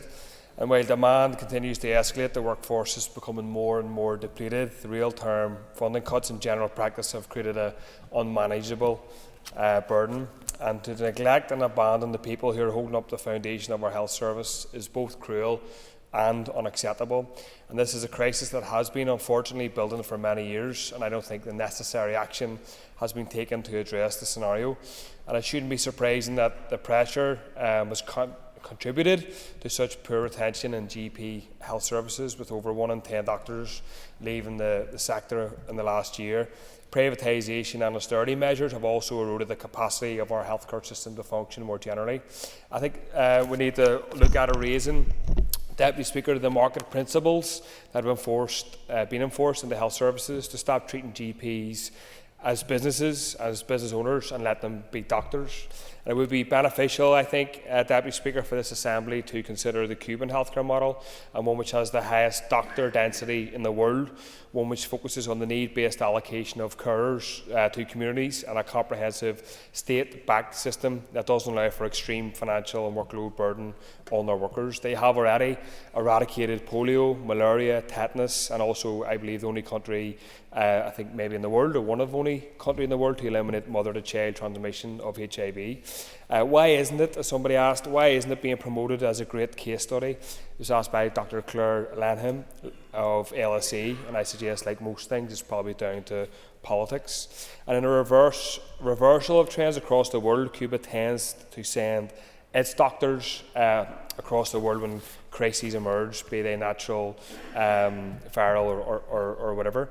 And to serve a population of 11 million people, the country has 90,000 doctors. That's 8 for every 1,000 citizens, more than double the rate in the USA and in the UK, which is 2.5 doctors and 2.7 per 1,000. They also have a preventative model that stops people getting ill rather than treating them when they are unwell.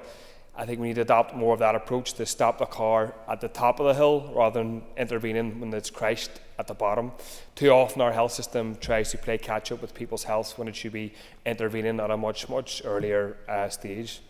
We also excuse me, Deputy Speaker, need to talk about barriers to studying medicine and also thus people becoming doctors. The applicant pool for a medical degree is far too small. In 2017, the BMA reported that more than 9 in 10 medical students in the north were ex-grammar school pupils. I mean, nothing wrong with that generally as a former grammar school pupil myself, but there's a whole question about class that needs to be added into this question.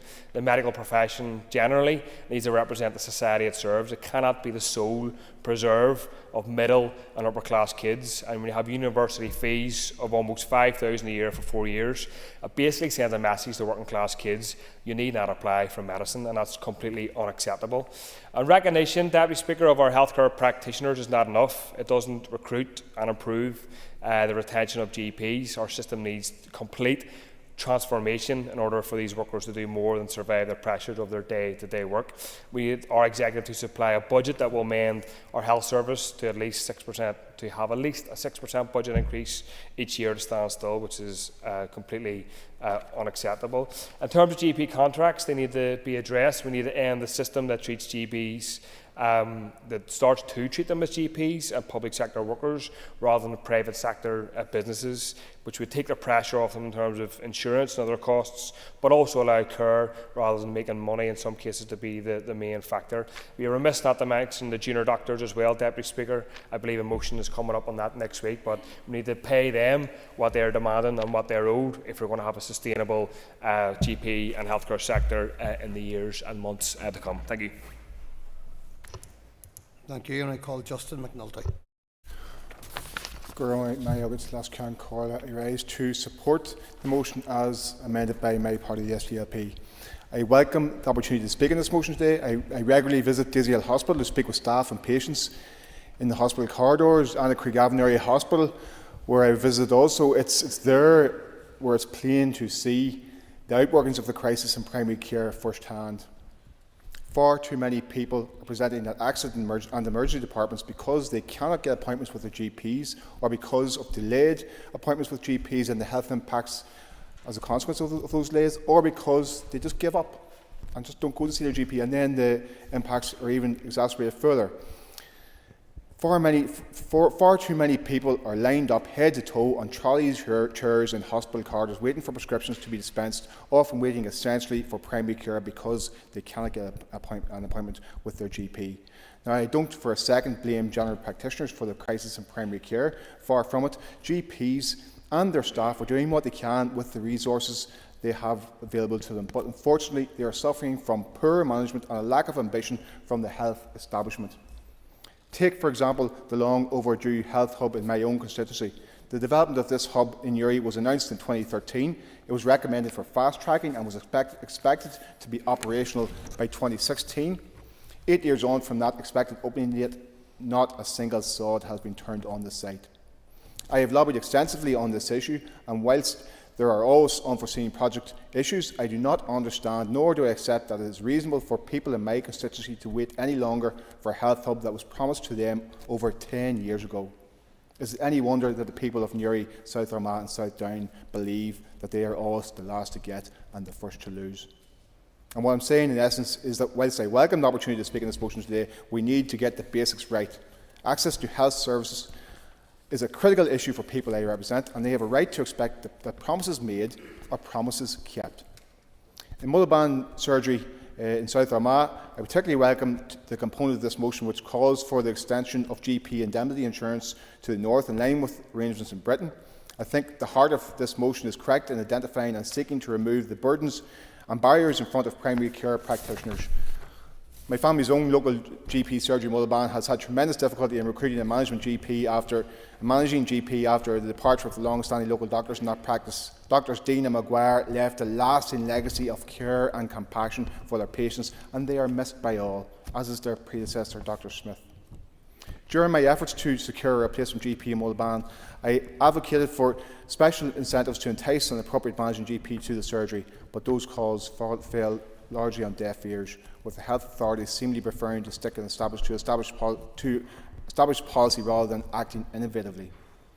If we are serious about confronting the challenges in primary care, it is imperative that we recognise that doing the same thing over and over again and expecting a different result is the essence of insanity. I add my voice to the cause of the Minister of Health to provide an ambitious vision on how to grow the primary care workforce. And I will finish by paying tribute to the staff and clinicians in GP surgeries who are overwhelmed with the demand. I know my own doctor's surgery in Newry now, Dr McVary McGee and Farron's practice in Cornmarket. When you visit, the phones are incessantly machine gun style ringing, and I wonder how on earth they cope with the relentless, incessant pressure. I want to say thank you to those clinicians and to their staff, and well done, and keep going. Thank you. I now call on the Minister of Health to respond to the debate. Minister, you have up to 15 minutes. And thank you very much, Mr Deputy Speaker. And I do welcome the debate today and the opportunity to once again recognise and pay tribute to the vital role of primary care as part of our health and social care system. But as many members have raised, we've had talk of community provision, we've had talk of community pharmacy, waiting lists. And I think, Mr Deputy Speaker, that recognises that no part of our health and social care system stands alone in regards to how we want to support all our patients or where pressures are actually felt. Many members who have spoken today have acknowledged the enormous contribution made by GPs, their practice teams and indeed all our health and social care professionals who together make up the primary care workforce. But I do understand, therefore, the ongoing challenges that both patients and GPs along with their teams face, not least the impact of that increase in demand and resultant burgeoning workloads. The 26 general practice contracts handed back that has been referenced a number of times from 22-23 up to the end of April this year, I think, Mr Deputy Speaker, is testament to the pressures that GPs and their teams are having to deal with day and daily. But Mr Deputy Speaker, I think it's also right to recognise that officials in my department have worked hard to ensure that where contracts have been handed back, no practice has closed and patients have continued to access GP services in their areas. And I think that's a testament to the work of my department officials to actually have achieved that. I do recognise Ms Erskine did mention the closure of Rosslea. I checked, I think that was 2017, somewhat before my tenure, but I will get back to the member when I check who held the ministry around that time. Just in relation to where the department and the trust have stepped in, and Mullaban Surgery is one of those examples, which is very welcome. But I think, and you'll know from my recent correspondence in relation to some of the challenges that are being faced there, because we don't have a retained workforce, we're operating with locum. So would the Minister agree with me that tackling that workforce issue and ensuring that we can retain GPs who are consistently providing the continuity of care that's needed for patients is more important? Back to the Chair's point later on in my contribution. Mr Deputy Speaker, I also thought it was interesting Mr Carroll referenced the healthcare model in Cuba, and then I looked around this chamber to see how many people would have been here at the same time as me in 2012 and actually remembered members of the Health Committee. I think it was Jim Wells and Sue Ramsey. I actually visited Cuba at that point in time to see how that healthcare model worked and see if they could bring back recommendations. I'm not sure how far that has progressed since that point in time. I don't know, maybe uncalled for. But Mr Deputy Speaker, on a serious point, we can't continue with a situation where in some instances GPs are facing such sustained levels of pressure that they feel that the only course of action left to them is actually to hand back their contract. So I am firmly of the view that this is not enough for primary care and general practice to simply survive. And that's why I said it was important to get it stabilised first before we move on to what is my ambition as Health Minister, and that's actually for it to thrive. I want to build the resilience and capacity of the service so that it's sustainable for the long term and actually better supported to deliver improved outcomes for patients. And I think, as Mr Chambers' contribution referenced, some of the references within today's motion have been superseded by discussions and engagements which have were already long underway.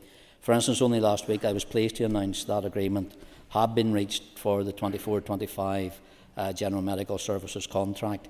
Mr Deputy Speaker, something that in the past was never a subject of debate or ministerial statement in this House, but I'll take forward the concerns that have been raised and maybe going forward for future health ministers that make that a subject of a statement.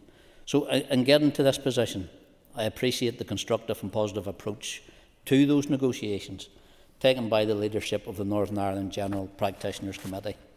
And whilst the budget provided to me by the Executive does not allow me to make a substantial increase in the overall value of the contract, I am pleased that the agreement makes significant progress against those key aims identified GPs, and that's the inclusion of the provision of dedicated funding for those indemnity costs.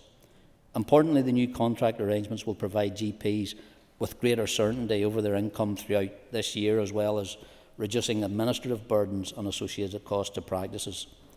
Mr Deputy Speaker, the 24-25 contract replaces the Quality and Outcomes Framework with a Clinical Care Domain, which is itself part of a wider Northern Ireland Contract Assurance Framework, and the funding that was previously associated with QAF, as well as a number of specified enhanced services, will actually now be incorporated for the first time into the core GMS contract.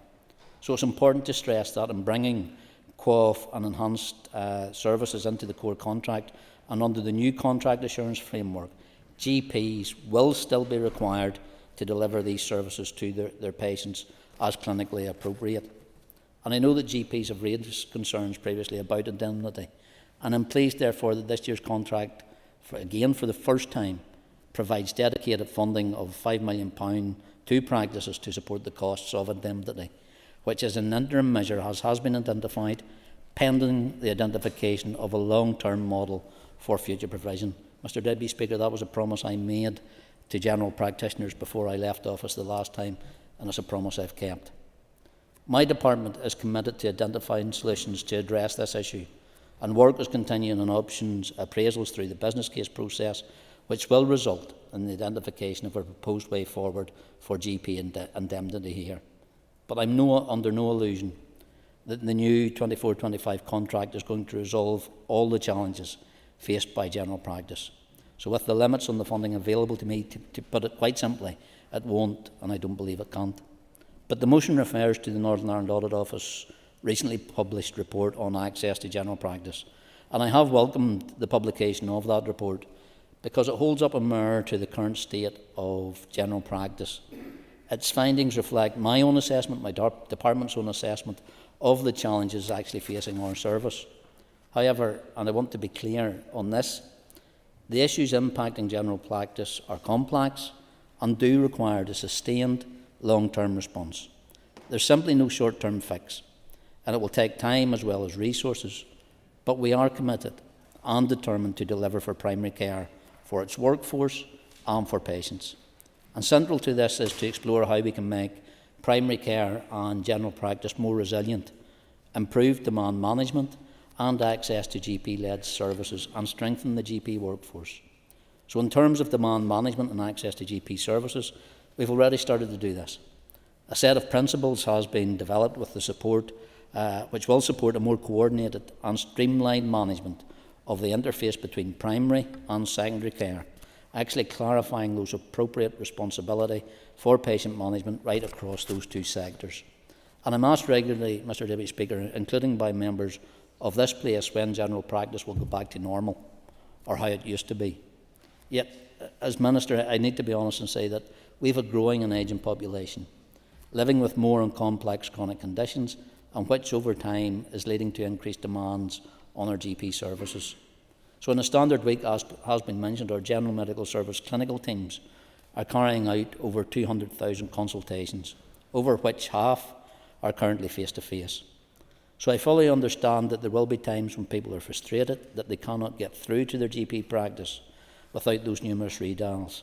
And again, that is why my department has been actively looking at practical ways in which we can best respond to and deal with increasing demand. Our GP Access Working Group, again, is working to continuously improve the management of patient demand and actually to optimise workflow within practices.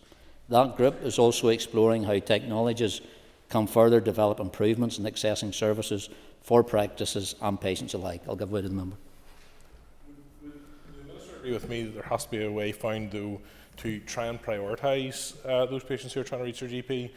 I had contact from a constituent recently who found a lump, who complained to me that when she finally got through, was told that she should go and talk to her local councillors and politicians about the frustration she faced, rather than being given a face-to-face appointment. Surely that's unacceptable, and there has to be a way found to prioritise people who have very serious needs. In regards to a specific case, in regards to a specific patient, I'll not deal with that on the floor of the House, but if the member wants to write to me with specific details, we can follow up on it. Because it is important to recognise that primary care in itself is changing, and it offers that range of services that would previously have been outside its scope and provided in secondary care.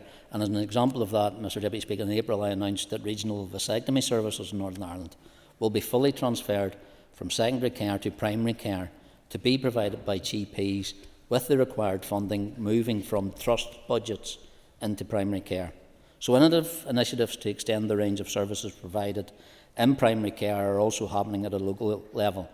Earlier this month I visited Moy Health Centre to see a new GP-led service to improve lung health in the Armagh and Dungannon Federation. And that early respiratory diagnostic hub will actually provide advanced lung function testing, meaning quicker diagnosis that will reduce respiratory admissions and help deliver better management of respiratory diseases.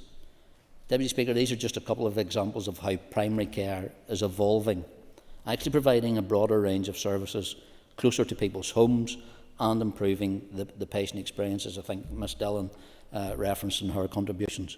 So to help primary care to deliver and grow, it's critical that we train, develop, support and retain the GP workforce.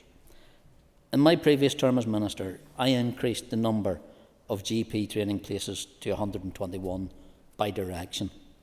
That was an increase, as has been referenced, an increase of 86% since 2015-16, and that number of places will be retained at this level, even with the challenging budget position that I have. Because my department has worked with GP representatives and other stakeholders in the Northern Ireland Medical and Dental Training Agency and our universities, actually to increase the exposure of undergraduates to general practice as part of their curriculum, therefore hopefully encouraging more GP trainees, but also to ensure that there are sufficient GP training practices to meet the demand and the support of GPs in training.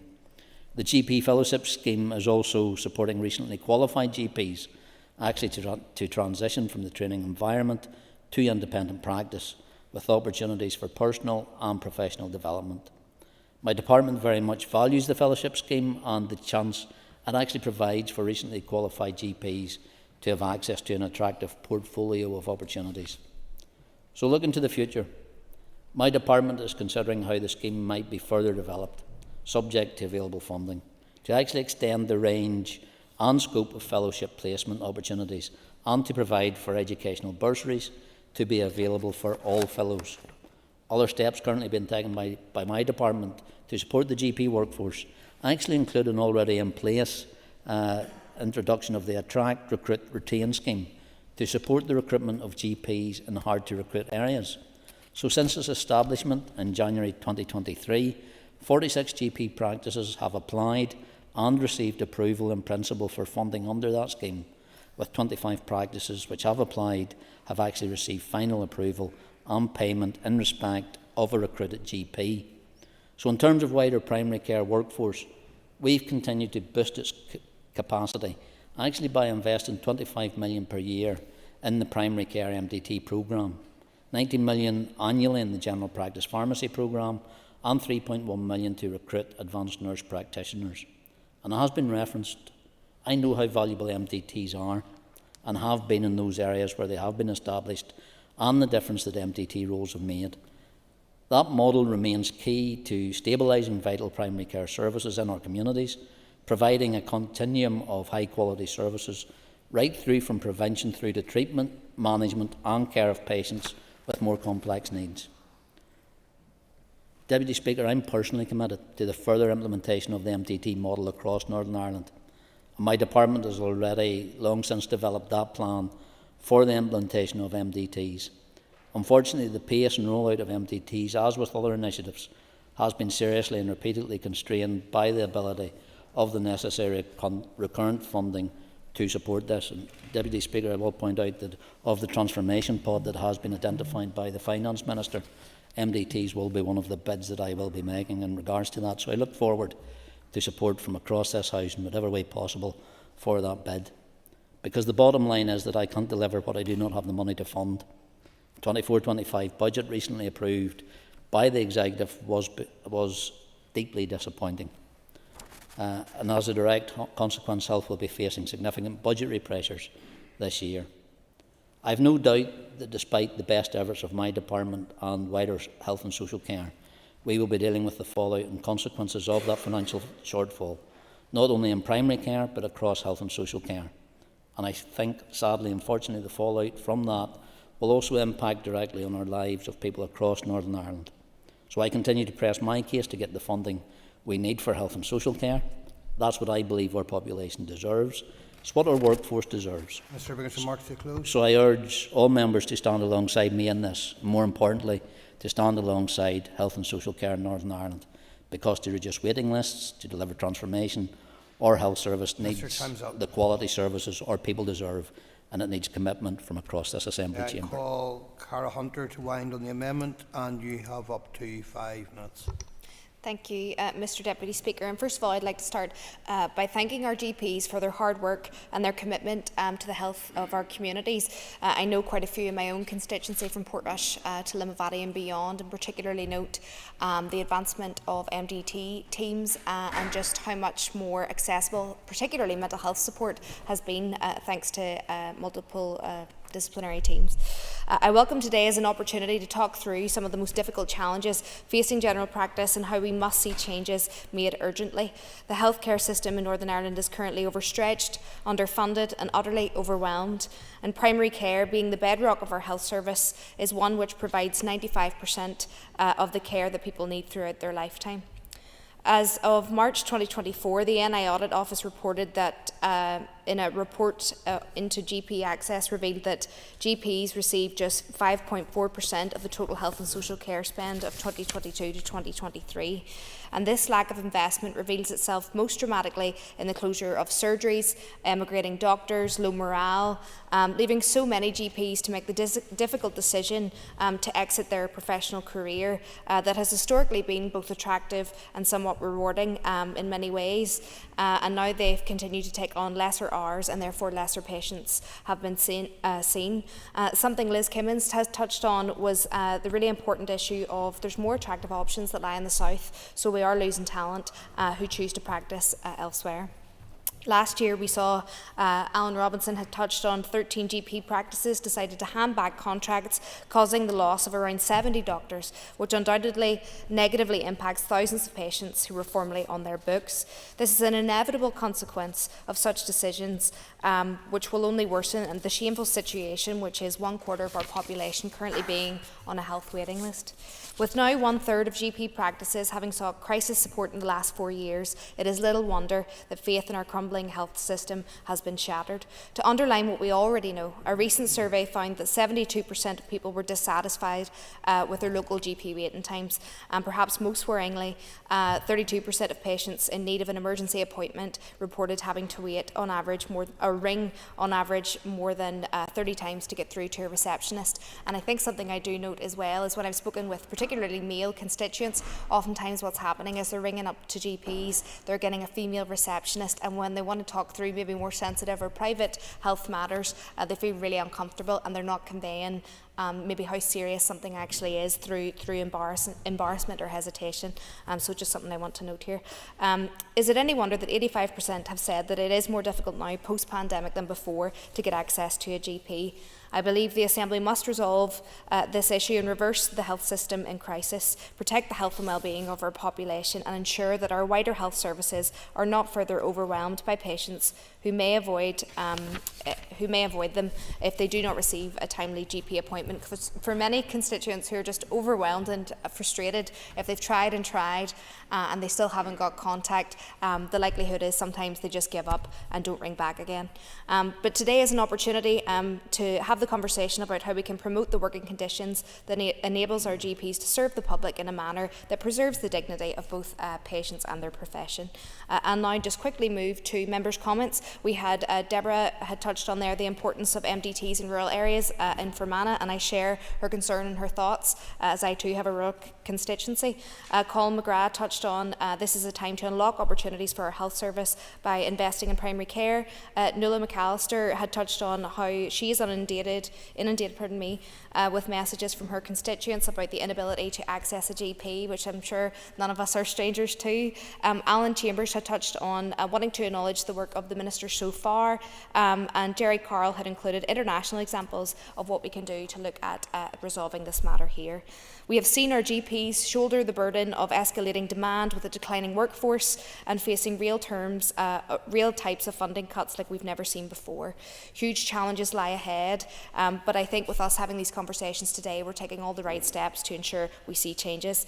And a huge thank you as well to the wider community pharmacy, who face significant challenges also, but they've really stepped up to the plate and provided support for our communities. The more investment that we have in our primary care and our community pharmacies mean the less people that we will have showing up to our AE waiting rooms in utter distress and in pain.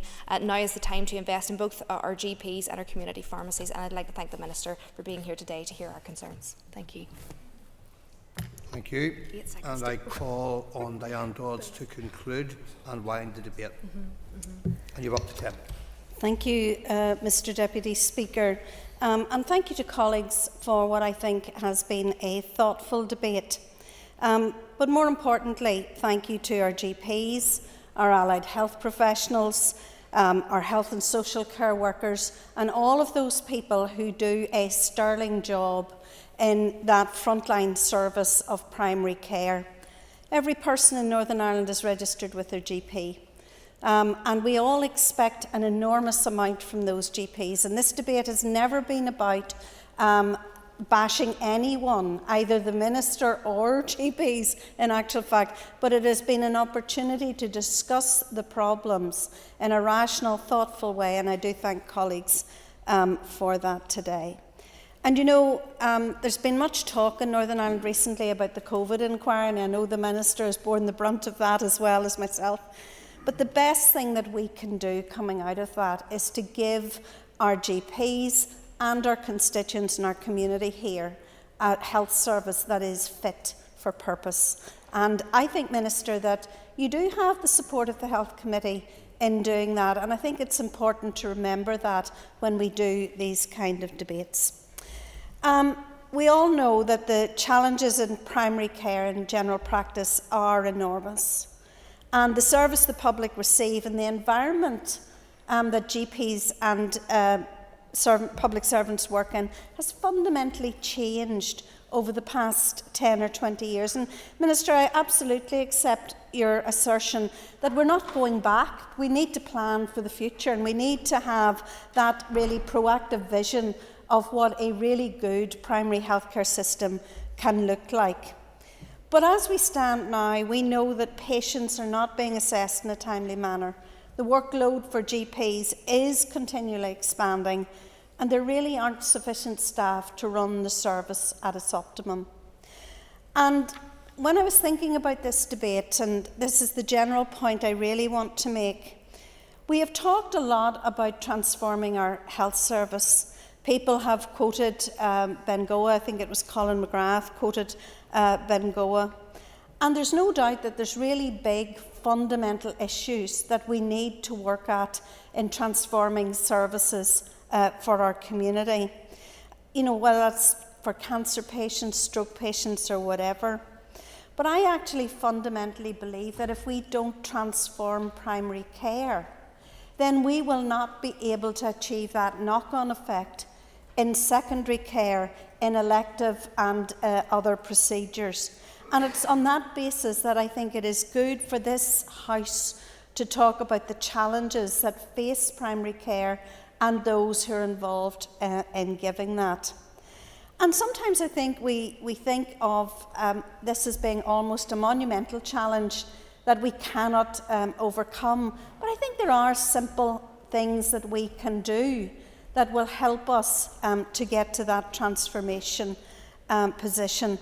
And many members across the Chamber today have mentioned the issue of funding. And I'm sure maybe you would take exception to this, but it seems that 2 million of us are registered with our GPs, but they receive 5.4% of the healthcare budget. And that is something that we think we will have to rebalance and look at for the future. And it's really important in transforming this service.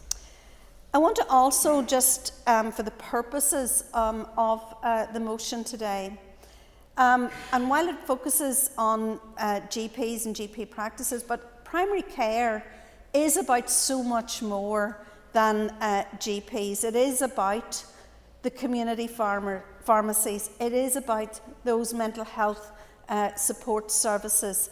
It is about the community and voluntary sector who do sterling work, and many of them almost quietly, bit by bit, are working with the most vulnerable people in our society.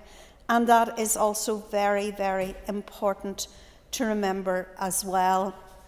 I want to turn to some of the contributions that have been made in the debate today, because I do think that there is a theme that runs through those contributions, and it's quite important. And Mr. Robinson, my colleague, in introducing the motion, described and emphasised the importance of primary care, the importance of adequate funding, the importance of multidisciplinary teams, and a workforce strategy around this, that we can actually have a plan going forward and that we can measure those targets along the way and see how we are actually doing. He talked about the retention of GPs in the system and training for GPs. And Colin McGrath, in his amendment, and we will be supporting the amendment despite the misnaming of Northern Ireland in the midst of it. But it is important to remember that we need to embrace that change for transformation. And the fact that if we don't embrace change, and we are seeing this, that services will collapse. And we will then be transforming services on an ad hoc basis that does not suit anybody and will not give us a proper vision of what primary care can look like for the future. Mr. McGrath also is very fortunate that in his constituency he sees the rollout of a fully staffed multidisciplinary team.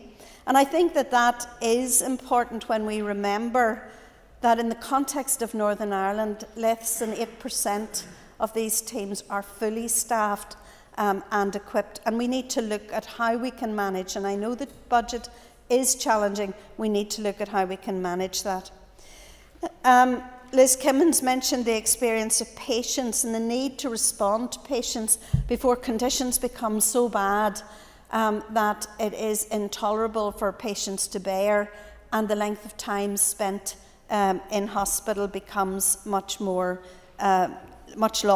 and so on. She talked about a permanent solution for the GP indemnity issue and the importance of the community and voluntary sector. Noonan McAllister talked about the importance of or the impact of handing contracts back and those large number of services that are involved across primary care. Mr. Chambers was a little bit perturbed that the motion was too late. I think the motion is very, very timely, because we are here talking about the importance of primary care, the importance of GPs, and the importance of supporting those.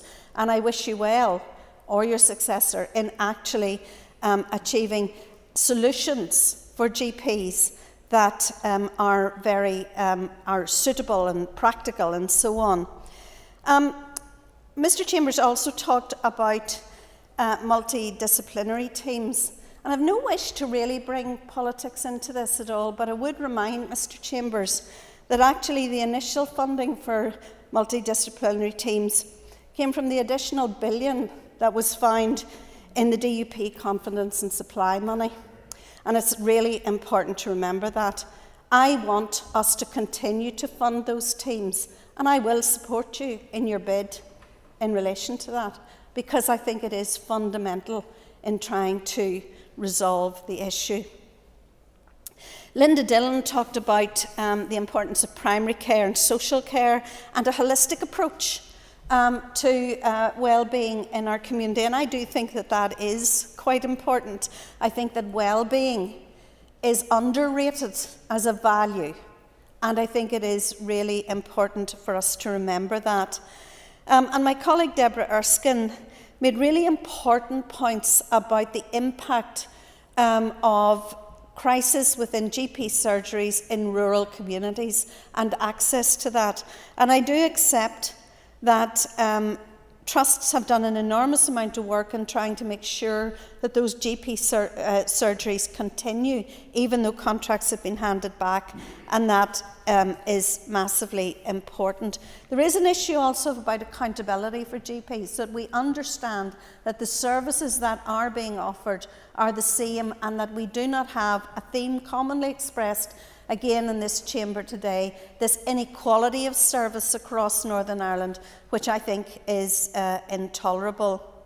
The Vice Chair of the Committee, Danny Donnelly, also talked about the workforce strategy, the plan to retain GPs in general practice, and the need to improve core funding. And other colleagues talked about, it's important also to remember that many of our community have absolutely positive experiences about visiting their GP, and that's important to remember. Thank you, Mr. Deputy Speaker. I do think that this is a hugely important motion, and I hope that those involved in delivering the service understand that we support them. Okay, and thank you for concluding the debate. Members, the question is that the amendment standing in the name of Colin McGrath be made. All those in favour say aye. Contrary, no. The ayes have it. The ayes have it. The question is that the motion as amended be agreed. All those in favour say aye. Contrary, no. Again, the ayes have it. The ayes have it. Thank you, members. Take your ease until we do a change at the top table.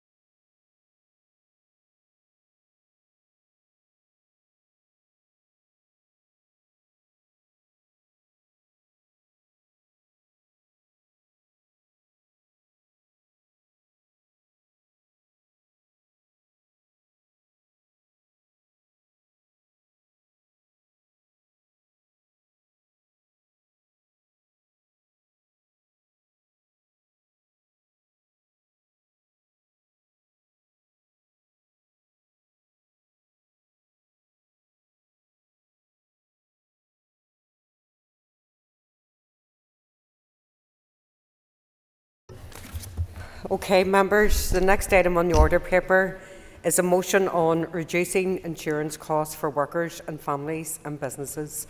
Clerk, would you please read the motion? That this Assembly notes the unprecedented increases in insurance premiums for home, businesses and car insurance, which are crippling workers, families and small businesses, many of whom are already struggling with the cost of living crisis. Acknowledges that many motorists have seen their quotes increase significantly, even if they haven't had an accident, speeding fine or a change in circumstances. Further acknowledges that the increase in insurance premium has generated huge profits for the insurance industry and a windfall in insurance premium tax collected by the British Government.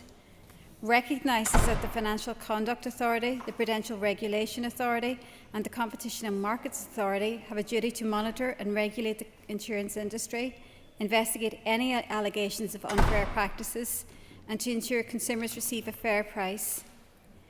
Calls on these bodies to fulfil their statutory duties to hold the insurance industry to account and investigate the recent increases in insurance premiums, and further calls on the British Government to reduce the rate of insurance premium tax, which puts an additional financial burden on workers, families and small businesses. Thank you. I call on Cahill Boylan to move the motion. Moved. Thank you, Cahill. The Business Committee has agreed to allow up to 1 hour and 30 minutes for this debate. The proposer of the motion will have 10 minutes to propose and 10 minutes to wind, and all other speakers will have 5 minutes. Cahill, please move the debate on the motion. Thank you, Principal Deputy Speaker. Now, just before I introduce it, Deputy Speaker, whilst this issue lies outside this chamber, I think it's vitally important that we bring this subject to the chamber and we have this conversation today. And I've heard people talking about for a period of time we haven't brought any legislation to the chamber yet, but this motion I feel is important because it's impacting constituents right across the north of this island. Rising insurance premiums are placing huge financial strain on workers, families and young drivers. This is occurring at a time when people are struggling day to day during an unprecedented cost of living crisis. These insurance price hikes are ripping off families and hard-pressed workers. Principal Deputy Speaker, £1,000 is the average insurance cost for drivers, and young people are quoted even more expensive costs than that. This is devastating for young people who have passed their driving test after studying and practising hard and are now quoted ridiculous prices for insurance. The average car insurance prices were 57% more expensive than last year and have doubled for some drivers. These quotes have been a nightmare for so many, especially for those who depend on their car for work, supporting the family and forgetting about in general. They have been left with excess costs through no fault of their own, but they've had to bear it because they depend on their car for their daily lives. My office has been contacted by many constituents who are feeling the effects of these unfair raises. This is affecting everyone when times are already tough as they stand. And while inflation has impacted on costs, as it has with most things, the hike in premiums goes beyond the rate of inflation. And another aspect of this is the discrimination people feel that they are experiencing as insurance companies are basing their quotes on factors which are beyond the control of the customer. Some drivers have been charged significantly more than others based on their home address rather than their driver history. This has been particularly felt by those who live in areas of high deprivation, such as West Belfast and in the border regions. The frustration is that many customers have seen premium rises even if they haven't been involved in an accident or received any penalty points. They feel they are being punished despite their exemplary record on the road. This is impacting everyone who depends on a car, from teachers to nurses to taximen and freighters. And this is during the cost of living crisis, where people are already paying increased costs for nearly everything else, including fuel costs for that matter. It's clear that insurance companies need to do better, and to do better for the people who have no choice but to pay outrageous insurance hikes. The Executive has no powers regarding insurance, as it sits in the remit of the British Government. The responsibility for regulating the market lies with the Financial Conduct Authority, the Prudential Regulation Authority and the Competition and Markets Authority. Any points to the role of the FCA? One of their roles is to ensure that people are getting the value for money. And what you'll see this as your constituents, the vast range of quotes just shows what is going on out there, the scandal and the amount that insurance companies are charging. One constituent of mine had a range between £5,000 and £13,000. How is that demonstrating value for money and value for the customer? Absolutely, and I could agree with the member, but for this debate, we have to use whoever we can to get the message out. And you know, as part of the committee, we did write to some of the institutions. And that's my next point. It's worth noting that the Committee for Infrastructure has written to a number of these authorities on the issue of these price hikes itself. But I believe that the regulatory bodies should fully examine and scrutinise the insurance industry over these ridiculous cost increases.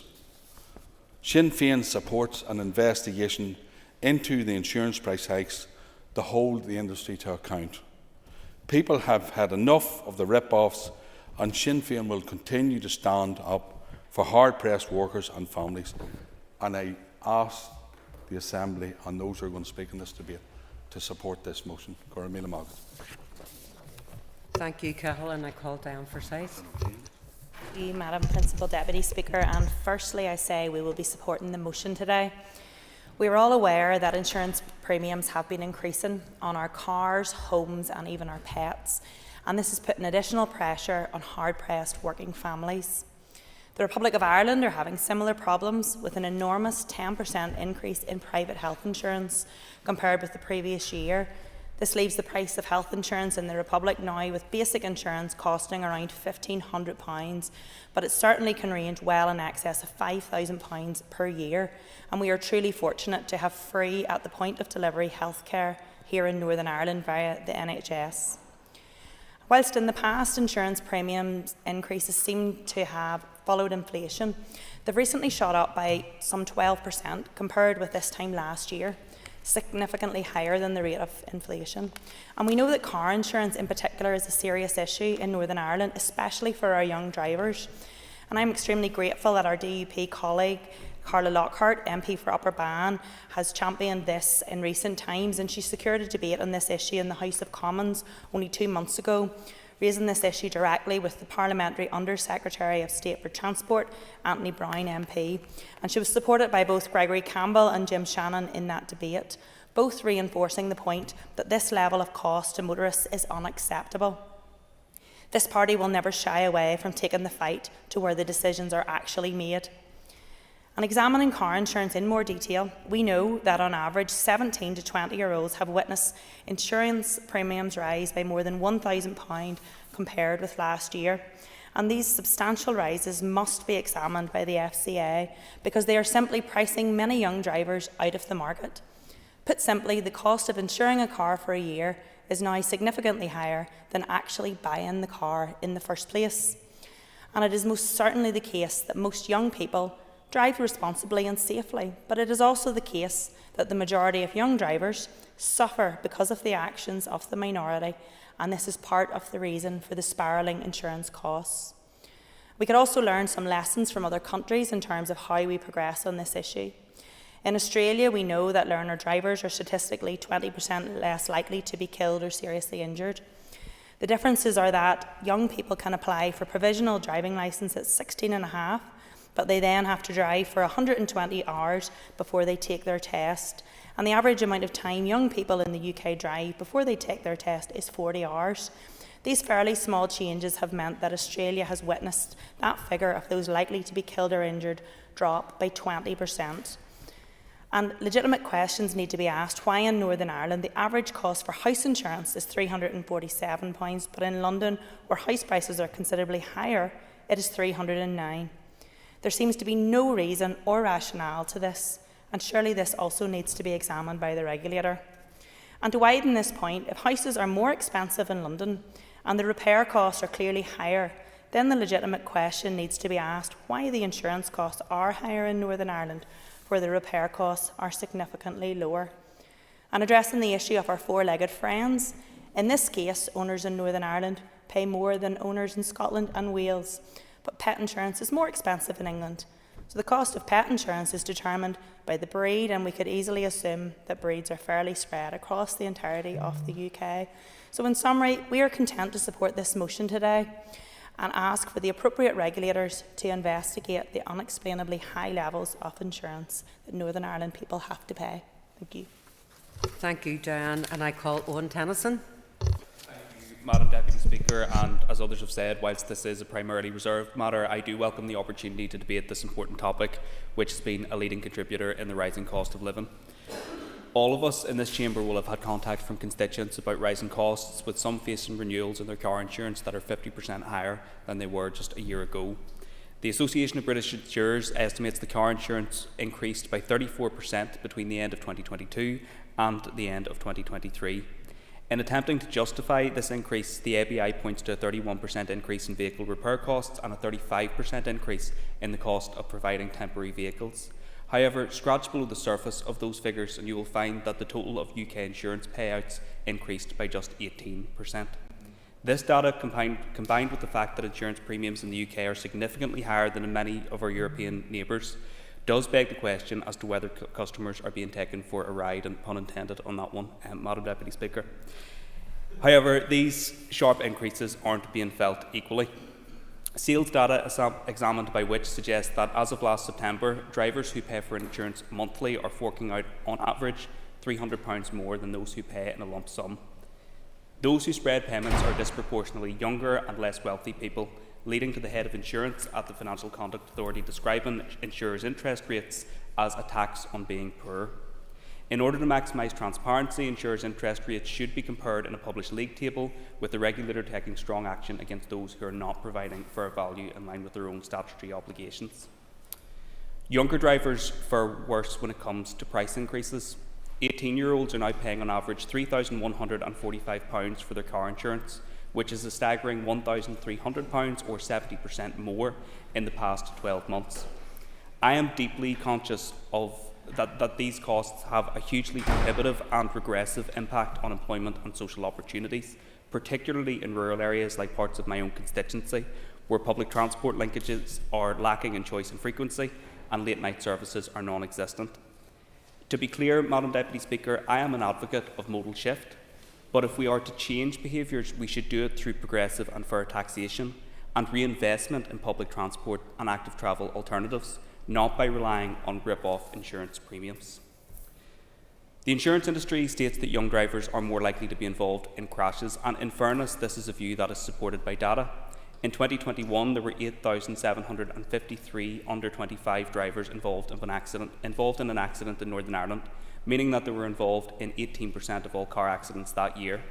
It remains the fact, however, that, as Diane Forsyth said, that the majority of young people do drive responsibly and, as ever, are suffering as a consequence of the actions of a minority in our community. This is where I believe the Executive does have a role in terms of education, supporting better and safer driving and improving road safety. A graduated driving licence scheme is one such option, which I hope the Minister for Infrastructure will consider in due course. We also know that in terms of home insurance, our planning system and flood alleviation plays an important role in the premiums that people in our constituencies pay. Turning to the issue of insurance premium tax, there has been a pattern in recent years under the Conservative government to pursue tax cuts for the wealthiest in society whilst hiking taxes paid by working families. Since the Conservatives came into government in 2010, insurance premium taxes increased from 5% to 12%. That adds £67 on average to the average policy, and again is regressive in that the cost is highest to younger drivers and those already forking out most on car insurance and other forms of insurance. There is an argument to be made that a targeted reduction for those facing the highest costs would be a progressive intervention.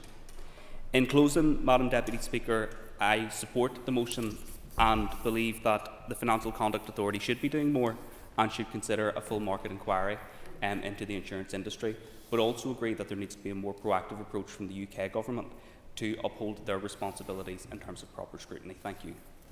Thank you, Owen. I call John Stewart. Thank you, Madam Principal Deputy Speaker, and I welcome the opportunity on behalf of the Ulster Unionist Party today to speak on this motion and to thank Sinn Féin for bringing it forward and to say we will be supporting it. Just to urge caution to anyone who is tuned in, clearly we won't be able to resolve this matter today, but I think it is very important that we send a unanimous collective voice from this chamber that we are in support of further regulation on the insurance industry to see these ridiculous premiums coming down. Insurance premiums used to be expensive, and Madam Deputy Speaker, they are now just extortionate, and we all see that in our day-to-day lives, whether it is in our car insurance, our home insurance, our life insurance, the pet insurance, the car insurance. Everything we pay continues to go up and up every single year, and it is the most vulnerable often in our society who are paying the price. That's clearly the case across Europe. The average increase in insurance premiums across Europe at this moment in time is between 10 and 12%, but in the United Kingdom at this moment in time it's 34%. And we've already heard from the previous speaker about the costs that young drivers are experiencing, surging from an average of £1,423 a year to £2,877 in the last year. And we'll all have constituents. I had one in particular contact me last week, an 18-year-old who just passed his test. He's driving a £2,000 VW Golf, and he was quoted £7,000 a year in insurance. It's half his salary. It's totally priced in the market. I think he finally got one for about 4.5 and he thought he'd done well. It's farcical, and it was the point I made to the previous member in my intervention. When the FCA say that they're ensuring that there is fairness and receiving fair value, how is there such a gap in terms of those quotes when none of them are fair? It just seems absolutely ridiculous. So we need obviously to see some action in terms of extending the role of the Financial Conduct Authority and other regulators in terms of how they deal with that. We're also, Madam Principal Deputy Speaker, trying to encourage more people to use electric vehicles, but the cost of electric vehicles has doubled in terms of the insurance premiums people are paying, up to £5,000 a year to drive an EV car. It just seems absolutely, yeah. Member for Givenway, it might be the case, particularly in more rural constituencies such as my own, that the reason for a high level of breakdowns and recovery in electric vehicles is because there's no infrastructure to charge these vehicles, particularly throughout West Tyrone. Maybe that's a contributing factor to the higher rates of insurance. Members, an extra minute. Thank you. Thank the member for the extra minute. And it more than likely is. And I, for one, would like to see a lot more electric vehicle charging points across the country. But these are a prime example of issues outside the remit, really, of the individual who's getting insurance being added to by the insurance companies. They're being ripped off. We've heard already that the increased costs for insurance companies are around 18% per year. But the average increase in premiums is 34% a year and growing. So we're being penalised for them wanting to continue to grow their margins. And that seems deeply unfair. I mean, I don't want anyone to play a small violin for me, but I'm 15 years, no claims bonus, and my insurance premiums got up another £300 a year. It just seems absolutely ridiculous. And we're all in that boat because everybody in here has got insurance and everyone's family's got insurance and everyone knows the impact that that's having. On our businesses as well, I mean, we only have to speak to small business owners. The cost of public liability insurance is going through the roof, on contents insurance, on their stock, on their buildings insurance. It is virtually impossible. They're running to stand still, so that needs to be incorporated into that as well. A couple of anecdotes. A local sports club contacted me, Madam Principal Deputy Speaker, to say they were bringing an overseas professional over who wanted to drive for the 6 months duration of the season, was quoted between £9,000 and £27,000 for their insurance premium. It just beggars belief, and I think they ended up having to take the £9,000 because they had no alternative and they needed to have that. So we just need to see action. We all know how nice it is to finally pass your test and the hurdles you jump over and everything to get that and the amount of money that you spend. And so many of our young people now are just being priced out of the market and unable to afford that insurance. It's vital for our economy as well. So many of our rules require people to be able to commute or to drive for the role, and they're not being able to do that just simply because they cannot get the insurance they need. So I don't want to labour the point too much longer, Madam Principal Deputy Speaker. I agree with everything that's been said, but I do want to urge, and I think we all should urge, the Financial Conduct Authority to carry out a full investigation into the market. I know they've resisted calls to date, particularly following the debates that was referred to earlier at Westminster. I think they need to do that. They have a duty and a responsibility, as do all the regulators, and we need to see that as quickly as possible to ensure fairness and value for all of our constituents going forward. So, thank you. Thank you. John, I call Daniel McCrossan. Thank you, Madam Speaker, and also thank you to a colleague for bringing forward this important motion. I raised this on the floor of this House in the first week that this Assembly returned and these institutions returned. It's an important issue. It's one that we've been hearing about for some time, but has worsened. And at the earliest possible opportunity, when I had raised this in a public way, there was a bit of a reaction. But ultimately, as the months went on, I was hearing from more and more people about the extortionate cost of insurance. And it actually came about through a personal experience almost instantly, Madam Speaker, where I was due to renew my own car insurance. And when I'd phoned up, and to avoid being put out of the chamber, I'll not repeat my reaction. It was absolutely shocking. My insurance had went up by 65%, which is absolutely extortionate, unjustified, could not be explained. There was no claims or anything else. It simply changed the car, and this was the result of it. Now, this is a very real reality for a lot of people, but we have to be very honest about something here. This is having a discriminate effect on poor or low-income families and the working poor in our communities. People that go out to make ends meet every day, carers that look after the people in our community that are struggling to make ends meet, that don't get remunerated sufficiently, in my opinion, the cost of travel to do that important work in that job. But yet, amongst it all, then there's the hidden cost of insurance that is leaving those people making decisions as to whether or not they can afford actually to do that job. And the cost and the consequences of that for our society and our constituents is huge. I've reached out to many insurance companies in relation to this, and I've written countless letters. The SDLP have raised this at Westminster as well. But what was interesting is when I mentioned this for the first time publicly, the Association of British Insurers almost instantly reached out to me without even being prompted. And that showed me there was a nervousness and an anxiety around what was going on in Northern Ireland, because in the absence of these institutions or this Assembly, we didn't have the opportunity to shine a spotlight on exactly what is happening. And there is a need, absolutely, for the Financial Conduct Authority to investigate what is happening with insurance companies, because it is my opinion that they are bogging the hands into the people's pockets in Northern Ireland more so than Scotland, England, Wales or anywhere else. And when I ask for an explanation of why this is happening, I'm told, as Mr Tennyson rightly articulated, that it's because of the cost of parts going up or replacement of cars for people whose vehicles are getting repaired or fixed. It just doesn't stack up. There's a nervousness with the Association of British Insurers, in my opinion, around this issue, and that is enough for me to keep pushing at the bruise. We need to get to the bottom of why Northern Ireland has been treated differently than anywhere else. And you've rightly pointed out about young people. The majority of young people are being penalised and punished. Those young people that are out getting a part-time job, trying to stay in education, trying to keep a car on the road. And when you live in a constituency like mine of West Tyrone, you don't have the luxury of public transport links that are sufficient to meet the demands of our local population. So they're relying heavily on their vehicle, and that is putting pressure on parents not only to support these young people in education, but support their means to travel to get that education and to return home again. And that's before we even touch on the wider issues with insurance for businesses. We've seen a huge rise, and I declare an interest as a director of a company, we see a huge rise in the level of insurance premiums for business.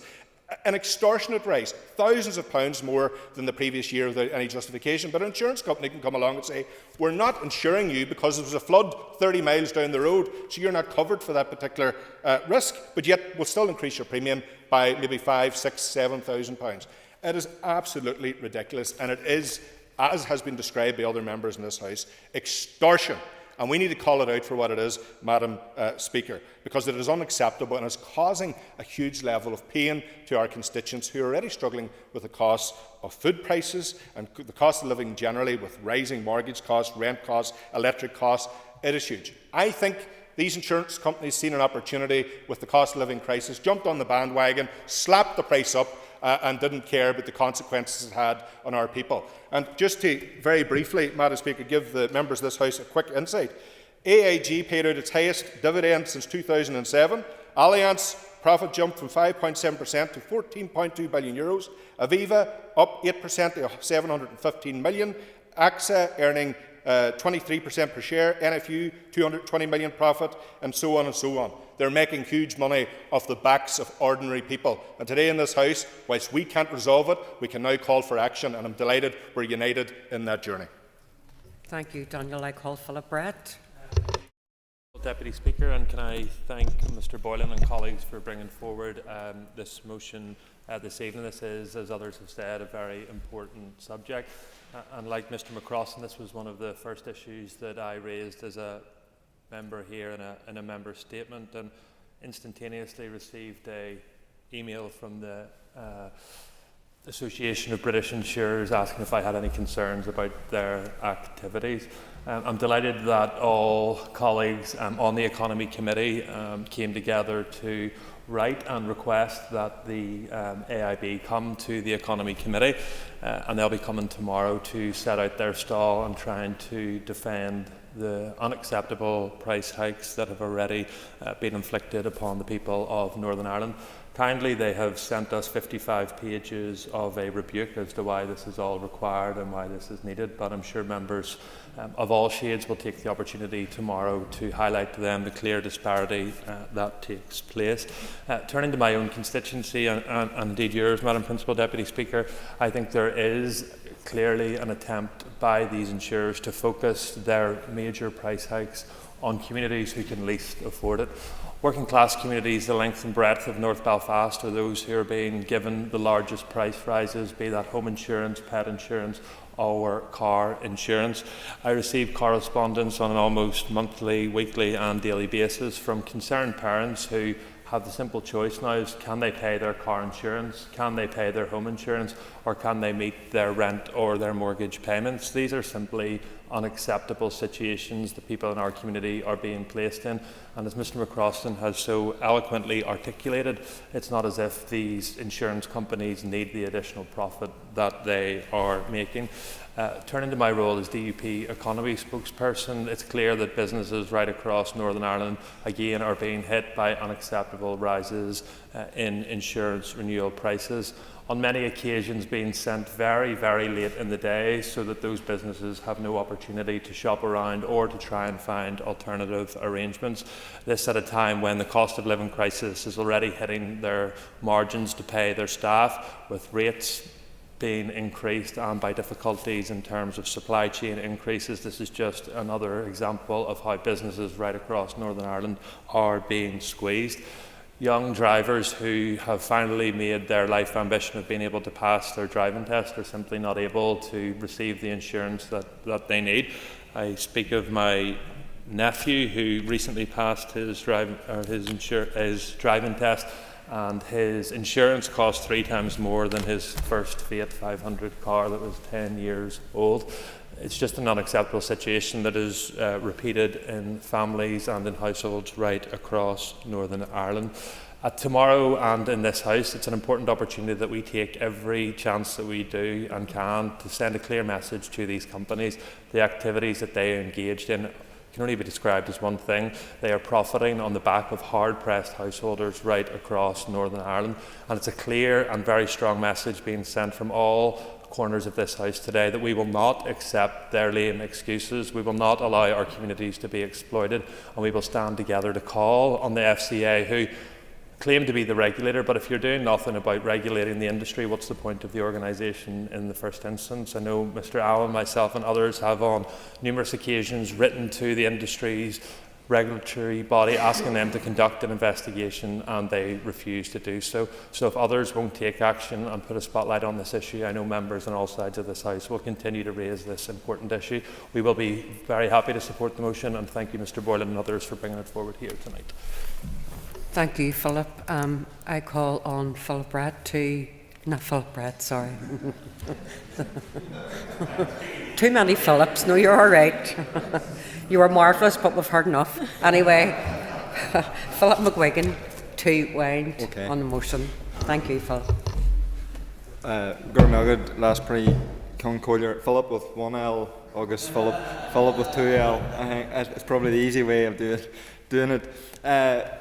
I wasn't actually expecting to be speaking. I'm just counting the number 1, 2, 3, 4, 5, 6. So there have been 6 speakers so far, and I mean, John Hume used to talk about the single transferable speech, but I mean, on this occasion it seemed like adding in their own family or constituency examples, everybody was talking about the exact same thing, and I think that highlighted just how important an issue this is, and how it is an issue that's affecting all of the people that we represent across the North. In terms of the motion itself, as people said, it is important to highlight, as the wording states, the unprecedented increases in insurance premiums for homes, businesses and car insurance, which are crippling workers, families and small businesses, many of whom are already struggling with the cost of living crisis. Many motorists have seen their insurance quotes increase significantly, even if they haven't had an accident, speeding fine or a change in circumstances. And I, like others, can quote many and numerous examples from people who have come into my constituency office where their insurance quotes are more than double the previous cost of their insurance, and also can point to the increasingly ludicrous high quotes being given to young drivers on passing their tests.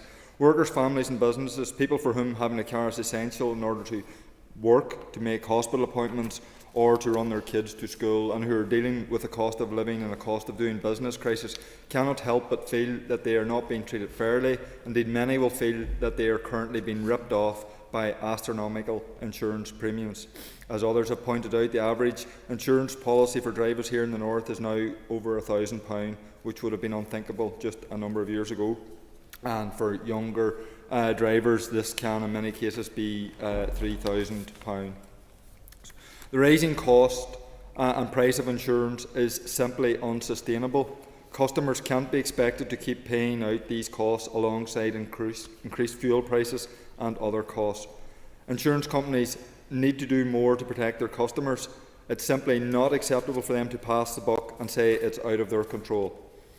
Insurance is a reserved matter under the control of Westminster, so unfortunately the Executive has no authority to intervene in the insurance market. But as others have said, what we can do today is send a strong message to those who should be taking responsibility, and we're talking about the FCA. They need to take responsibility and investigate, and thus far that response and their action has been lacklustre, to say the least. As we debate the motion today, none of these regulatory bodies have carried out an investigation into the insurance industry to ensure that customers here in the North aren't being subjected to unfair business practices. And this is something that needs to happen, or they risk undermining public confidence in their ability to hold the industry to account, or their ability to protect customers. And the British Government also need to step up. So far they have done extremely well out of the crisis through the collection of the insurance premium tax. In the last decade, this tax has doubled from 6 to 12%, and last year raked in a staggering £8 billion for the British Treasury, an increase in 10% from the previous year. This, as people have done the calculations, adds an average of £220 to household bills every year. So we need to see the FCA and we need to see the British Government taking action to support workers and families.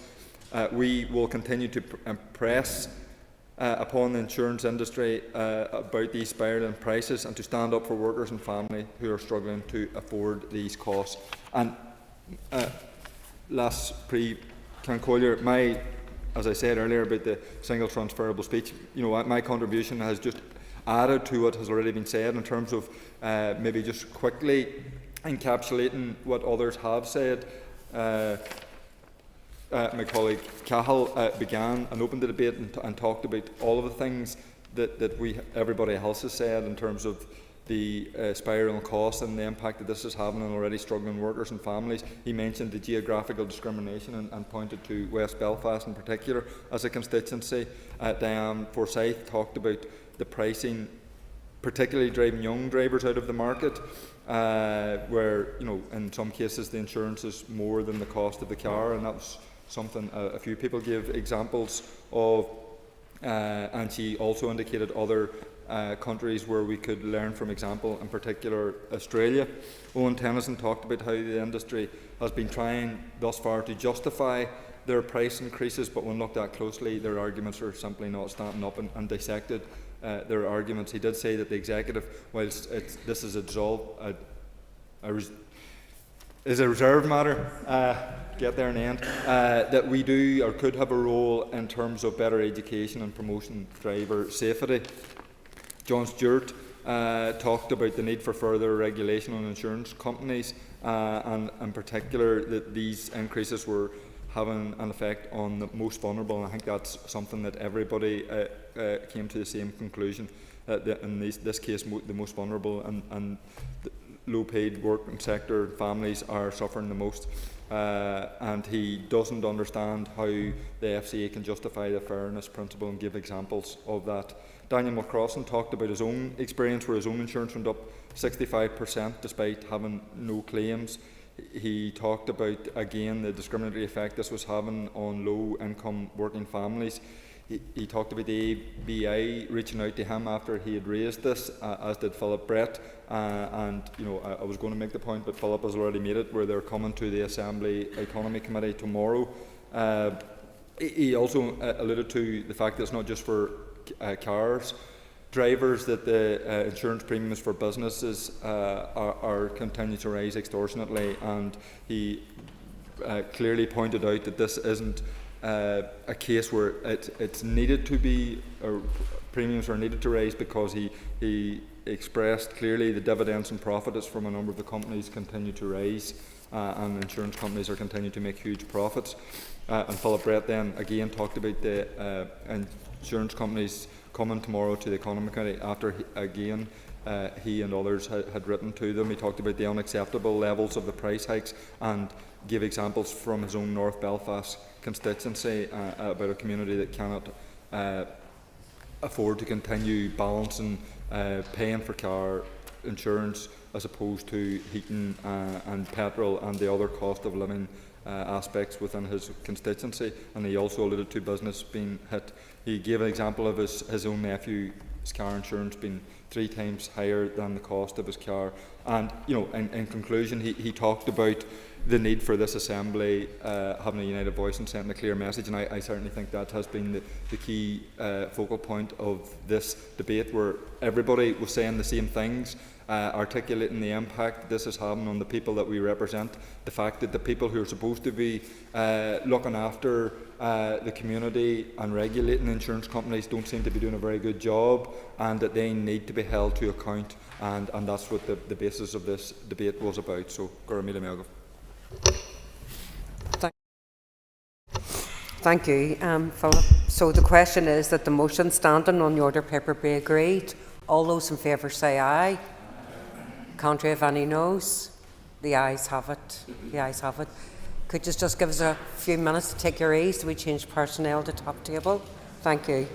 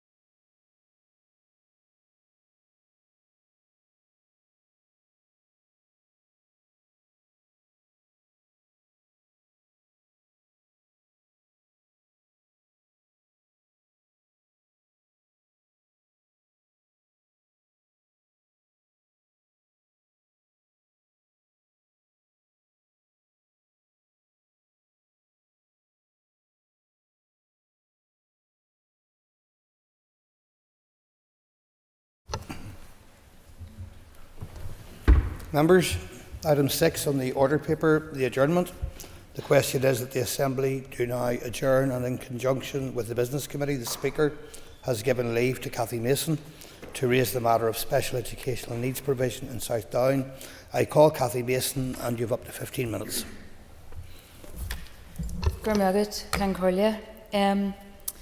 I brought this adjournment debate to the Assembly today to give a voice to the young people with special educational needs in my constituency, to their families and to their schools. Several weeks ago, members of the Education Committee were advised that education officials were working on the basis that up to 1,000 additional spaces were required for children with special educational needs. For me, I have to say, it's difficult to understand how year after year this situation persists. The Department and the Education Authority have access to a range of information, statistics, trends, which should enable them to prepare accordingly, but that just doesn't seem to happen. And I have to say, this is not a criticism of the Minister. I accept that he is only in through the door and that he has said that special educational needs is a priority for him, and I do welcome that. But today, I do think we need to hear directly from him. What is the plan here? What is being done to ensure that children with special educational needs are suitably placed, on time, and with the support and resources that they are entitled to? So going back to my own constituency, I'm inspired by examples of outstanding SEN provision, and I'm also mindful of the incredible staff who truly are the backbone of special educational needs provision. And I want to give particular mention to the classroom assistants, who we know are not yet getting the pay and conditions that they deserve, but who turn up each and every day to care for and support the education of some of our most vulnerable children. These professionals must be properly valued and get the fair pay that they are entitled to. In schools like St Malachy's Primary School in Castlewellan, with their dedicated learning support units, where exceptional staff deliver amazing results for children, or in St Bridget's or Our Lady in St Patrick's in Downpatrick, where they have shown fantastic leadership with specialist provisions they have facilitated, and of course in Knockhaven Special School, who were recently given the green light for their much needed new build. These schools, like many others in South Down, are going above and beyond for the children and young people that they are responsible for. But they are under relentless pressure and they need to be properly supported. There are schools that we know are ready and willing to step up and open up these specialist provisions to provide the much needed places this autumn, but they require the necessary investment for facilities, for appropriately trained staff and the proper resources in order to be able to deliver specialist provision effectively. I am aware that a number of schools have come forward with the capacity to open specialist provisions, but the Department has not taken them up on this. They have not properly engaged with the schools, and in my view, these are missed opportunities. When we are dealing with a crisis like this, when we are facing a situation where many children and young people with special educational needs may be without a place in September, we simply cannot afford to miss these opportunities. I would urge the Minister to take another look at this, and I'd be happy, more than happy, to meet with him to discuss these issues more thoroughly. No conversation around special educational needs can take place without mentioning early intervention. It is key that at the heart of childcare and early years provision, and that the Minister is working directly with the Health Minister to ensure that there are open lines of communication and information sharing to allow for future planning. In recent months, officials from the Department and from the Education Authority have been keen to stress that the situation in regard to school placements is not a crisis. Tell that to a child who does not yet know where they will be going to school in September, or whether they will have a suitable place at all. Try telling the parents of a child who has not yet got their placement, for whom every day trying to navigate this process is a nightmare, that this is not a crisis. The reality is, for these children and for their families, this is a crisis, and I think the Minister should acknowledge that, and so too should the Education Authority. In tackling a crisis of this scale, families need to see a response that they can have confidence in. The Minister should consider redeploying staff and expertise to help deliver solutions for these children and their families. I would also encourage the Minister to give proper consideration to a SEN-first approach when it comes to school placements. So let's demonstrate with action that children with SEN are in fact a priority by ensuring they are placed no later than their fellow pupils. Let's move beyond treating children with young people and SEN as supernumerary when it comes to placements. I want to thank the Speaker for allowing me the opportunity to bring forward this important debate today, and I thank the Minister for his time here this evening and for listening to the concerns that I have brought forward. For my part, I will work with everyone right across this chamber to bring forward solutions to ensure that every child has a right to education. Let's work together to ensure that every child is suitably placed, on time, and with the support that they need this September. Gormila. Thank you. All other speakers will now have approximately 6 minutes, and I call Diane Forsyth. Mr. Deputy Speaker, and I thank the member for bringing this debate to the Chamber this evening. She and I know all too well that across the board, public services in South Down have fallen far behind other areas, and I welcome every opportunity to make the case for the constituency which I represent and call home, and how it deserves better, special educational needs being one of those issues.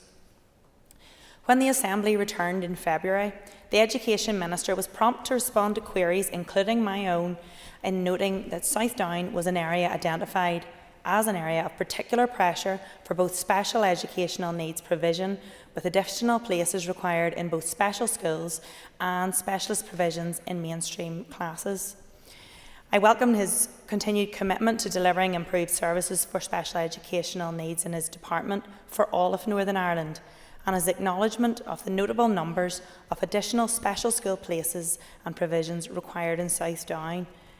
Our local special school, Knockhaven, is fantastic, and I'm absolutely delighted that the Minister visited the school and witnessed it himself and the amazing community that surrounds it, and also delighted that he's announced a new school build, which is much needed, as the current functionality is under extreme pressure, operating across 3 separate sites in Dundrum, Castlewellan and Downpatrick, and I hope that we see strong progression of this new school at pace.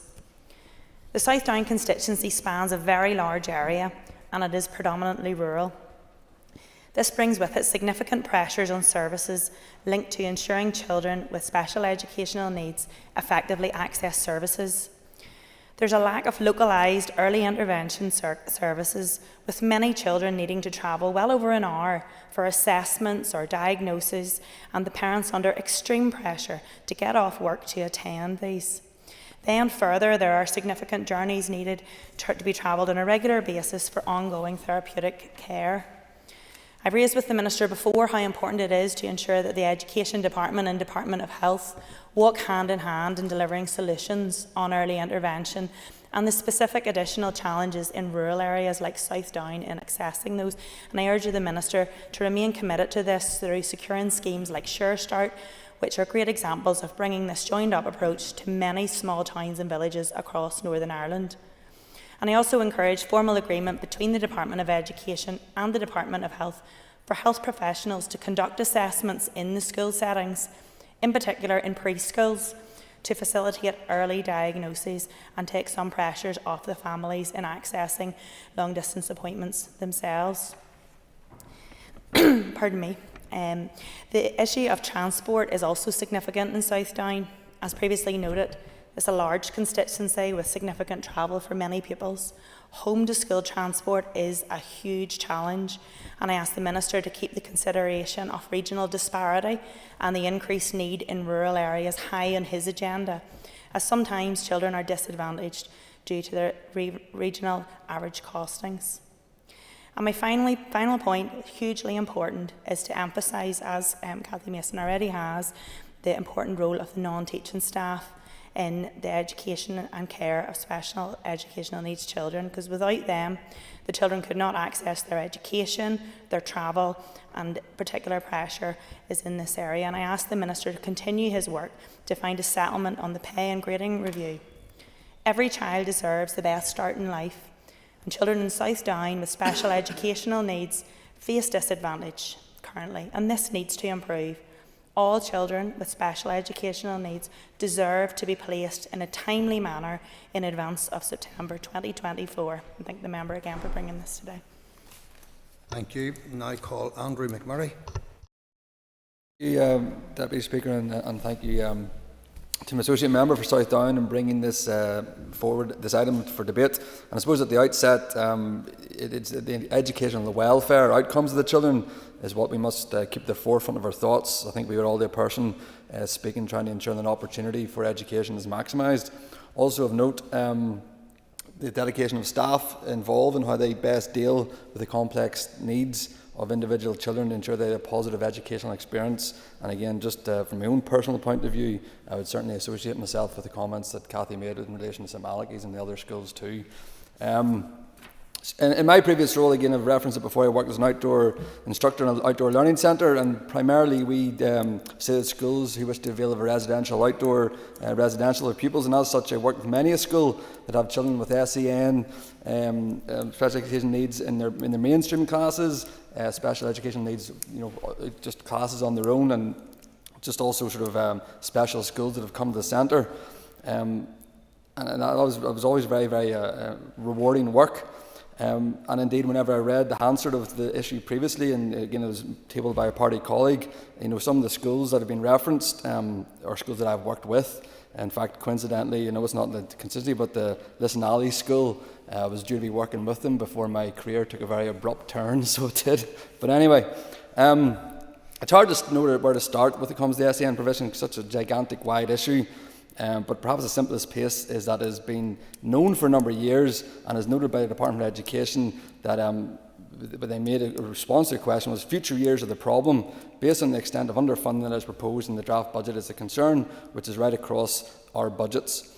But this underinvestment in special education with complex needs has been commented on since 2009. Indeed, I have a constituent whose professional career has been involved in special school education system, and these issues have been highlighted to me for a long time, and is with the best intentions of providing education for children with more complex needs expressed, the practical provision and training for this is sometimes lacking. Indeed, the first remark of one teacher of a specialist school to me in learning of the capital investment plan that the Minister recently announced was, well, this is good news, it's just a small matter now of getting the staff to work on it, so we do appreciate that.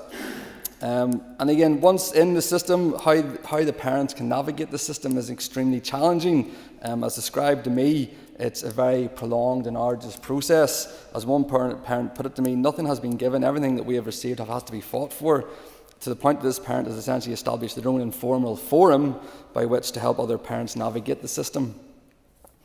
Again, there's a direct correlation between early assessment and gaining of a statement leads to positive educational outcomes for the child in question. And again, I quote, the insufficient access to education and psychology services has a negative impact on the early referral process. And again, the practical workings out of this is an educational psychologist, a school will receive that for a grand total of 22 hours per year, but yet a single assessment might take up to 9 hours to complete. So again, it's just a finite resource. Once that assessment and need has been established and accounted for, the process of getting the child to school can prove difficult. And again, as Diane Forsyth has already touched on, whenever the transport is not available and certainly the means to there is not available. Again, capacity within the system, we've touched on that. Schools which have had their numbers increased yet remain on a site that was not designated for such a number. Schools that have essentially reached capacity to the point where they can no longer accept new admissions, which in turn means children having to be transported out of their area in order to receive schooling adequate to their needs. Again, I suppose just finishing up here, Chair, I suppose like many issues, there does need to be an interagency and a cross-department working to achieve positive outcomes. So in summing up, inclusion and diversity are important for children within the education system. But to do this, they must be given the resources, training and funding. And the difficult part, given the pressures that we're under, is that we need time in order to get this right. But in conclusion, again, I thank the Speaker for Southdown and bringing forward the motion. And to reiterate, the outcomes for young people with these complex educational needs must be kept to the forefront of our efforts. And going forward, again, I look forward to working with my colleagues and other parties to help achieve this. Thank you. And I call Sinead Ennis. And I want to thank my constituency colleague Cathy Mason for bringing this important debate to the Chamber tonight, and thank everybody for their contributions so far. I want to echo what Cathy said in terms of this being a crisis in Seine, and it's not just a crisis in Southdown, although we are the headline, unfortunately the unwelcome headline when it comes to Seine. It is a crisis across the north, and I think only when we treat this as a crisis and only when we acknowledge that we are in crisis mode, can we actually begin just to really sort this problem out. Because too many young people and their parents in Southdown and across the north are being failed by the current system. And the recent reports, as I said, that Southdown was identified as an area under the greatest pressure in terms of special educational needs provision is unfortunately not news to me or to any of my constituency colleagues here or to the families that come to our offices desperately seeking help at their wits' end. This is causing massive stress and worry for families across South Down because they are not getting the support for their children that they so desperately need. And this should be a concern for the Minister. I know it is, and a concern for us all as well. Young people with special educational needs in South Down and their families must have access to properly funded and first-class support services. Currently, as I said, in South Down, that is not the case. As we approach September, the Department must offer children with special educational needs a school place on time.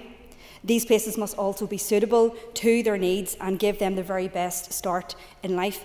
The fact that we, and people will know this, that we come September, when the term has started, and we're dealing with families whose kids have still not been placed, and the trauma and stress and worry that causes is wholly unacceptable. Despite the pressures facing the special educational school system in South Down, as many members have said, we are lucky to have a number of schools providing top-class services to meet the needs of pupils. From St Malachy's Primary and High School in Castlewellan to St Louis in Kilkeel, all offering excellent specialist provision for children within the special educational needs provision. But sadly, that is not enough to meet the current demand. It's fantastic that planning will begin on the new Knockhaven Special School, and this will be transformative for children with special educational needs right across South Down. And I and my colleagues will continue to work with all parties to ensure this vital project is delivered. And I want to acknowledge and welcome the Minister's recent announcement on the capital builds programme for special schools. And while it is wholly welcome and we do support it, it is a long-term project, and it will be little comfort to families who are still unsure whether their child will have a place come this coming September. So more needs to be done to ensure our special educational school system meets the needs of children and their families. And Sinn Féin have constantly called for an overhaul of the SEN system to ensure it meets the needs of children and families, and we must ensure that SEN is a priority. I would urge the Education Minister to work with the Health Minister and others to transform SEN services so children in South Down and right across the north have their needs met properly. And I think if the Minister takes nothing away from this debate tonight, only this, I would echo the call again for him to adopt a SEN first approach, to acknowledge that there is a crisis in SEN provision and to direct the necessary resources to rectify this situation. Only then can children and their families who need SEN provision truly be served. Thank you. I call Cara Hunter. Mr Deputy Speaker, and firstly I'd like to thank Cathy and her party for bringing this important adjournment debate forward, and today I welcome the opportunity to speak as SDLP spokesperson on education. And to begin by paying tribute to the tremendous local organisation of the parents within SEN Reform NI, who have just been incredible despite only being established less than a year ago, but have provided such incredible advocacy and support for parents and guardians of children who have special educational needs. My colleague Colin McGrath has updated me on the great work that they are doing, in addition to what we've already heard at a committee level. We must recognise that the provision of special educational needs in South Down has taken a significant leap forward in the last few weeks with the announcement of a new school for Knockhaven Special School. If we do not recognise that, then we do a disservice to those who have campaigned, fought and worked for that service for many years. The news a few weeks ago that Knockhaven Special School has now been entered into the planning stage for a new school by the Minister, following a visit to the school, which Colin was proud to host, will be transformative for students, staff and associated families. Staff there are often having to deal with students who have the highest level of special educational needs, and the question becomes, where do pupils with moderate learning disabilities or mild learning disabilities attend school? So that's been a real issue within the constituency. Mr Deputy Speaker, we do not often have all the necessary data available, given that the Education Authority records numbers by council area and not by constituency. However, the data provided, which they have provided, details that across Newry, Mourne and Down there are almost 17,000 children with a special educational need or disability. So that is a really significant number. And for those pupils who have a mild to moderate learning disability, we see that they are often attending mainstream schools. And as a result, we have the ongoing consultation on specialist provision in mainstream schools and the associated consultation on specialist provision in mainstream classes, which will be undertaken. This process should ideally identify the services and infrastructure that is required in each school to ensure that all pupils' needs are being met. However, what I would ask of the Minister today is to answer how we can ensure that specialist provision classes that are delivered within our mainstream schools and settings, how they are fully integrated into the school community and not just seen as a space for those with a learning disability, but rather the right place to meet their needs and provide them with the right services. I would also say that when we are discussing special educational needs, very often the focus is on education, but we can't forget that those with special educational needs have a variety of health needs, and I've mentioned before in this House that's what's so important with our classroom assistants as well, because they are meeting those medical needs in the school setting. I have been very concerned recently to learn that there are only a small number of special education schools that have a dedicated school nurse in post. And this means that complex health needs are often met by school staff or classroom assistants who are not always comfortable in carrying out these roles. This is not a sustainable position, and there is work that needs to be done with the Health Minister to look at how we address this. So in conclusion, Mr Deputy Speaker, we all know that there are huge challenges across the North regarding special educational needs provision, but specifically, as you've mentioned there, South Down has a particular need. There is much work to be done. And there are positive indications of progress, as I have detailed, but I do look forward to hearing the Minister's response here today, and I thank him for being here. And again, thank you to Sinn Féin for having this today. Thank you. I call Nick Matheson. Thank you, Mr Deputy Speaker, and I would also like to thank Cathy Mason for bringing this adjournment debate today on what is a very important issue, both for South Down and across Northern Ireland. And I think I would just like to draw attention to remarks that have been made by a number of members in relation to the pay and grading review for classroom assistants and the upcoming strike action that is now facing our schools across Northern Ireland. I think parents across the whole region, but South Down, where we know there are particular pressures, will be very concerned. So I would just hope in the Minister's remarks he would maybe be able to just address what work is ongoing in terms of engagement with the unions to try and address that impending strike action that is coming, but also at the level of engagement with Treasury, so to see where we are in terms of securing the necessary resource, because I think there was universal disappointment that was not, the money was not found in the budget for that vital review, because if we don't have the workforce of our excellent support staff to help deliver SEND services, then we can make capital announcements, we can do many things. I think my colleague Andy McMurray said it's great to get a new building, but if you don't have the staff to deliver the service, it doesn't count for much.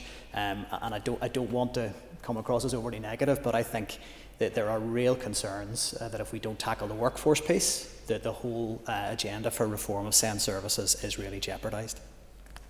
I was keen to speak in this debate as an Alliance Education spokesperson, but also as a constituency MLA whose constituency currently borders South Down and is soon to get quite a good chunk of South Down coming into it. So, sorry, Cathy, I'm sure we're getting all the good bits.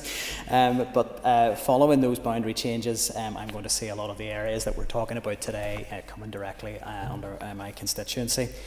But we know there are issues all across Northern Ireland with SEND provision, and access to places is under severe pressure for September 24, but we know that South Down has been specifically identified as one of those areas with particular set of pressures, and that was confirmed by the Minister to this Assembly back on the 30th of April in an answer to a question on that matter. And I do want to highlight the very welcome interventions that we've had from the Minister recently in relation to capital monies being made available in terms of that SEND capital programme. We've had lots of references to Knockevin Special School, which has outgrown its capacity at its two existing sites. And there was also a reference by the Minister made to the possibility of an extension at Rathore School, from which a lot of children in South Down would fall into the catchment for that school.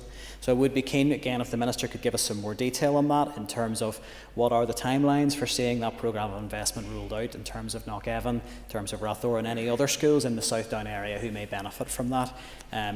We are all aware in the educational space there are very often announcements made around capital investment. There's photo opportunities at schools, but we wait many years for shovels to hit the ground, and we know that the budgetary position is challenging, so it would be great to hear from the Minister what he sees the timeline of that investment programme looking like over the next while.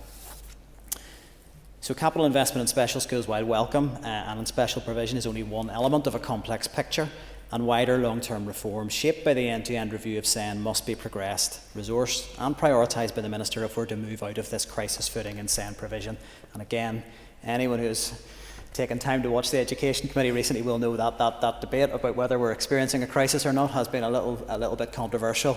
I'm not into scaremongering or trying to panic parents, but I think whatever language we use, the situation is serious and it needs to be taken seriously. So thinking about the pressures facing SEND provision in the medium to long term in Southdown, again, it would be really welcome to hear from the Minister today, and I thank him for his presence in the Chamber today, but just what assurances he can give around that reform agenda of the end-to-end review. And when are we going to see an action plan arising out of that? I think there is some concern that the review could drag on for many, many months. We really do need to see an action plan in terms of what delivery is going to look like. But of course we do have that immediate crisis, and it's facing us in September, which is getting closer by the day. And for parents across Southdown and more widely across the region, there is genuine anxiety about whether a place will be found for their child and if that place will be appropriate, and I think that is the crucial consideration.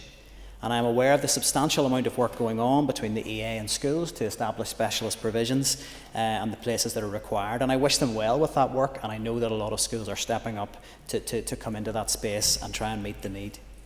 But families in areas of pressure and SEND like Southdown shouldn't have their child's placement dealt with as part of an annual rolling programme of an emergency response. The Department and the EA must get ahead of this issue, and the necessary planning and investment must go in so that we don't find ourselves in this situation again.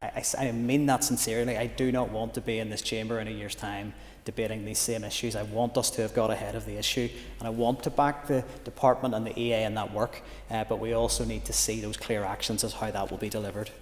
So we need to see the Department and the EA working meaningfully in partnership with health colleagues, planning effectively, so that we can, as the Department has rightly called for in recent weeks, get the right support from the right people in the right place at the right time. I think we're all behind that agenda, and I hope that we can see that rolled out in the weeks and months ahead. Thank you. All members who indicated that they wished to speak have done so, so I now call on the Minister of Education to respond. Minister. Thank you, Mr Deputy Speaker, and I am grateful for the opportunity to respond to the debate. And due to the increasing demand for specialist education provision, the situation for September of this year remains very challenging right across Northern Ireland. So thank you to Cathy Mason for bringing forward the adjournment debate, and to all of the members that have made a contribution to it. It has touched on issues that are relevant right across Northern Ireland, so my comments will touch on that, but obviously it is primarily focused on Southdown, and I'm not going to be able to go into some of the detail on the broader issues within this debate, but the Assembly has debated these issues, and I have spoken at length in the House, and I'm happy to do so in the future in that broader context. But let me just provide some detail on those wider issues. The latest Education Authority planning assumptions do indicate that almost 5,800 children with a statement of special educational needs require a change of or new placement for September this year, with almost 1,000 additional places needed to meet that demand. Now, members, there has been significant progress made by the Education Authority, working with my department, in agreeing solutions with schools to meet this demand through the creation of additional capacity in special schools and new specialist provision in mainstream schools classes. The Education Authority is working closely with sectoral partners and schools to build this necessary capacity into the entire system, and it estimates that some 140 special school classes and 100 specialist provisions in mainstream classes are required for September, with particular pressure again at nursery and primary 1 level. In an effort to identify existing capacity and readiness, my department recently asked all schools in Northern Ireland to complete a short survey detailing what resources and support would be needed to stand up classes for September and beyond. And I am delighted that there has been a very positive response to the survey, with over 700 schools responding to what was a very short window to do so. Many of those schools have indicated a willingness to stand up provision to meet the needs of children in their local community. The results of the survey are being analysed, and it will provide a solid evidence basis for ensuring that there are sufficient places in the education system, not just for September but beyond. And Mr Deputy Speaker, I will update the House further in terms of progress that is being made within weeks to this House. Additionally, the ongoing end-to-end review of special educational needs will inform the wider transformation of the whole system, ensuring that children with special educational needs have access to a high-quality education and receive the right support delivered by the right people at the right time and in that right place. Place being the operative word, it is vital that appropriate places exist for children with statements of special educational needs, and that those places are planned in line with the projected need. Therefore, my recent statement to the Assembly indicated the biggest step change to capital planning in a generation, demonstrating my commitment to an ambitious, far-reaching and long-term plan which will require sustained and increased capital investment of around £500 million over the next 10 years, leading to increased capacity for special education provision to ensure that every child and young person is happy, learning, they are succeeding in their educational journey. This capital programme will be transformative to the education system and lives of our most vulnerable children and to their families. And it is a priority for my department that planning for special educational needs placements move away from that reactionary year-on-year position to a strategic footing which ensures that the growing numbers of learners with special educational needs have timely access to appropriate education placements which meet their needs. So this process has already commenced with the publication of the EA's Special Schools and Specialist Provision and Mainstream Area Planning Frameworks in October of 2021 and the first ever regional plan for special education, entitled Planning for Special Education Provision, the Strategic Area Plan 2022 to 2027, which is commonly known as CSAP. The outworkings of CSAP will be captured in the Education Authority's Operational Plan 2, which is currently being developed and which will put the special educational needs learner at its centre. Improving strategic area planning for specialist provision is one of a number of actions that ensure there are sufficient places for children with specialist needs. For example, improving sustainability across our entire school estate, end-to-end review of special educational needs, the development of an inclusion policy, the recent announcement of a bespoke special educational needs capital programme will all collectively deliver and secure a better future for all of our children with special educational needs across all of Northern Ireland.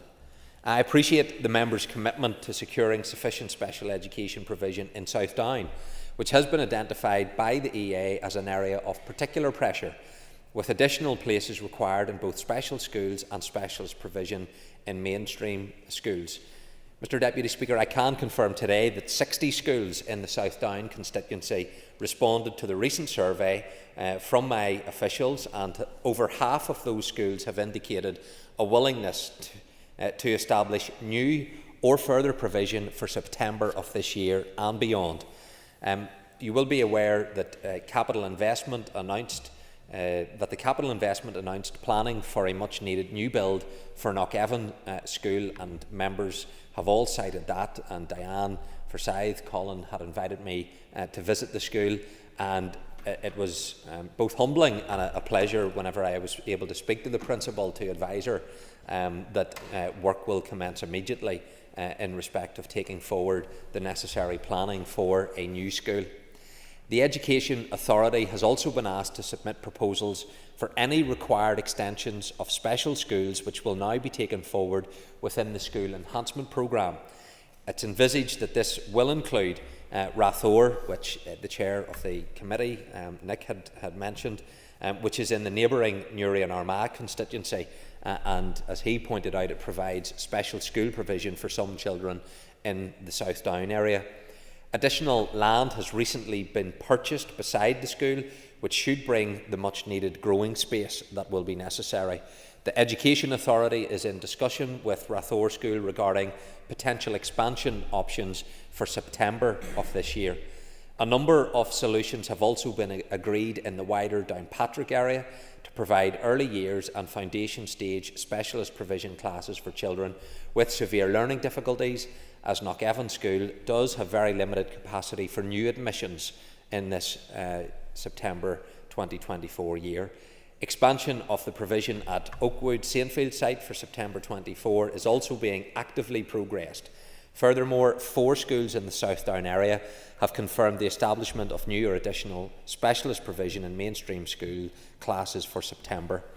So I do want to assure the members that I do, of course, recognise the challenges in the South Down area, but equally I want to commend all of the special schools which members have all spoken highly of in educating those children for whom mainstream would not be suitable, and all schools that have embraced the opportunity to establish specialist provisions to reflect the needs in their local community and which enhance the entire school community through the inclusion of our most vulnerable learners.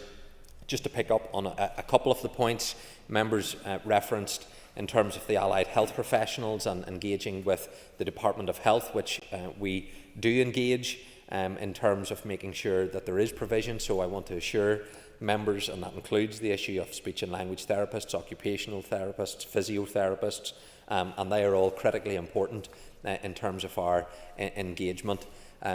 Again, I want to agree with members and associate myself with their remarks in paying tribute to our support staff who carry out invaluable service to those most in need. In terms of the pay and grading review issue, obviously the budget that was agreed by the executive and will come to this House in a number of weeks highlighted the desire to seek a resolution to the pay and grading review issue. I supported the business case. The Department of Finance has approved the business case. I have asked the Minister of Finance to engage with the Chief Secretary of HMT in terms of the Treasury, and the Minister for Finance will be engaging with the Treasury to try and repurpose funding which is available in future years. Obviously that is a matter for the Finance Minister to engage with the Treasury in respect of that issue, but we are continuing to try and find a resolution. My Deputy Permanent Secretary has met with the trade unions now twice. I obviously do not support strike action. I hope all members in this House will join me in saying that we do not support strike action. The strike action will lead to the closure of special schools, and it will be those children who are the most vulnerable that will bear the brunt of strike action. And so I would appeal to the unions not to proceed with that. The Education Authority is the employing authority in respect of the staff. They have asked the unions for a derogation in respect of the strike action so that it doesn't impact upon the most vulnerable in terms of the measures that are being taken. And I would appeal to the unions that they should provide that derogation whenever it comes to the most vulnerable in our society. So I would hope that they would listen to that. I have also engaged with the Education Authority Chief Executive today. I have engaged with the Chairman of the Education Authority to make sure that contingency plans are being put in place so that we mitigate the impacts of the strike action. There are also examination periods taking place, and we need to ensure that measures are in place that they can proceed. So as we continue to try and resolve this situation, I don't believe it's appropriate for strike action to be taking place in respect of this issue. So I will seek to continue to update members in respect of this issue as events take place in the days and weeks ahead. Turning just to some of the other issues, there obviously has been a debate about it being a crisis. I'm very clear that for a family that does not get a place for their child in September, that is a crisis for that family.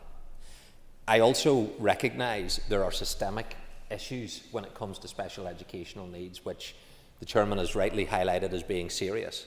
That's why, from taking up office, I have sought to put in place measures recognising the challenges so that we can get ourselves on the front foot. And I've outlined some of the measures that we're taking, not just in the short term, but also so that we are getting ahead of these challenges in the long term. And there is a number of work streams that we're taking forward to try and put us in proper shape in respect of that. So this is something that has my attention. It is a priority.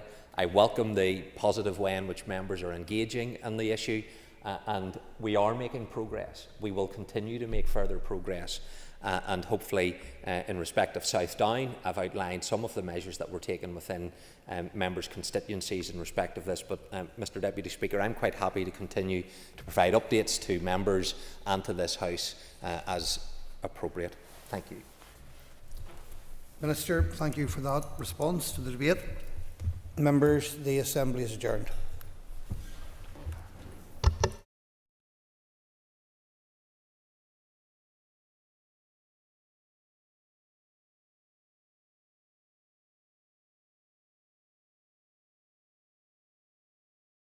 Assembly Chamber.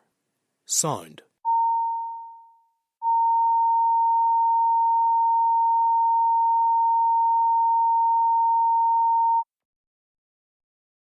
Assembly Chamber. Sound.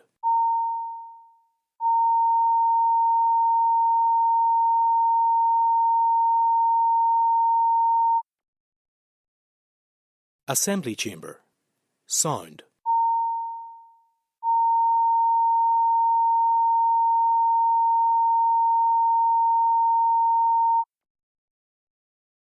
Assembly Chamber. Sound.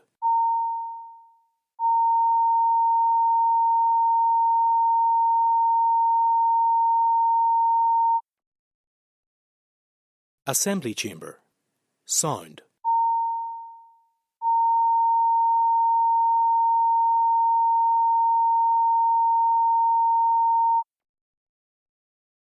Assembly Chamber. Sound.